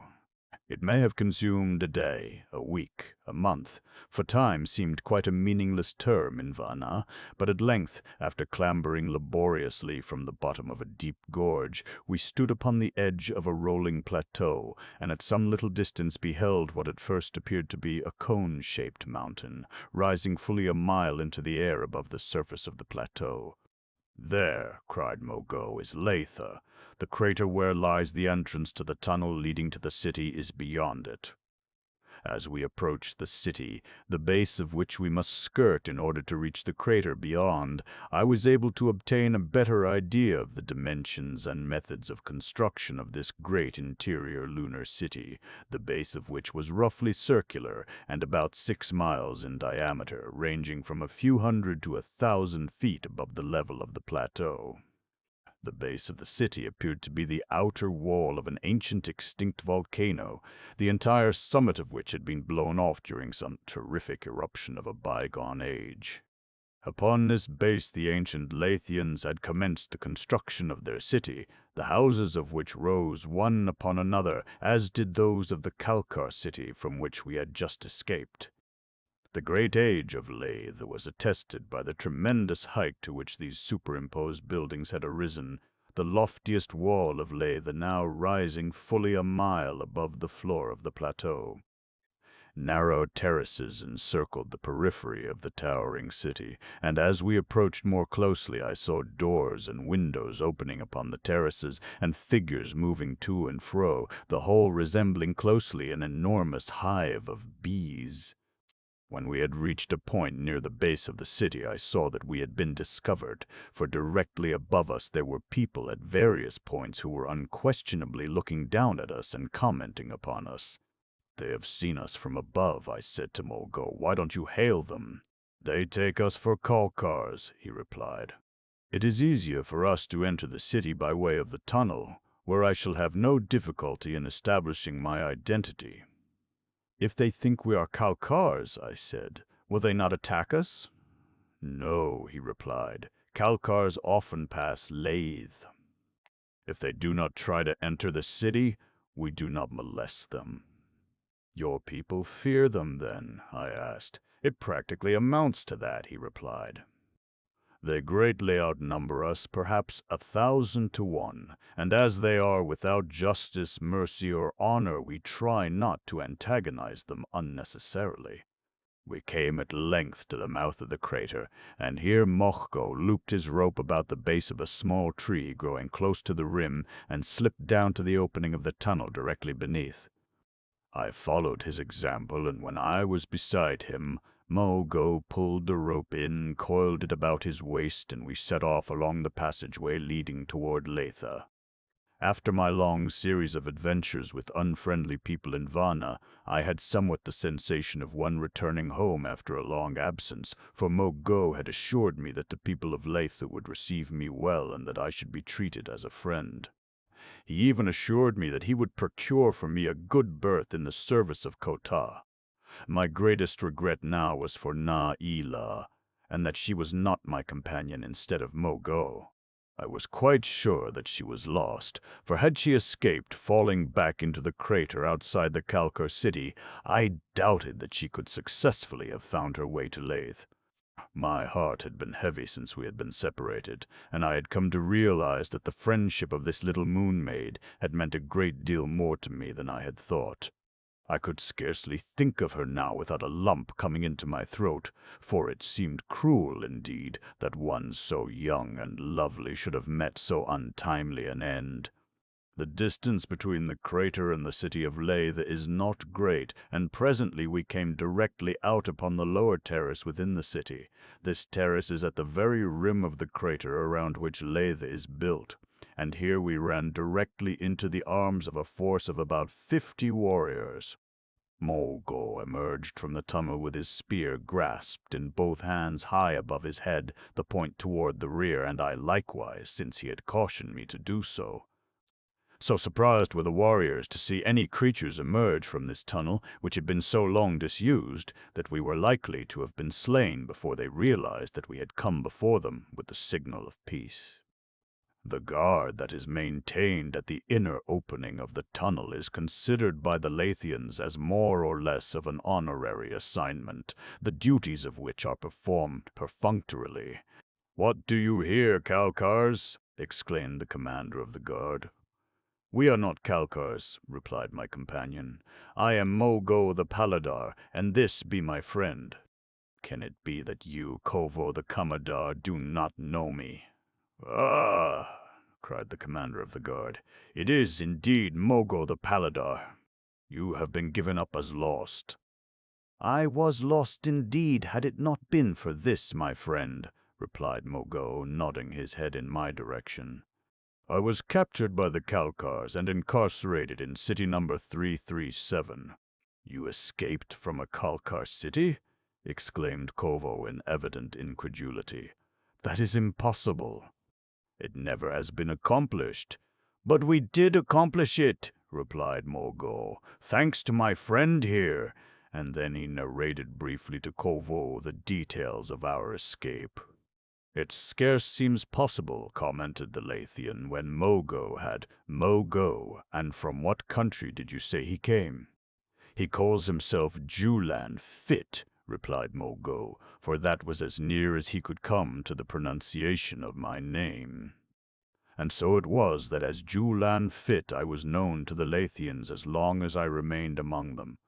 They thought that Fifth, which they pronounced Fit, was a title similar to one of those which always followed the name of its possessor in Lath, as Sagroth the Jemadar, or Emperor, Kovo the Kamadar, a title which corresponds closely to that of the English Duke, and Mogo the Paladar, or Count. And so, to humor them, I told them that it meant the same as their Javadar, or Prince. I was thereafter called sometimes Julian Fit and sometimes Julian Javadar, as the spirit moved him who addressed me. At Mogo's suggestion, Kovo the Kamadar detailed a number of his men to accompany us to Mogo's dwelling, lest we have difficulty in passing through the city in our Calcar garb. As we had stood talking with Kovo, my eyes had been taking in the interior sights of this lunar city. The crater about which Lethe is built appeared to be between 3 and 4 miles in width. The buildings facing it and rising terrace upon terrace to a height of a mile at least were much more elaborate of architecture and far richer in carving than those of the Calcar city number 337. The terraces were broad and well cultivated, and as we ascended toward Mogo's dwelling, I saw that much pains had been taken to elaborately landscape many of them, there being pools and rivulets and waterfalls in numerous places. As in the Calcar city, there were vargas fattening for food in little groups upon various terraces. They were sleek and fat and appeared contented, and I learned later that they were perfectly satisfied with their lot, having no more conception of the purpose for which they were bred or the fate that awaited them than have the beef cattle of earth. The Yugas of Lethe have induced this mental state in their Vargas herds by a process of careful selection covering a period of ages, possibly, during which time they have conscientiously selected for breeding purposes the most stupid and unimaginative members of their herds. At Mogo's dwelling we were warmly greeted by the members of his family, his father, mother, and 2 sisters, all of whom, like the other Lathians I had seen, were of striking appearance. The men were straight and handsome, the women physically perfect and of great beauty. I could see in the affectionate greetings which they exchanged an indication of a family life and ties similar to those which are most common upon earth, while their gracious and hospitable reception of me marked them as people of highly refined sensibilities. First of all, they must hear Mogo's story, and then, after having congratulated us and praised us, they set about preparing baths and fresh apparel for us, in which they were assisted by a corps of servants, descendants, I was told, of the faithful servitors who had remained loyal to the noble classes and accompanied them in their exile. We rested for a short time after our baths, and then Mogo announced that he must go before Kota, to whom it was necessary that he report, and that he would take me with him. I was apparelled now in raiment befitting my supposed rank, and carried the weapons of a Lathian gentleman, a short lance or javelin, a dagger and a sword, but with my relatively darker skin and my blonde hair, I could never hope to be aught than an object of remark in any Lathian company. Owing to the color of my hair, some of them thought that I was a Kelker, but upon this score my complexion set them right. Kota's dwelling was indeed princely, stretching along a broad terrace for fully a quarter of a mile, with its 2 stories and its numerous towers and minarets. The entire face of the building was elaborately and beautifully carved, the decorations in their entirety recording pictographically the salient features of the lives of Kota's ancestors. Armed nobles stood on either side of the massive entranceway, and long before we reached this lunar prince, I realized that possibly he was more difficult to approach than one of earthly origin, but at last we were ushered into his presence, and Mogo, with the utmost deference, presented me to Kota the Javadar. Having assumed a princely title and princely raiment, I chose to assume princely prerogatives as well, believing that my position among the Lathians would be better assured and all my interests furthered if they thought me of royal blood, and so I acknowledged my introduction to Kota as though we were equals, and that he was being presented to me upon the same footing that I was being presented to him. I found him, like all his fellows, a handsome man, but with a slightly sinister expression which I did not like. Possibly I was prejudiced against him from what Naila had told me, but be that as it may, I conceived a dislike and distrust for him the moment that I laid eyes upon him, and I think, too, that he must have sensed my attitude, for, though he was outwardly gracious and courteous, I believe that Kota the Javadar never liked me. It is true that he insisted upon allotting me quarters within his palace, and that he gave me service high among his followers, but I was at that time a novelty among them, and Kota was not alone among the royalty who would have been glad to have entertained me and showered favors upon me, precisely as do earthmen when a titled stranger or famous man from another land comes to their country. Although I did not care for him, I was not loath to accept his hospitality, since I felt that because of my friendship for Naila, I owed all my loyalty to Sagroth the Jemadar, and if by placing myself in the camp of the enemy I might serve the father of Naila, I was justified in so doing. I found myself in a rather peculiar position in the palace of Kota, since I was supposed to know little or nothing of internal condition in Lethe, and yet had learned from both Naila and Mogo a great deal concerning the intrigues and politics of this lunar city. For example, I was not supposed to know of the existence of Naila. Not even did Mogo know that I had heard of her, and so until her name was mentioned I could ask no questions concerning her, though I was anxious indeed to discover if by any miracle of chance she had returned in safety to Lethe, or if aught had been learned concerning her fate. Kota held me in conversation for a considerable period of time, asking many questions concerning Earth and my voyage from that planet to the moon. I knew that he was skeptical, and yet he was a man of such intelligence as to realize that there must be something in the universe beyond his understanding or his knowledge. His eyes told him that I was not a native of Varna, and his ears must have corroborated the testimony of his eyes, for try as I would, I never was able to master the Varnahan language so that I could pass for a native.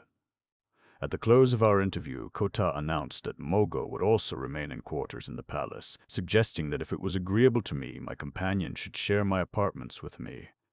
Nothing would give me greater pleasure, Kota the Javadar, I said, than to have my good friend Mogo the Paladar always with me. "Excellent," exclaimed Kota. "You must both be fatigued. Go, therefore, to your apartments and rest. Presently I will repair to the palace of the Jemadar with my court, and you will be notified in sufficient time to prepare yourselves to accompany me." The audience was at an end, and we were led by nobles of Kota's palace to our apartments, which lay upon the second floor in pleasant rooms overlooking the terraces down to the brink of the great yawning crater below. Until I threw myself upon the soft mattress that served as a bed for me, I had not realized how physically exhausted I had been. Scarcely had I permitted myself to relax in the luxurious ease which precedes sleep ere I was plunged into profound slumber, which must have endured for a considerable time, since when I awoke I was completely refreshed. Mogo was already up and in the bath, a marble affair fed by a continuous supply of icy water which originated among the ice-clad peaks of the higher mountains behind Leith. The bather had no soap, but used rough fiber gloves with which he rubbed the surface of his skin until it glowed. These baths rather took one's breath away, but amply repaid for the shock by the sensation of exhilaration and well-being which resulted from them. In addition to private baths in each dwelling, each terrace supported a public bath, in which men, women, and children disported themselves, recalling to my mind the ancient Roman baths which earthly history records. The baths of the Jemadar, which I was later to see in the palace of Sagroth, were marvels of beauty and luxury. Here, when the Emperor entertains, his guests amuse themselves by swimming and diving, which, from what I have been able to judge, are the national sports of the Leithians. The Kalkars care less for the water, while the Vargas only enter it through necessity. I followed Mogo in the bath, in which my first sensation was that I was freezing to death. While we were dressing, a messenger from Ko-Tar summoned us to his presence with instructions that we were to be prepared to accompany him to the palace of Sargroth the Jemadar. Chapter 12. Growing Danger. The palace of the Emperor stands, a magnificent pile, upon the loftiest terrace of Leitha, extending completely around the enormous crater. There are but 3 avenues leading to it from the terraces below, 3 magnificent stairways, each of which may be closed by enormous gates of stone, apparently wrought from huge slabs and intricately chiseled into marvelous designs, so that at a distance they present the appearance of magnificent lacework. Each gate is guarded by a company of 50 warriors, their tunics bearing the imperial design in a large circle over the left breast. The ceremony of our entrance to the imperial terrace was most gorgeous and impressive. Huge drums and trumpets blared forth a challenge as we reached the foot of the stairway which we were to ascend to the palace. High dignitaries in gorgeous trappings came down the steps to meet us, as if to formally examine the credentials of Kota and give official sanction to his entrance. We were then conducted through the gateway across a broad terrace, beautifully landscaped and ornamented by statuary that was most evidently the work of finished artists.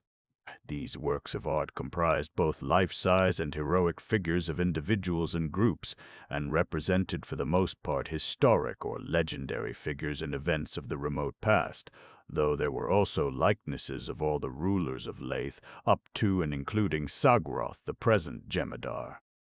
Upon entering the palace we were led to a banquet hall where we were served with food evidently purely in accordance with ancient court ceremonial, since there was little to eat and the guests barely tasted of that which was presented to them.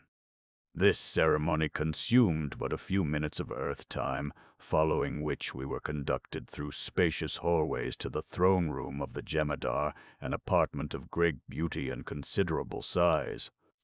Its decorations and lines were simple, almost to severity, yet suggesting regal dignity and magnificence. Upon a dais at the far end of the room were 3 thrones, that in the center being occupied by a man whom I knew at once to be Sagroth, while upon either side sat a woman. Kota advanced and made his obeisance before his ruler, and after the exchange of a few words between them, Kota returned and conducted me to the foot of Sagroth's throne. I had been instructed that it was in accordance with court etiquette that I keep my eyes upon the ground until I had been presented and Sagroth had spoken to me, and that then I should be introduced to the Jemadov or Empress, when I might raise my eyes to her also, and afterward to the occupant of the third throne, when I should be formally presented to her. Sagroth spoke most graciously to me, and as I raised my eyes, I saw before me a man of great size and evident strength of character. He was by far the most regal-appearing individual my eyes had ever rested upon, while his low, well-modulated yet powerful voice accentuated the majesty of his mien. It was he who presented me to his Jemadov, whom I discovered to be a creature fully as regal in appearance as her imperial mate, and although doubtless well past middle age, still possessing remarkable beauty, in which was to be plainly noted Na'ila's resemblance to her mother. Again I lowered my eyes as Sagroth presented me to the occupant of the third throne. "Julian the Javadar," he repeated the formal words of the presentation. "Raise your eyes to the daughter of Laith, Na'ila the Nonovar."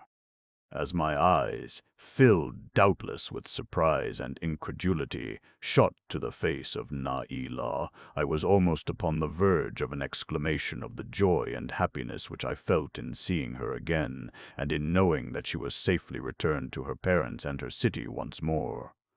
But as my eyes met hers, the exuberance of my spirit was as effectually and quickly checked by her cold glance and haughty mien as if I had received a blow in the face. There was no hint of recognition in Na'ila's expression. She nodded coldly in acknowledgment of the presentation, and then let her eyes pass above my head toward the opposite end of the throne room. My pride was hurt, and I was angry, but I would not let her see how badly I was hurt. I have always prided myself upon my control, and so I know that then I hid my emotion and turned once more to Sagroth, as though I had received from his daughter the Nonovar precisely the favor that I had a right to expect. If the Jemadar had noticed aught peculiar in either Na'ila's manner or mine, he gave no hint of it. He spoke again graciously to me, and then dismissed me with the remark that we should meet again later. Having withdrawn from the throne room, Kota informed me that following the audience I should have an opportunity to meet Sagroth less formally, since he had commanded that I remain in the palace as his guest during the meal which followed. "It is a mark of distinction," said Kota, "but remember, Julian the Javadar, that you have accepted the friendship of Kota and are his ally." "Do not embroil me in the political intrigues of Latha," I replied. "I am a stranger with no interest in the internal affairs of your country for the reason that I have no knowledge of them." "One is either a friend or an enemy," replied Kota. "I am not sufficiently well acquainted to be accounted either," I told him, "nor shall I choose my friends in Lathe until I am better acquainted, nor shall another choose them for me." "You are a stranger here," said Kota. "I speak in your best interests only. If you would succeed here, if you would live even, you must choose quickly and you must choose correctly. I, Ta the Javadar, have spoken." "I choose my own friends," I replied, "according to the dictates of my honor and my heart." "I, Julian the Javadar, have spoken." He bowed low in acquiescence, and when he again raised his eyes to mine, I was almost positive from the expression in them that his consideration of me was marked more by respect than resentment. "We shall see," was all that he said, and withdrew, leaving me to the kindly attention of some of the gentlemen of Sagroth's court who had been standing at a respectful distance out of earshot of Kota and myself. These men chatted pleasantly with me for some time until I was bidden to join Sagroth in another part of the palace. I found myself now with a man who had evidently thrown off the restraint of a formal audience, though without in the slightest degree relinquishing either his dignity or his majesty. He spoke more freely, and his manner was more democratic. He asked me to be seated, nor would he himself sit until I had, a point of Lathian court etiquette which made a vast impression on me, since it indicated that the first gentleman of the city must also be the first in courtesy.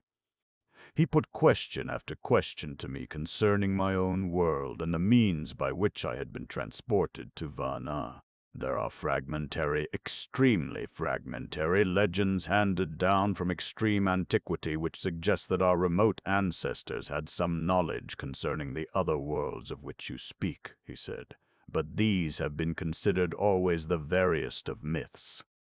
Can it be possible that, after all, they are based upon truth? The remarkable part of them, I suggested, is that they exist at all, since it is difficult to understand how any knowledge of the outer universe could ever reach to the buried depths of Varna. No, not by any means, he said, if what you tell me is the truth, for our legends bear out the theory that Varna is located in the center of an enormous globe, and that our earliest progenitors lived upon the outer surface of this globe, being forced at last by some condition which the legends do not even suggest, to find their way into this inner world. I shook my head. It did not seem possible.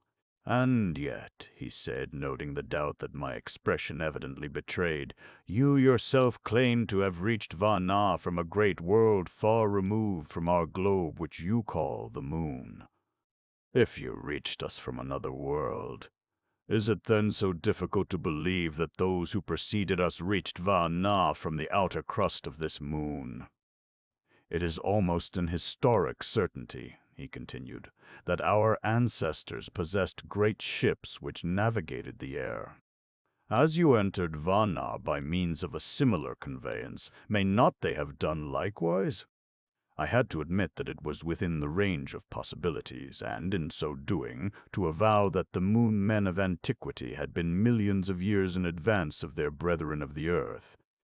But, after all, was it such a difficult conclusion to reach when one considers the fact that the moon, being smaller, must have cooled more rapidly than Earth and therefore, provided that it had an atmosphere, have been habitable to man ages before man could have lived upon our own planet?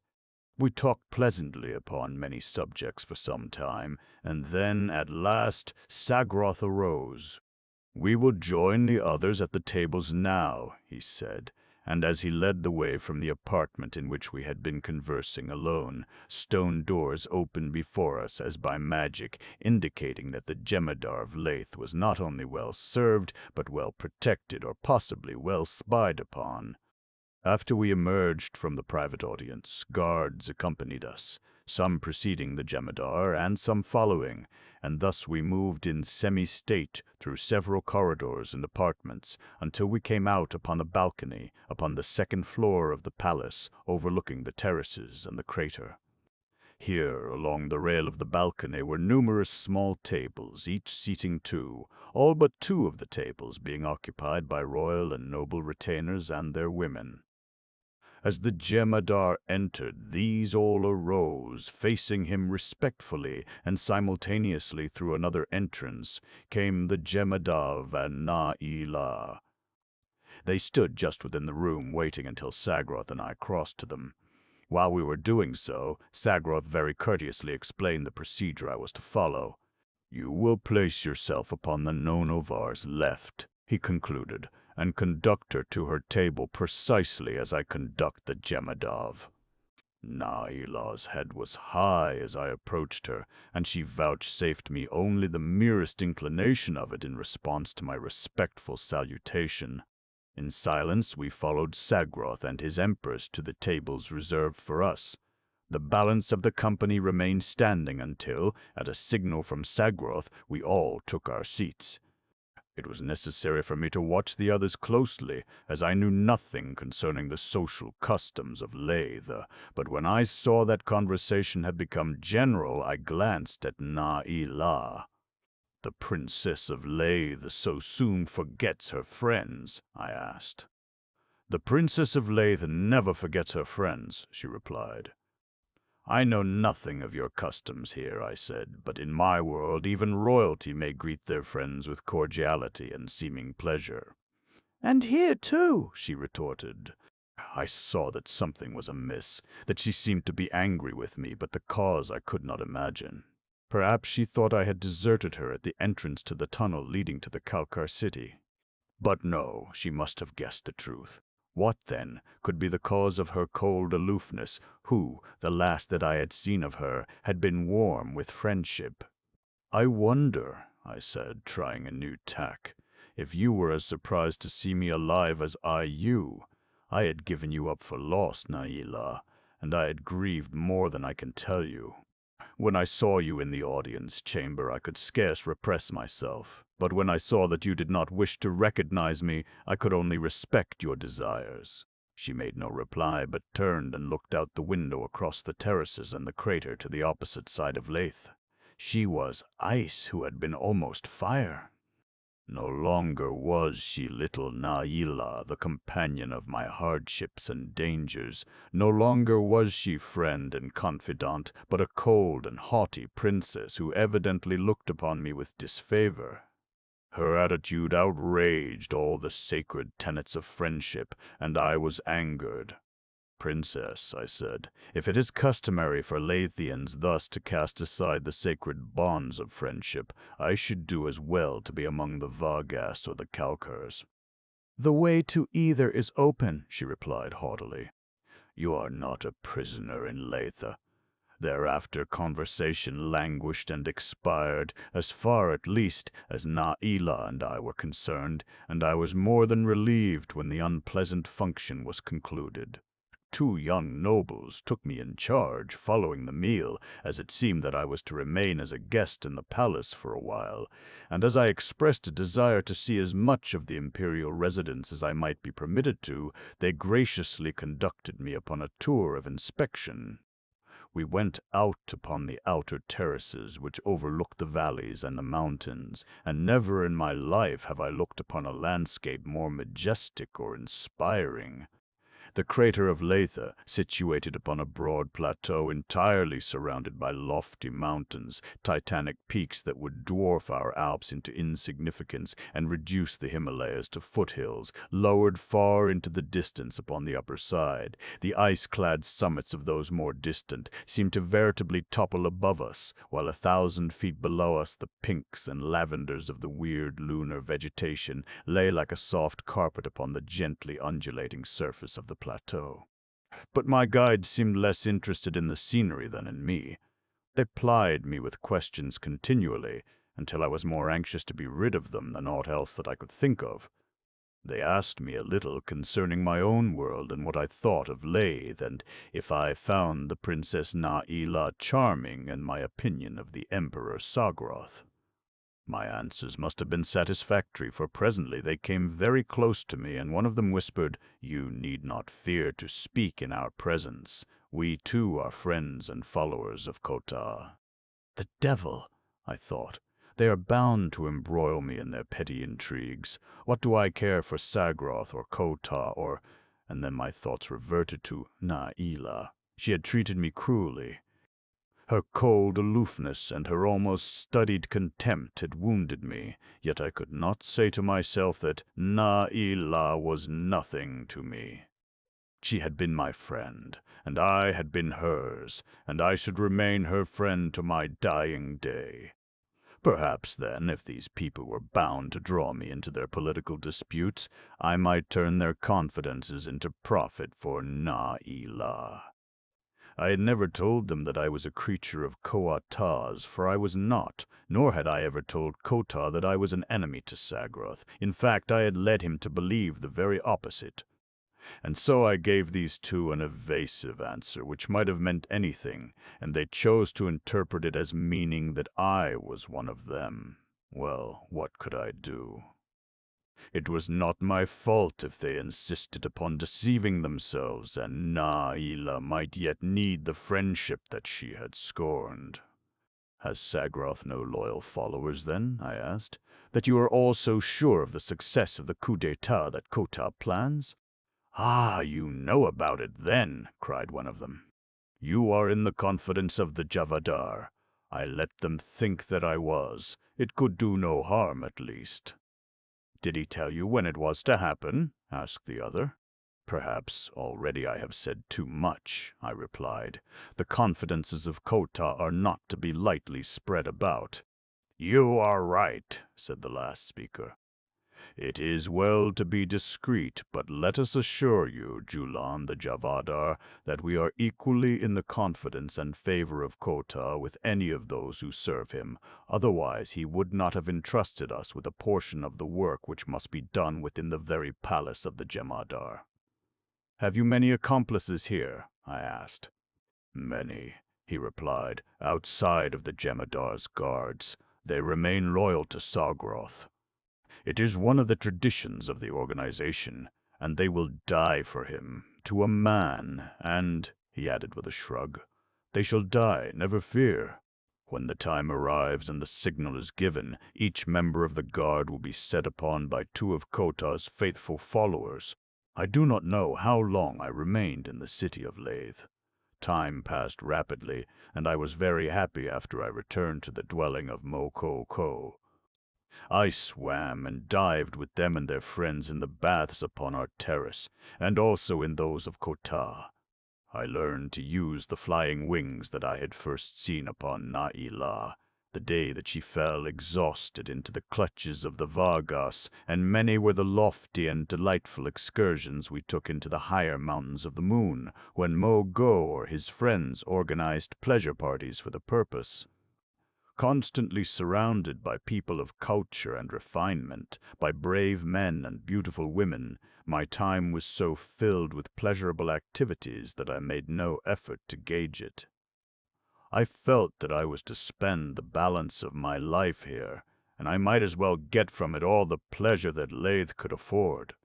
I did not see Naila during all this time, and though I still heard a great deal concerning the conspiracy against Sargroth, I presently came to attach but little importance to what I did hear, after I learned that the conspiracy had been on foot for over 13 kelds, or approximately about 10 earthly years, and seemed, according to my informers, no nearer consummation than it ever had been in the past. Time does not trouble these people much, and I was told that it might be 20 kelds before Kota took action, though, on the other hand, he might strike within the next Ola. There was an occurrence during this period which aroused my curiosity, but concerning which Mogo was extremely reticent.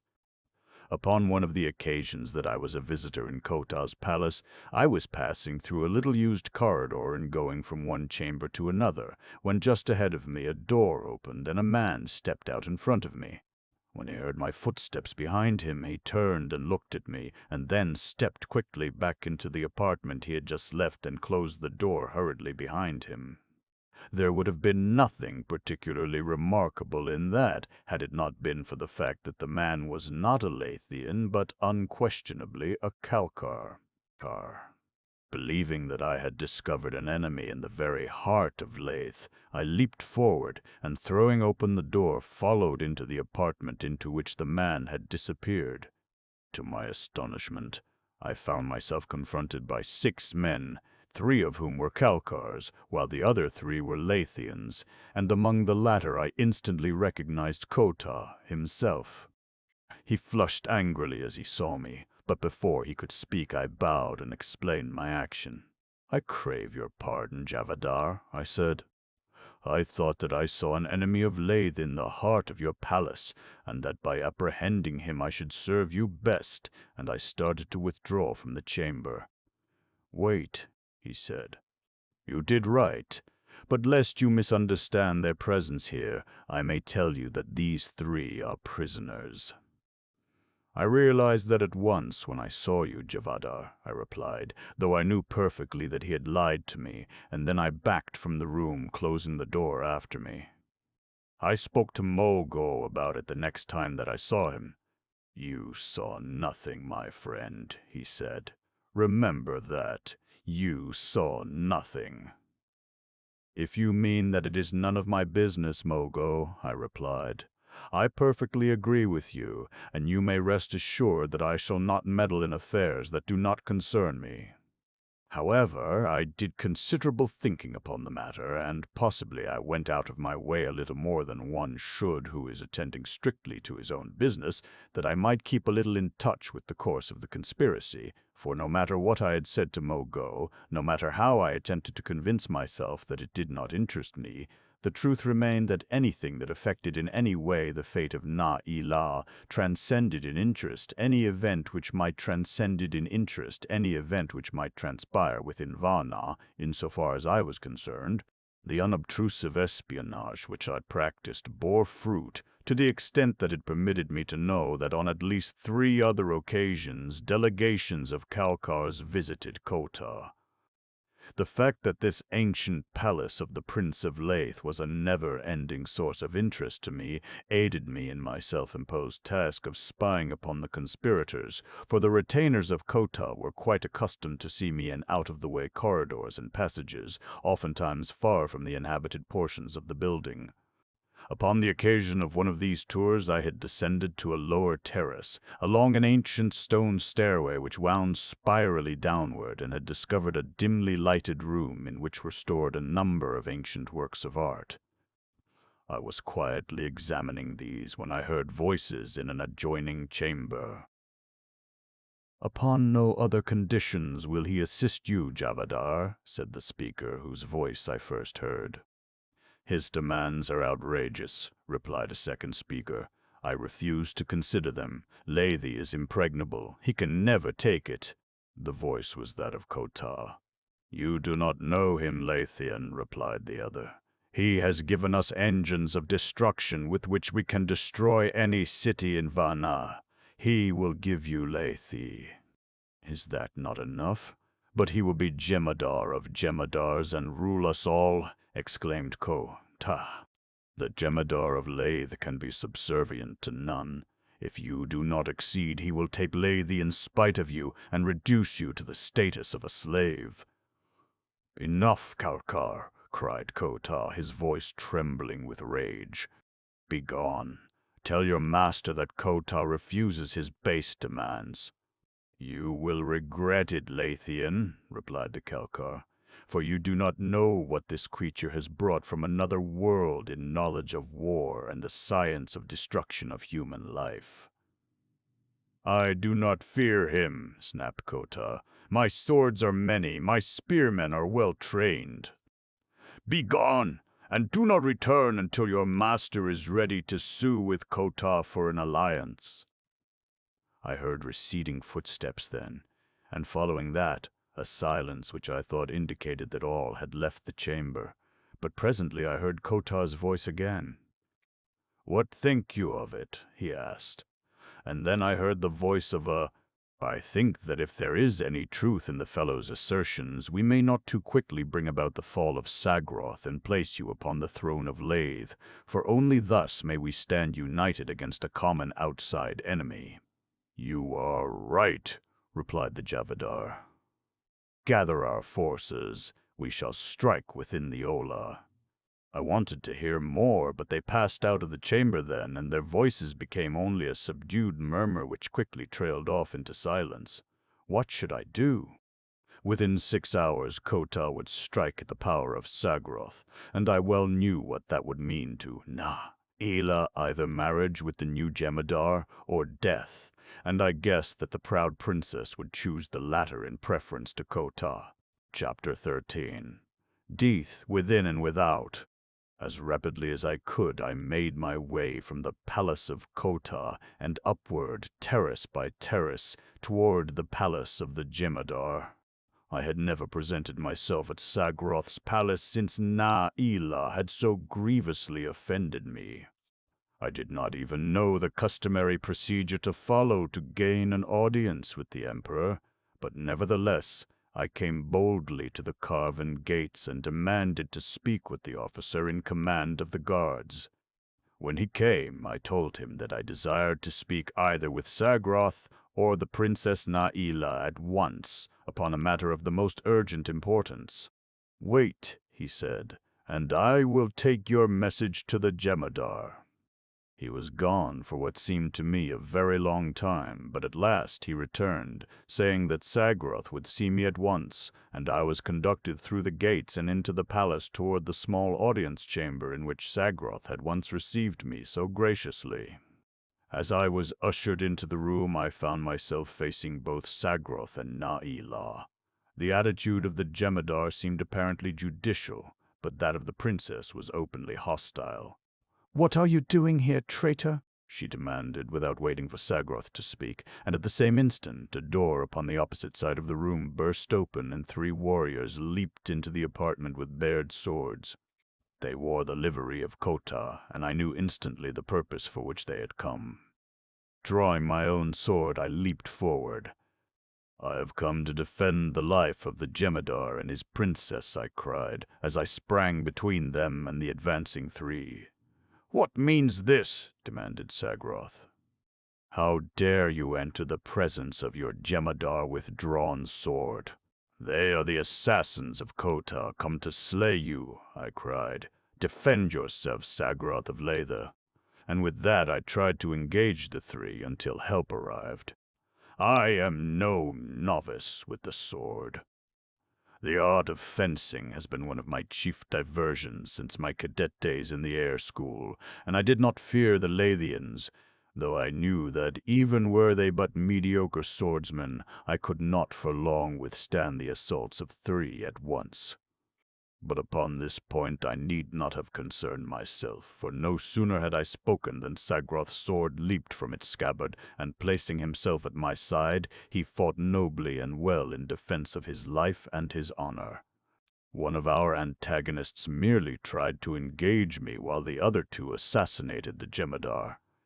And so, seeing that he was playing me, and that I could do with him about as I pleased if I did not push him too hard, I drove him back a few steps until I was close at the side of one of those who engaged Sagroth. Then, before any could know my intention, I wheeled and lunged my sword through the heart of one of those who opposed the father of Na-Ila. So quickly had I disengaged my former antagonist, so swift my lunge, that I had recovered and was ready to meet the renewed assaults of the first who had engaged me almost before he realized what had happened. It was man against man now, and the odds were even. I had no opportunity to watch Sagroth, but from the ring of steel on steel I knew that the 2 were bitterly engaged. My own man kept me well occupied. He was a magnificent swordsman, but he was only fighting for his life. I was fighting for more, for my life and for my honor too, since after the word traitor that Na-Ila had hurled at me, I had felt that I must redeem myself in her eyes. I did not give any thought at all to the question as to just why I should care what the moon maid thought of me, but something within me reacted mightily to the contempt that she had put into that single word. I could catch an occasional glimpse of her standing there behind the massive desk at which her father had sat upon the first occasion of my coming to this chamber. She stood there very tense, her wide eyes fixed upon me in evident incredulity. I had almost worn my man down, and we were fighting now so that I was facing Na-Ila, with my back toward the doorway through which the 3 assassins had entered. Sagroth must have been more than holding his own, too, for I could see his opponent slowly falling back before the older man's assaults. And then there broke above the clang of steel a girl's voice, Na-Ila's, raised in accents of fear. "Julian, beware! Behind you! Behind you!" At the instant of her warning, the eyes of my antagonist left mine, which, for his own good, they never should have done, and passed in a quick glance over my shoulder at something or someone behind me. His lack of concentration cost him his life. I saw my opening the instant that it was made, and with a quick lunge I passed my blade through his heart. Whipping it out again, I wheeled to face a dozen men springing into the chamber. They paid no attention to me, but leaped toward Sagroth, and before I could prevent, he went down with half a dozen blades through his body. Upon the opposite side of the desk from us was another doorway directly behind Na-Ila, and in the instant that she saw Sagroth fall, she called to me in a low voice, "Come, Julian, quick, or we too are lost." Realizing that the Jemadar was dead and that it would be folly to remain and attempt to fight this whole roomful of warriors, I leaped the desk and followed Naila through the doorway beyond.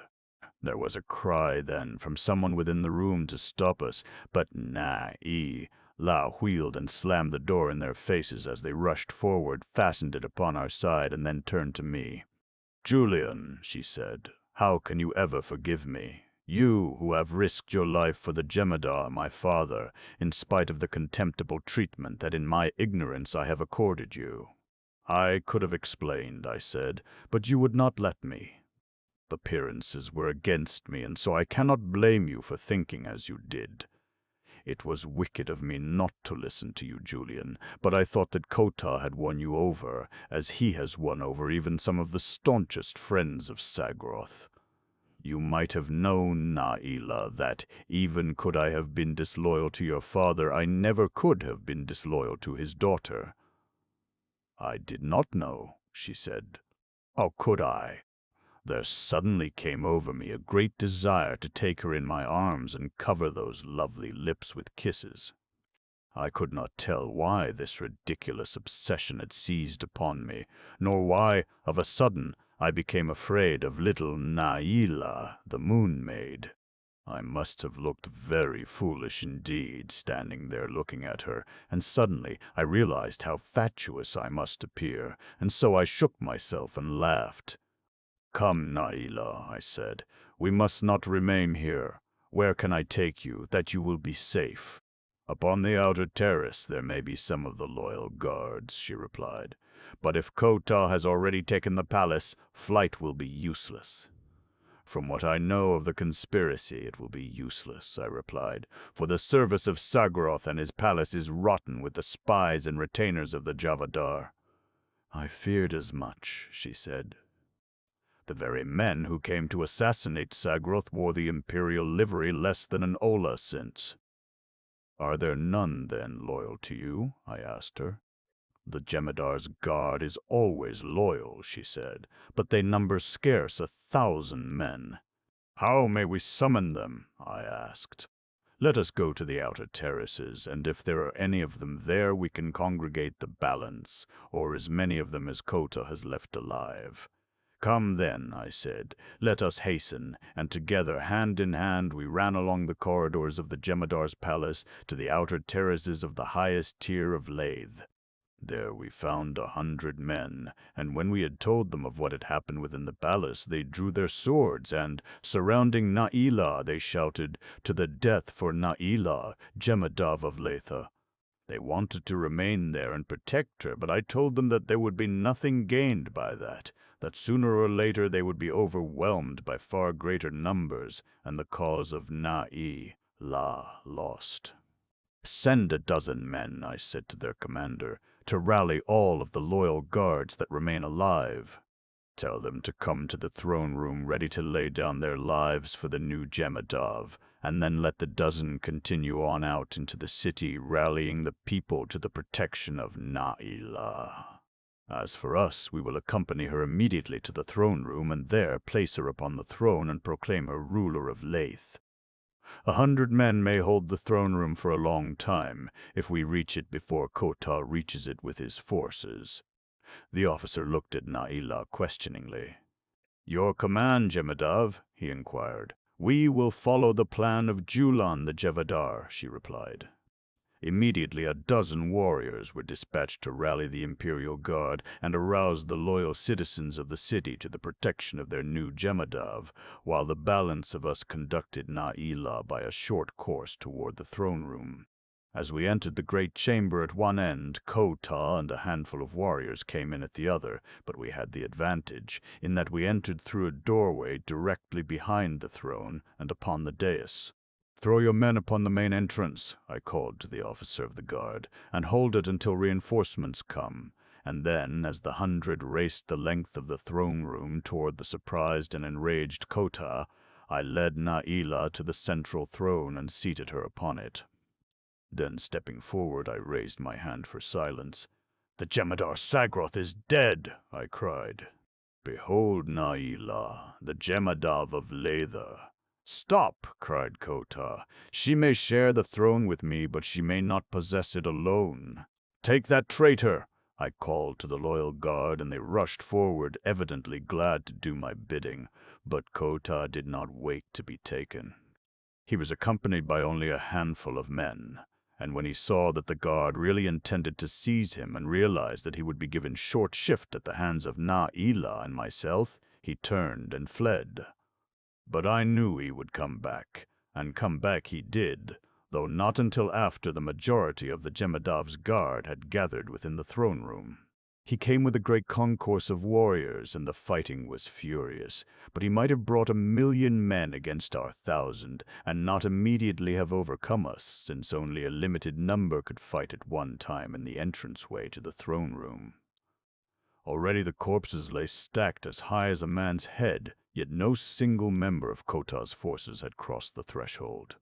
How long the fight was waged I do not know, but it must have been for a considerable time, since I know that our men fought in relays and rested many times, and that food was brought from other parts of the palace to the doorway behind the throne, and there were times when Koata's forces withdrew and rested and recuperated, but always they came back in greater number, and eventually I realized we must be worn down by the persistence of their repeated attacks. And then there arose slowly a deep-toned sound. At first we could not interpret. It rose and fell in increasing volume, until finally we knew that it was the sound of human voices, the voices of a great mob, of a mighty concourse of people, and that it was sweeping toward us slowly and resistlessly. Closer and closer it approached the palace as it rose, terrace upon terrace, toward the lofty pinnacle of Lathe.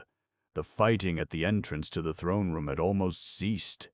Both sides were worn down almost to utter exhaustion, and now we but stood upon our arms upon either side of the wall of corpses that lay between us, our attention centered upon the sound of the growling multitude that was sweeping slowly upward toward us. "They come," cried one of Naila's nobles, "to acclaim the new Jemadav and to tear the minions of Kota the traitor to pieces." He spoke in a loud voice that was easily audible to Kota and his retainers in the corridor without. "They come to drag the spawn of Sagroth from the throne," cried one of Kota's followers. And then from the throne came the sweet, clear voice of Naila. "Let the people's will be done," she said, and thus we stood, awaiting the verdict of the populace. Nor had we long to wait, for presently we realized that they had reached the palace terrace and entered the building itself. We could hear the shouting horde moving through the corridors and chambers, and finally the muffled bellowing resolved itself into articulate words. "Sagroth is no more! Rule, Kota, Jemadar of Lather!" I turned in consternation toward Naila. "What does it mean?" I cried. "Have the people turned against you?" "Kota's minions have done their work well during these many kelds," said the commander of the Jemadav's guard, who stood upon the upper steps of the dais, just below the throne. "They have spread lies and sedition among the people which not even Sagroth's just and kindly reign could overcome." "Let the will of the people be done," repeated Naila. "It is the will of fools betrayed by a scoundrel," cried the commander of the guard.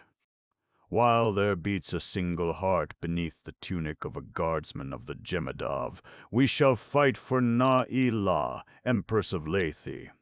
Kota's forces, now augmented by the rabble, were pushing their way over the corpses and into the throne room, so that we were forced to join the defenders, that we might hold them off while life remained to any of us. When the commander of the guard saw me fighting at his side, he asked me to return to Naila. "We must not leave the Jemadav alone," he said. "Return and remain at her side, Julian the Javadar, and when the last of us has fallen, drive your dagger into her heart." I shuddered and turned back toward Naila. The very thought of plunging my dagger into that tender bosom fairly nauseated me. There must be some other way, and yet What other means of escape could there be for Naila, who preferred death to the dishonor of surrender to Kota, the murderer of her father? As I reached Naila's side and turned again to face the entrance to the throne room, I saw that the warriors of Kota were being pushed into the chamber by the mob behind them, and that our defenders were being overwhelmed by the great number of their antagonists. Kota, with a half-dozen warriors, had been carried forward, practically without volition, by the press of numbers in their rear, and even now, with none to intercept him, was running rapidly up the broad center aisle toward the throne. Some of those in the entranceway saw him, and as he reached the foot of the steps leading to the dais, a snarling cry arose, "Kota, the Jemadar!" With bared sword, the fellow leaped toward me where I stood alone between Naila and her enemies. "Surrender, Julian," she cried. "It is futile to oppose them. You are not of Lathe. Neither duty nor honor impose upon you the necessity of offering your life for one of us." "Spare him, Kota," she cried to the advancing Javadar, "and I will bow to the will of the people and relinquish the throne to you." "Kota the traitor shall never sit upon the throne of Naila," I exclaimed, and leaping forward, I engaged the Prince of Lethe. His warriors were close behind him, and it behooved me to work fast, and so I fought as I had never guessed that it lay within me to fight, and at the instant that the rabble broke through the remaining defenders and poured into the throne room of the Jemadars of Lathe, I slipped my point into the heart of Kota. With a single piercing shriek, he threw his hands above his head and toppled backward down the steps to lie dead at the foot of the throne he had betrayed. For an instant the silence of death reigned in the great chamber. Friend and foe stood alike in the momentary paralysis of shocked surprise. That tense, breathless silence had endured for but a moment when it was shattered by a terrific detonation. We felt the palace tremble and rock. The assembled mob looked wildly about, their eyes filled with fear and questioning. But before they could voice a question, another thunderous report burst upon our startled ears, and then from the city below the palace there arose the shrieks and screams of terrified people. Again the palace trembled, and a great crack opened in one of the walls of the throne room. The people saw it, and in an instant their anger against the dynasty of Sagroth was swallowed in the moral terror which they felt for their own safety. With shrieks and screams they turned and bolted for the doorway. The weaker were knocked down and trampled upon. They fought with fists and swords and daggers in their mad efforts to escape the crumbling building. They tore the clothing from one another, as each sought to drag back his fellow, that he might gain further in the race for the outer world. And as the rabble fought, Naila and I stood before the throne of Lathe, watching them, while below us the few remaining members of the Jemadar's guard stood viewing in silent contempt the terror of the people. Explosion after explosion followed one another in rapid succession. The people had fled. The palace was empty, except for that handful of us faithful ones who remained within the throne room. "Let us go," I said to Naila, "and discover the origin of these sounds and the extent of the damage that is being done." "Come," she said, "here is a short corridor to the inner terrace, where we may look down upon the entire city of Lathe." And then, turning to the commander of the guard, she said, "Proceed, please, to the palace gates and secure them against the return of our enemies, if they have by this time all fled from the palace grounds." The officer bowed, and followed by the few heroic survivors of the Jemadar's guard, he left by another corridor for the palace gates, while I followed Naila up a stairway that led to the roof of the palace. Coming out upon the upper terrace, we made our way quickly to the edge overlooking the city and the crater. Below us a shrieking multitude ran hither and thither from terrace to terrace, while, now here and now there, terrific explosions occurred that shattered old structures and carried debris high into the air.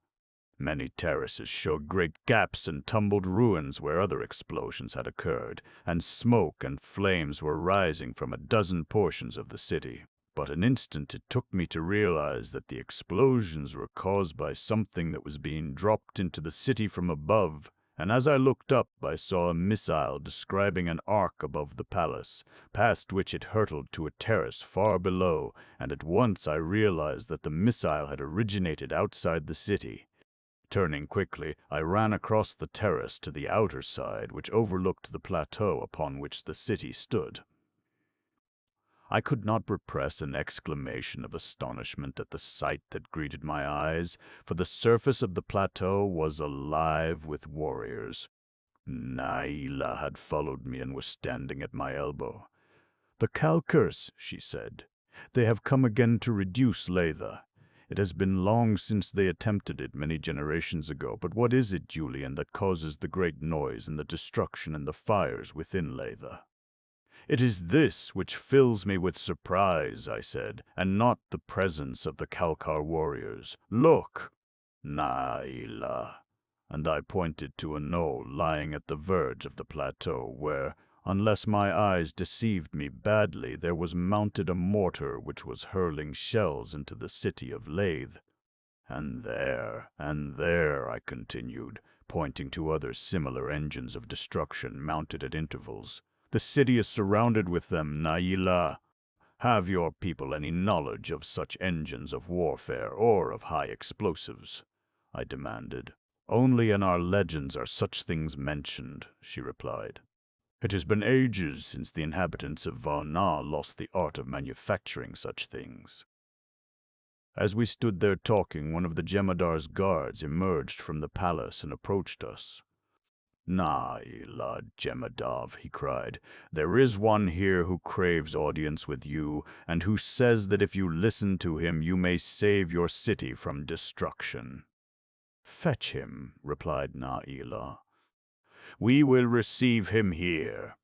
We had but a moment to wait when the guardsman returned with one of Kota's captains. "Naila Jemadov," he cried when she had given him permission to speak, "I come to you with a message from one who is Jemadar of Jemadars, ruler of all Varna. If you would save your city and your people, listen well." The girl's eyes narrowed. "You are speaking to your Jemadar, fellow," she said. "Be careful not only of your words, but of your tone."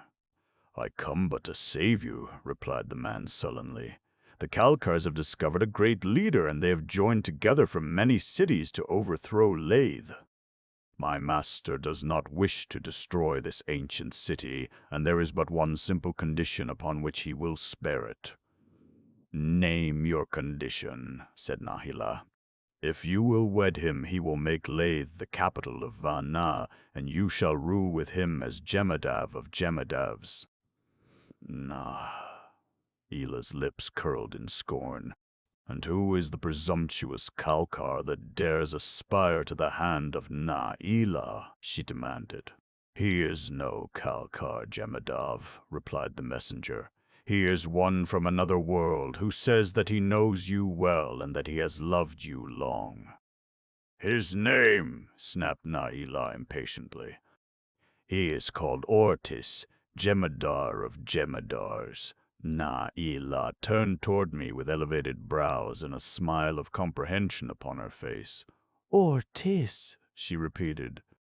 "Now I understand, my Jemadav," I said, "and I am commencing to have some slight conception of the time that must have elapsed since I guess Orthis has had time to discover the Kalkars and ingratiate himself among them, to conspire with them for the overthrow of Lethe, and to manufacture explosives and shells and the guns which are reducing Lethe this moment. Even had I not heard the name, I might have guessed that it was Orthis, for it is all so like him, ingrate, traitor, cur." "Go back to your master," she said to the messenger, "and tell him that Naila, Jemadav of Latha, would as leave mate with Gavago, the Vaga, as with him, and that Latha will be happier destroyed, and her people wiped from the face of Varna than ruled by such a beast. I have spoken. Go." The fellow turned and left us, being accompanied from Nahila's presence by the guardsman who had fetched him, and whom Nahila commanded to return as soon as he had conducted the other outside the palace gates. Then the girl turned to me. "Oh, Julian, what shall I do? How may I combat those terrible forces that you have brought to Varna from another world?" I shook my head. We, too, could manufacture both guns and ammunition to combat him, but now we have not the time, since Lathe will be reduced to a mass of ruins before we could even make a start. There is but one way, Naila, and that is to send your people, every fighting man that you can gather, and the women too, if they can bear arms, out upon the plateau in an effort to overwhelm the Kalkars and destroy the guns. She stood and thought for a long time, and presently the officer of the guard returned and halted before her, awaiting her commands. Slowly she raised her head and looked at him. "Go into the city," she said, "and gather every Lathian who can carry a sword, a dagger, or a lance. Tell them to assemble on the inner terraces below the castle, and that I, Na-I-La, their Jemadov, will address them. The fate of Lathe rests with you. Go." Chapter 14. The Barsoom. The city was already in flames in many places, and though the people fought valiantly to extinguish them, it seemed to me that they but spread the more rapidly with each succeeding minute. And then, as suddenly as it had commenced, the bombardment ceased. Naila and I crossed over to the outer edge of the terrace to see if we could note any new movement by the enemy, nor did we have long to wait. We saw 100 ladders raised as if by magic toward the lowest terrace, which rose but a bare 200 feet above the base of the city. The men who carried the ladders were not visible to us when they came close to the base of the wall, but I guessed from the distant glimpses that I caught of the ladders as they were rushed forward by running men that here, again, Orthus's earthly knowledge and experience had come to the assistance of the Kalkars, for I was sure that only some form of extension ladder could be successfully used to reach even the lowest terrace. When I saw their intention, I ran quickly down into the palace and out upon the terrace before the gates, where the remainder of the guard were stationed, and there I told them what was happening and urged them to hasten the people to the lowest terrace to repulse the enemy before they had secured a foothold upon the city. Then I returned to Naila, and together we watched the outcome of the struggle, but almost from the first I realized that Lathe was doomed, for before any of her defenders could reach the spot, fully 1,000 Kalkars had clambered to the terrace, and there they held their own, while other thousands ascended in safety to the city. We saw the defenders rush forth to attack them, and for a moment, so impetuous was their charge, I thought that I had been wrong and that the Kalkars might yet be driven from Latha. Fighting upon the lower outer terrace, far beneath us, was a surging mass of shouting warriors. The Kalkars were falling back before the impetuous onslaught of the Lathians. "They have not the blood in their veins," whispered Naila, clinging tightly to my arm.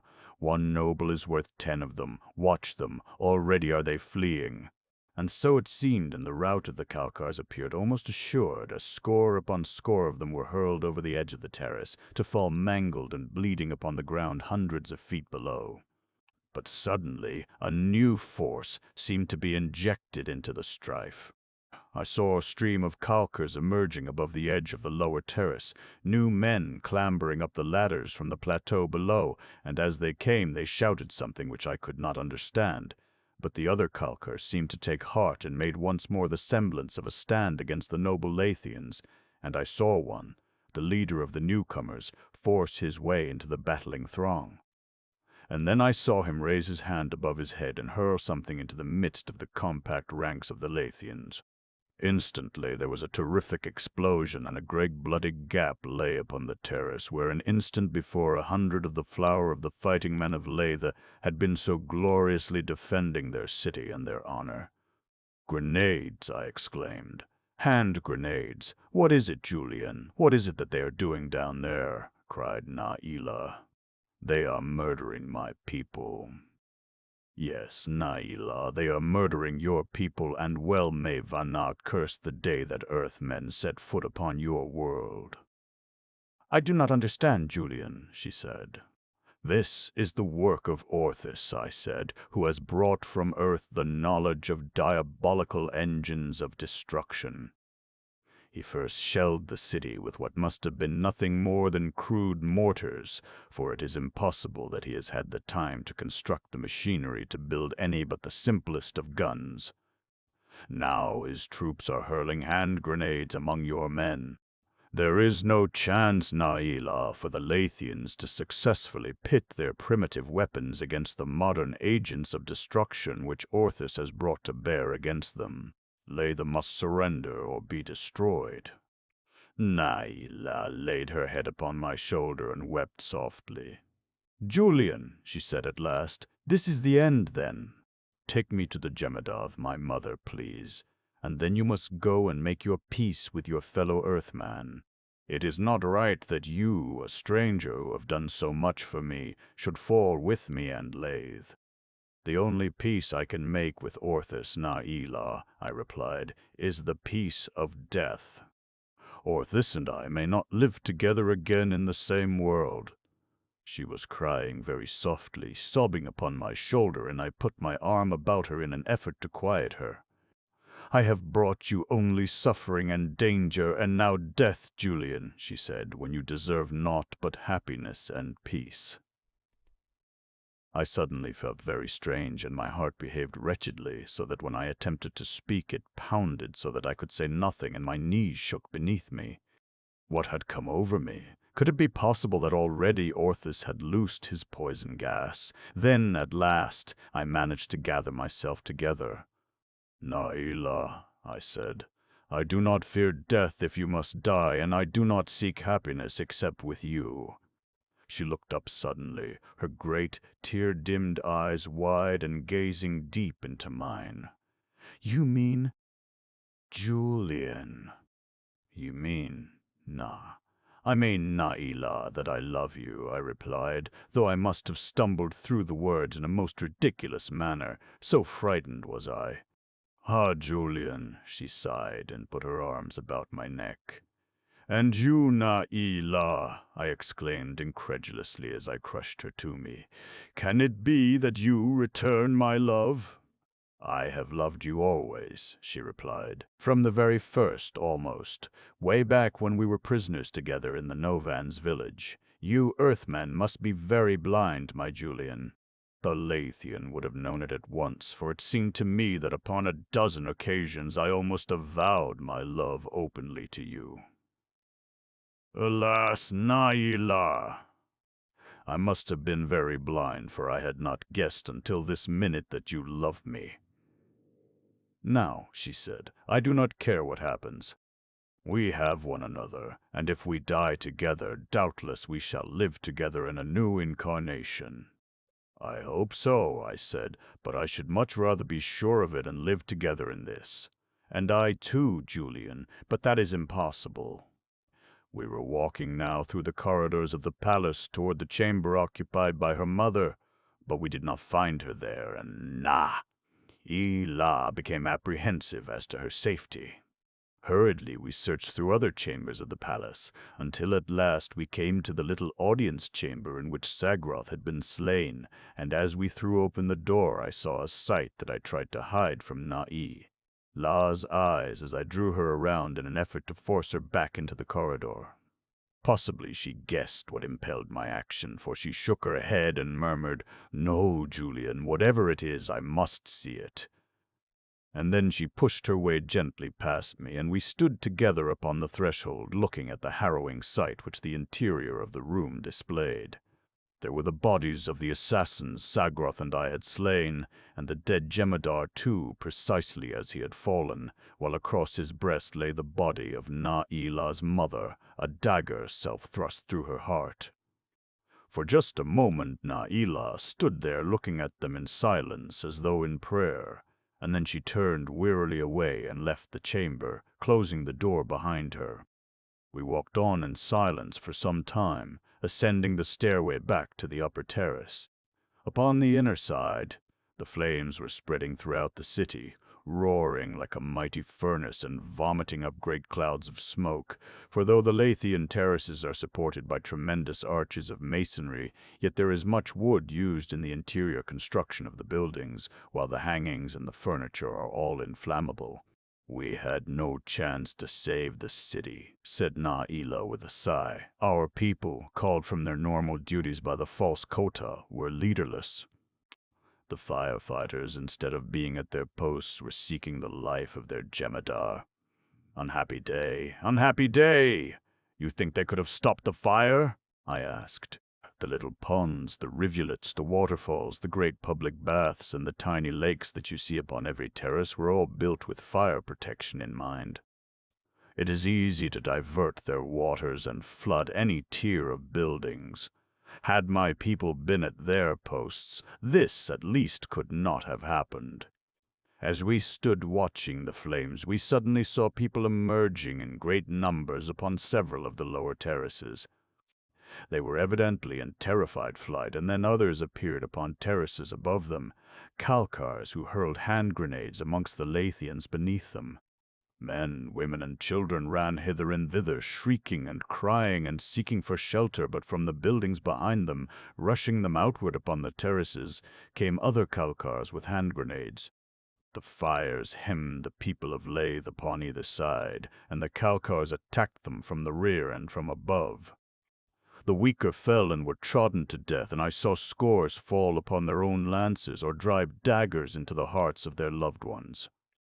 The massacre spread rapidly around the circumference of the city, and the Kalkars drove the people from the upper terraces downward between the raging fires which were increasing until the mouth of the great crater was filled with roaring flames and smoke. In the occasional gaps we could catch glimpses of the Holocaust beneath us. A sudden current of air rising from the crater lifted the smoke pall high for a moment, revealing the entire circumference of the crater, the edge of which was crowded with Lathians. And then I saw a warrior from the opposite side leap upon the surrounding wall that bordered the lower terrace at the edge of the yawning crater. He turned and called aloud some message to his fellows, and then wheeling, threw his arms above his head and leaped outward into the yawning, bottomless abyss.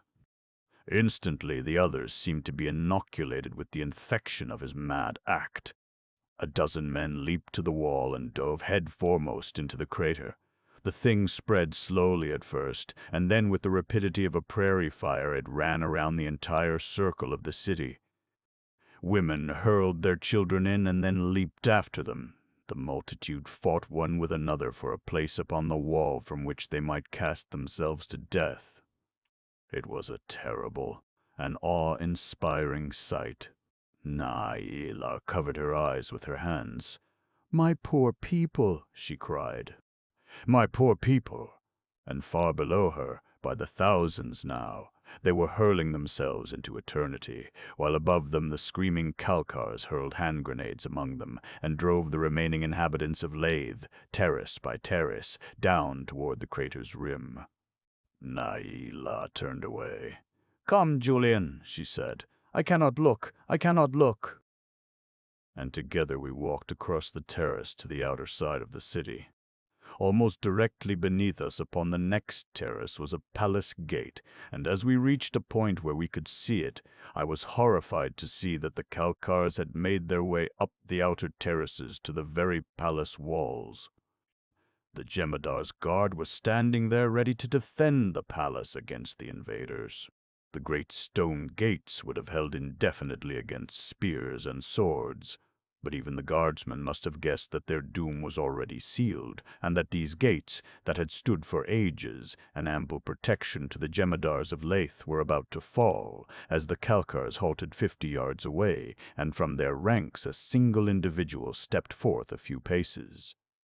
As my eyes alighted upon him, I seized Naila's arm. "Or this," I cried. "It is or this." At the same instant the man's eyes rose above the gates and fell upon us. A nasty leer curled his lips as he recognized us. "I come to claim my bride," he cried in a voice that reached us easily, "and to balance my account with you at last," and he pointed a finger at me. In his right hand he held a large, cylindrical object, and as he ceased speaking, he hurled it at the gates precisely as a baseball pitcher pitches a swift ball. The missile struck squarely at the bottom of the gates. There was a terrific explosion, and the great stone portals crumbled, shattered into 1,000 fragments. The last defense of the Empress of Leith had fallen, and with it there went down in bloody death at least half the remaining members of her loyal guard. Instantly the Khalkars rushed forward, hurling hand grenades among the survivors of the guard. Naila turned toward me and put her arms about my neck. "Kiss me once more, Julian," she said, and then the dagger. "Never, never, Naila," I cried. "I cannot do it." "But I can," she exclaimed, and drew her own from its sheath at her hip. I seized her wrist. "Not that, Naila," I cried. There must be some other way. And then there came to me a mad inspiration. "The wings," I cried. "Where are they kept? The last of your people have been destroyed. Duty no longer holds you here. Let us escape, even if it is only to frustrate Orthus's plans and deny him the satisfaction of witnessing our death." "But where can we go?" she asked.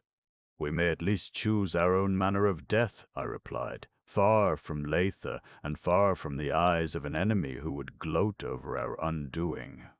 "You are right, Julian. We still have a little time, for I doubt if Orthus or his Khalkars can quickly find the stairway leading to this terrace." And then she led me quickly to one of the many towers that rise above the palace. Entering it, we ascended a spiral staircase to a large chamber at the summit of the tower. Here were kept the imperial wings. I fastened Naila's to her, and she helped me with mine, and then from the pinnacle of the tower we arose above the burning city of Lethe, and flew rapidly toward the distant lowlands and the sea. It was in my mind to search out, if possible, the location of the Barsoom, for I still entertained the mad hope that my companions yet lived. If I did, why not they? The heat above the city was almost unendurable and the smoke suffocating, yet we passed through it, so that almost immediately we were hidden from the view of that portion of the palace from which we had arisen, with the result that when Orthus and his Khalkars finally found their way to the upper terrace, as I have no doubt they did, we had disappeared, whither they could not know. We flew and drifted with the wind across the mountainous country toward the plains and the sea, it being my intention upon reaching the latter to follow the coastline until I came to a river marked by an island at its mouth. From that point I knew that I could reach the spot where the Barsoom had landed. Our long flight must have covered a considerable period of time, since it was necessary for us to alight and rest many times and to search for food. We met, fortunately, with no mishaps, and upon the several occasions when we were discovered by roving bands of Vagas, we were able to soar far aloft and escape them easily. We came at length, however, to the sea, the coast of which I followed to the left, but though we passed the mouths of many rivers, I discovered none that precisely answered the description of that which I sought. It was borne in upon me at last that our quest was futile, but where we were to find a haven of safety neither of us could guess. The gas in our bags was losing its buoyancy, and we had no means wherewith to replenish it. It would still maintain us for a short time, but how long neither of us knew, other than that it had not nearly the buoyancy that it originally possessed. Off the coast we had seen islands almost continuously, and I suggested to Naila that we try to discover one upon which grew the fruits and nuts and vegetables necessary for our subsistence, and where we might also have a constant supply of fresh water. I discovered that Naila knew little about these islands, practically nothing. In fact, not even as to whether they were inhabited, but we determined to explore one, and to this end we selected an island of considerable extent that lay about 10 miles offshore. We reached it without difficulty and circled slowly above it, scrutinizing its entire area carefully. About half of it was quite hilly, but the balance was rolling and comparatively level. We discovered 3 streams and 2 small lakes upon it, and an almost riotous profusion of vegetable growth, but nowhere did we discern the slightest indication that it was inhabited. And so at last, feeling secure, we made our landing upon the plain close to the beach. It was a beautiful spot, a veritable Garden of Eden, where we too might have passed the remainder of our lives in peace and security, for though we later explored it carefully, we found not the slightest evidence that it had ever known the foot of man. Together we built a snug shelter against the storms. Together we hunted for food, and during our long periods of idleness we lay upon the soft sward beside the beach, and to pass the time away I taught Naila my own language. It was a lazy, indolent, happy life that we spent upon this enchanted isle, and yet, though we were happy in our love, each of us felt the futility of our existence, where our lives must be spent in useless idleness. We had, however, given up definitely hope for any other form of existence. And thus we were lying one time, as was our wont after eating, stretched in luxurious ease upon our backs on the soft lunar grasses, I with my eyes closed, when Naila suddenly grasped me by the arm. "Julian," she cried, "what is it?" "Look." I opened my eyes to find her sitting up and gazing into the sky toward the mainland, a slim forefinger indicating the direction of the object that had attracted her attention and aroused her surprised interest. As my eyes rested upon the thing her pointing finger indicated, I leaped to my feet with an exclamation of incredulity, for there, sailing parallel with the coast at an altitude of not more than 1,000 feet, was a ship, the lines of which I knew as I had known my mother's face. It was the Barsoom. Grasping Naila by the arm, I dragged her to her feet. "Come, quick, Naila!" I cried, and urged her rapidly toward our hut, where we had stored the wings and the gas bags which we had never thought to use again, yet protected carefully, though why we knew not. There was still gas in the bags, enough to support us in the air with the assistance of our wings, but to fly thus for long distances would have been most fatiguing, and there was even a question as to whether we could cross the 10 miles of sea that lay between us and the mainland, yet I was determined to attempt it. Hastily we donned the wings and bags, and rising together flapped slowly in the direction of the mainland.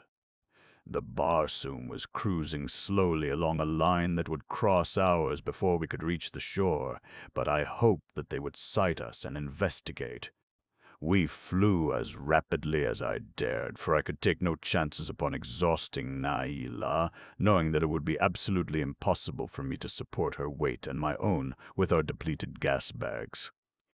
There was no way in which I could signal to the Barsoom. We must simply fly toward her. That was the best that we could do, and finally, try though we would, I realized that we should be too late to intercept her, and that unless they saw us and changed their course, we should not come close enough to hail them.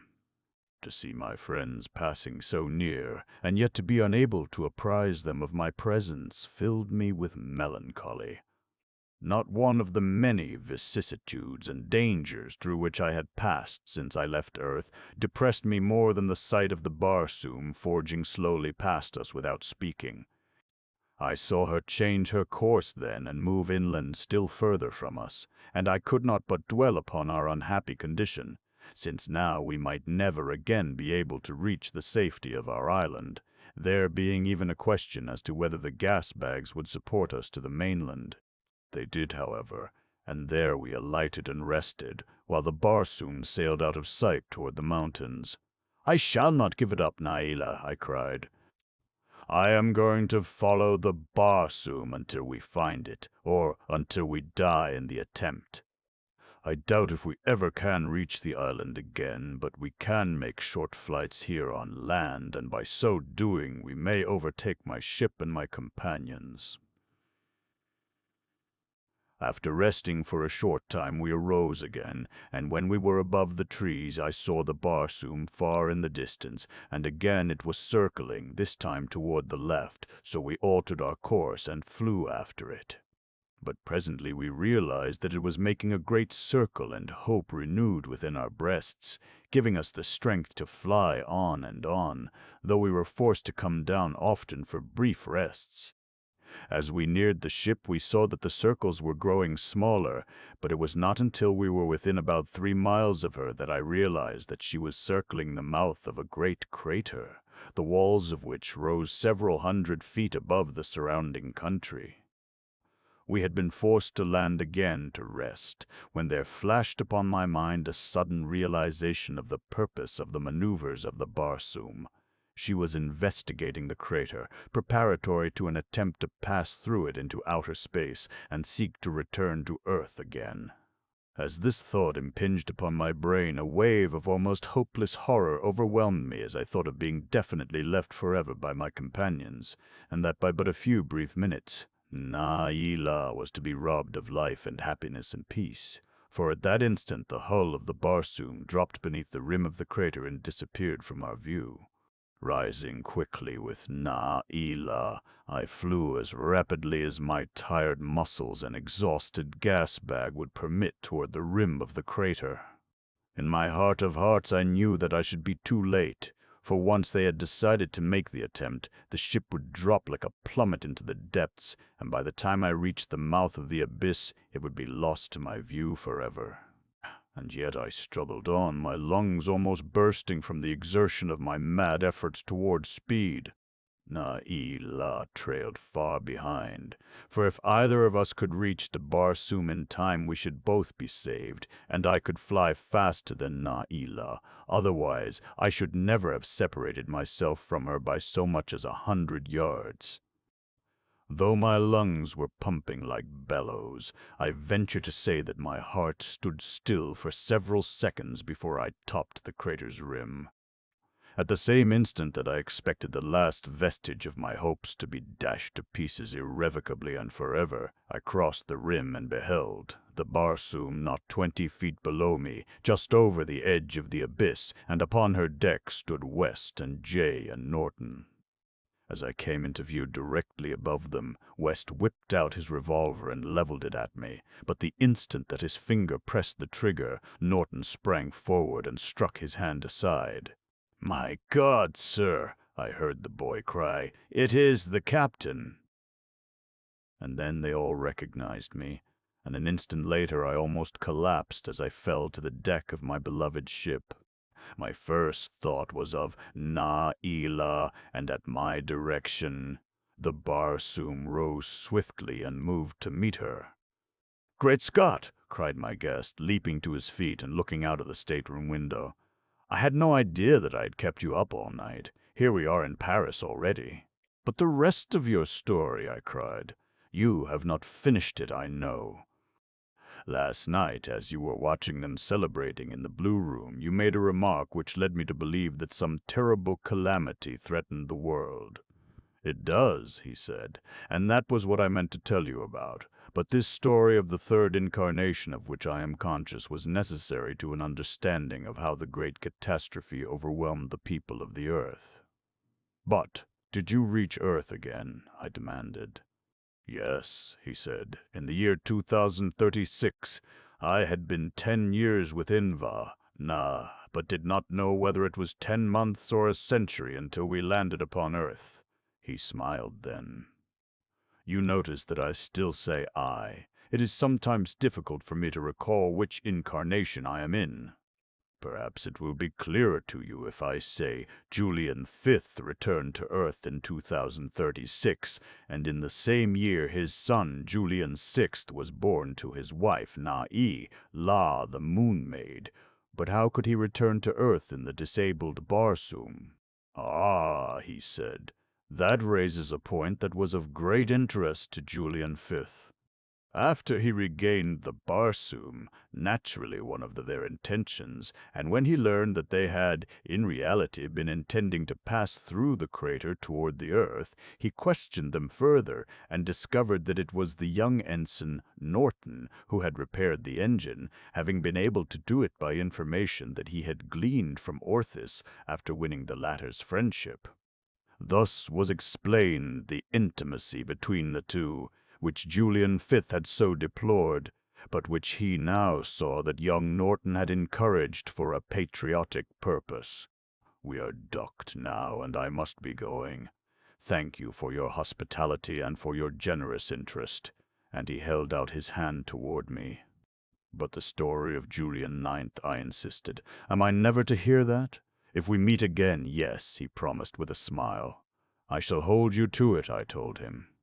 If we meet again, he repeated, and departed, closing the stateroom door after him.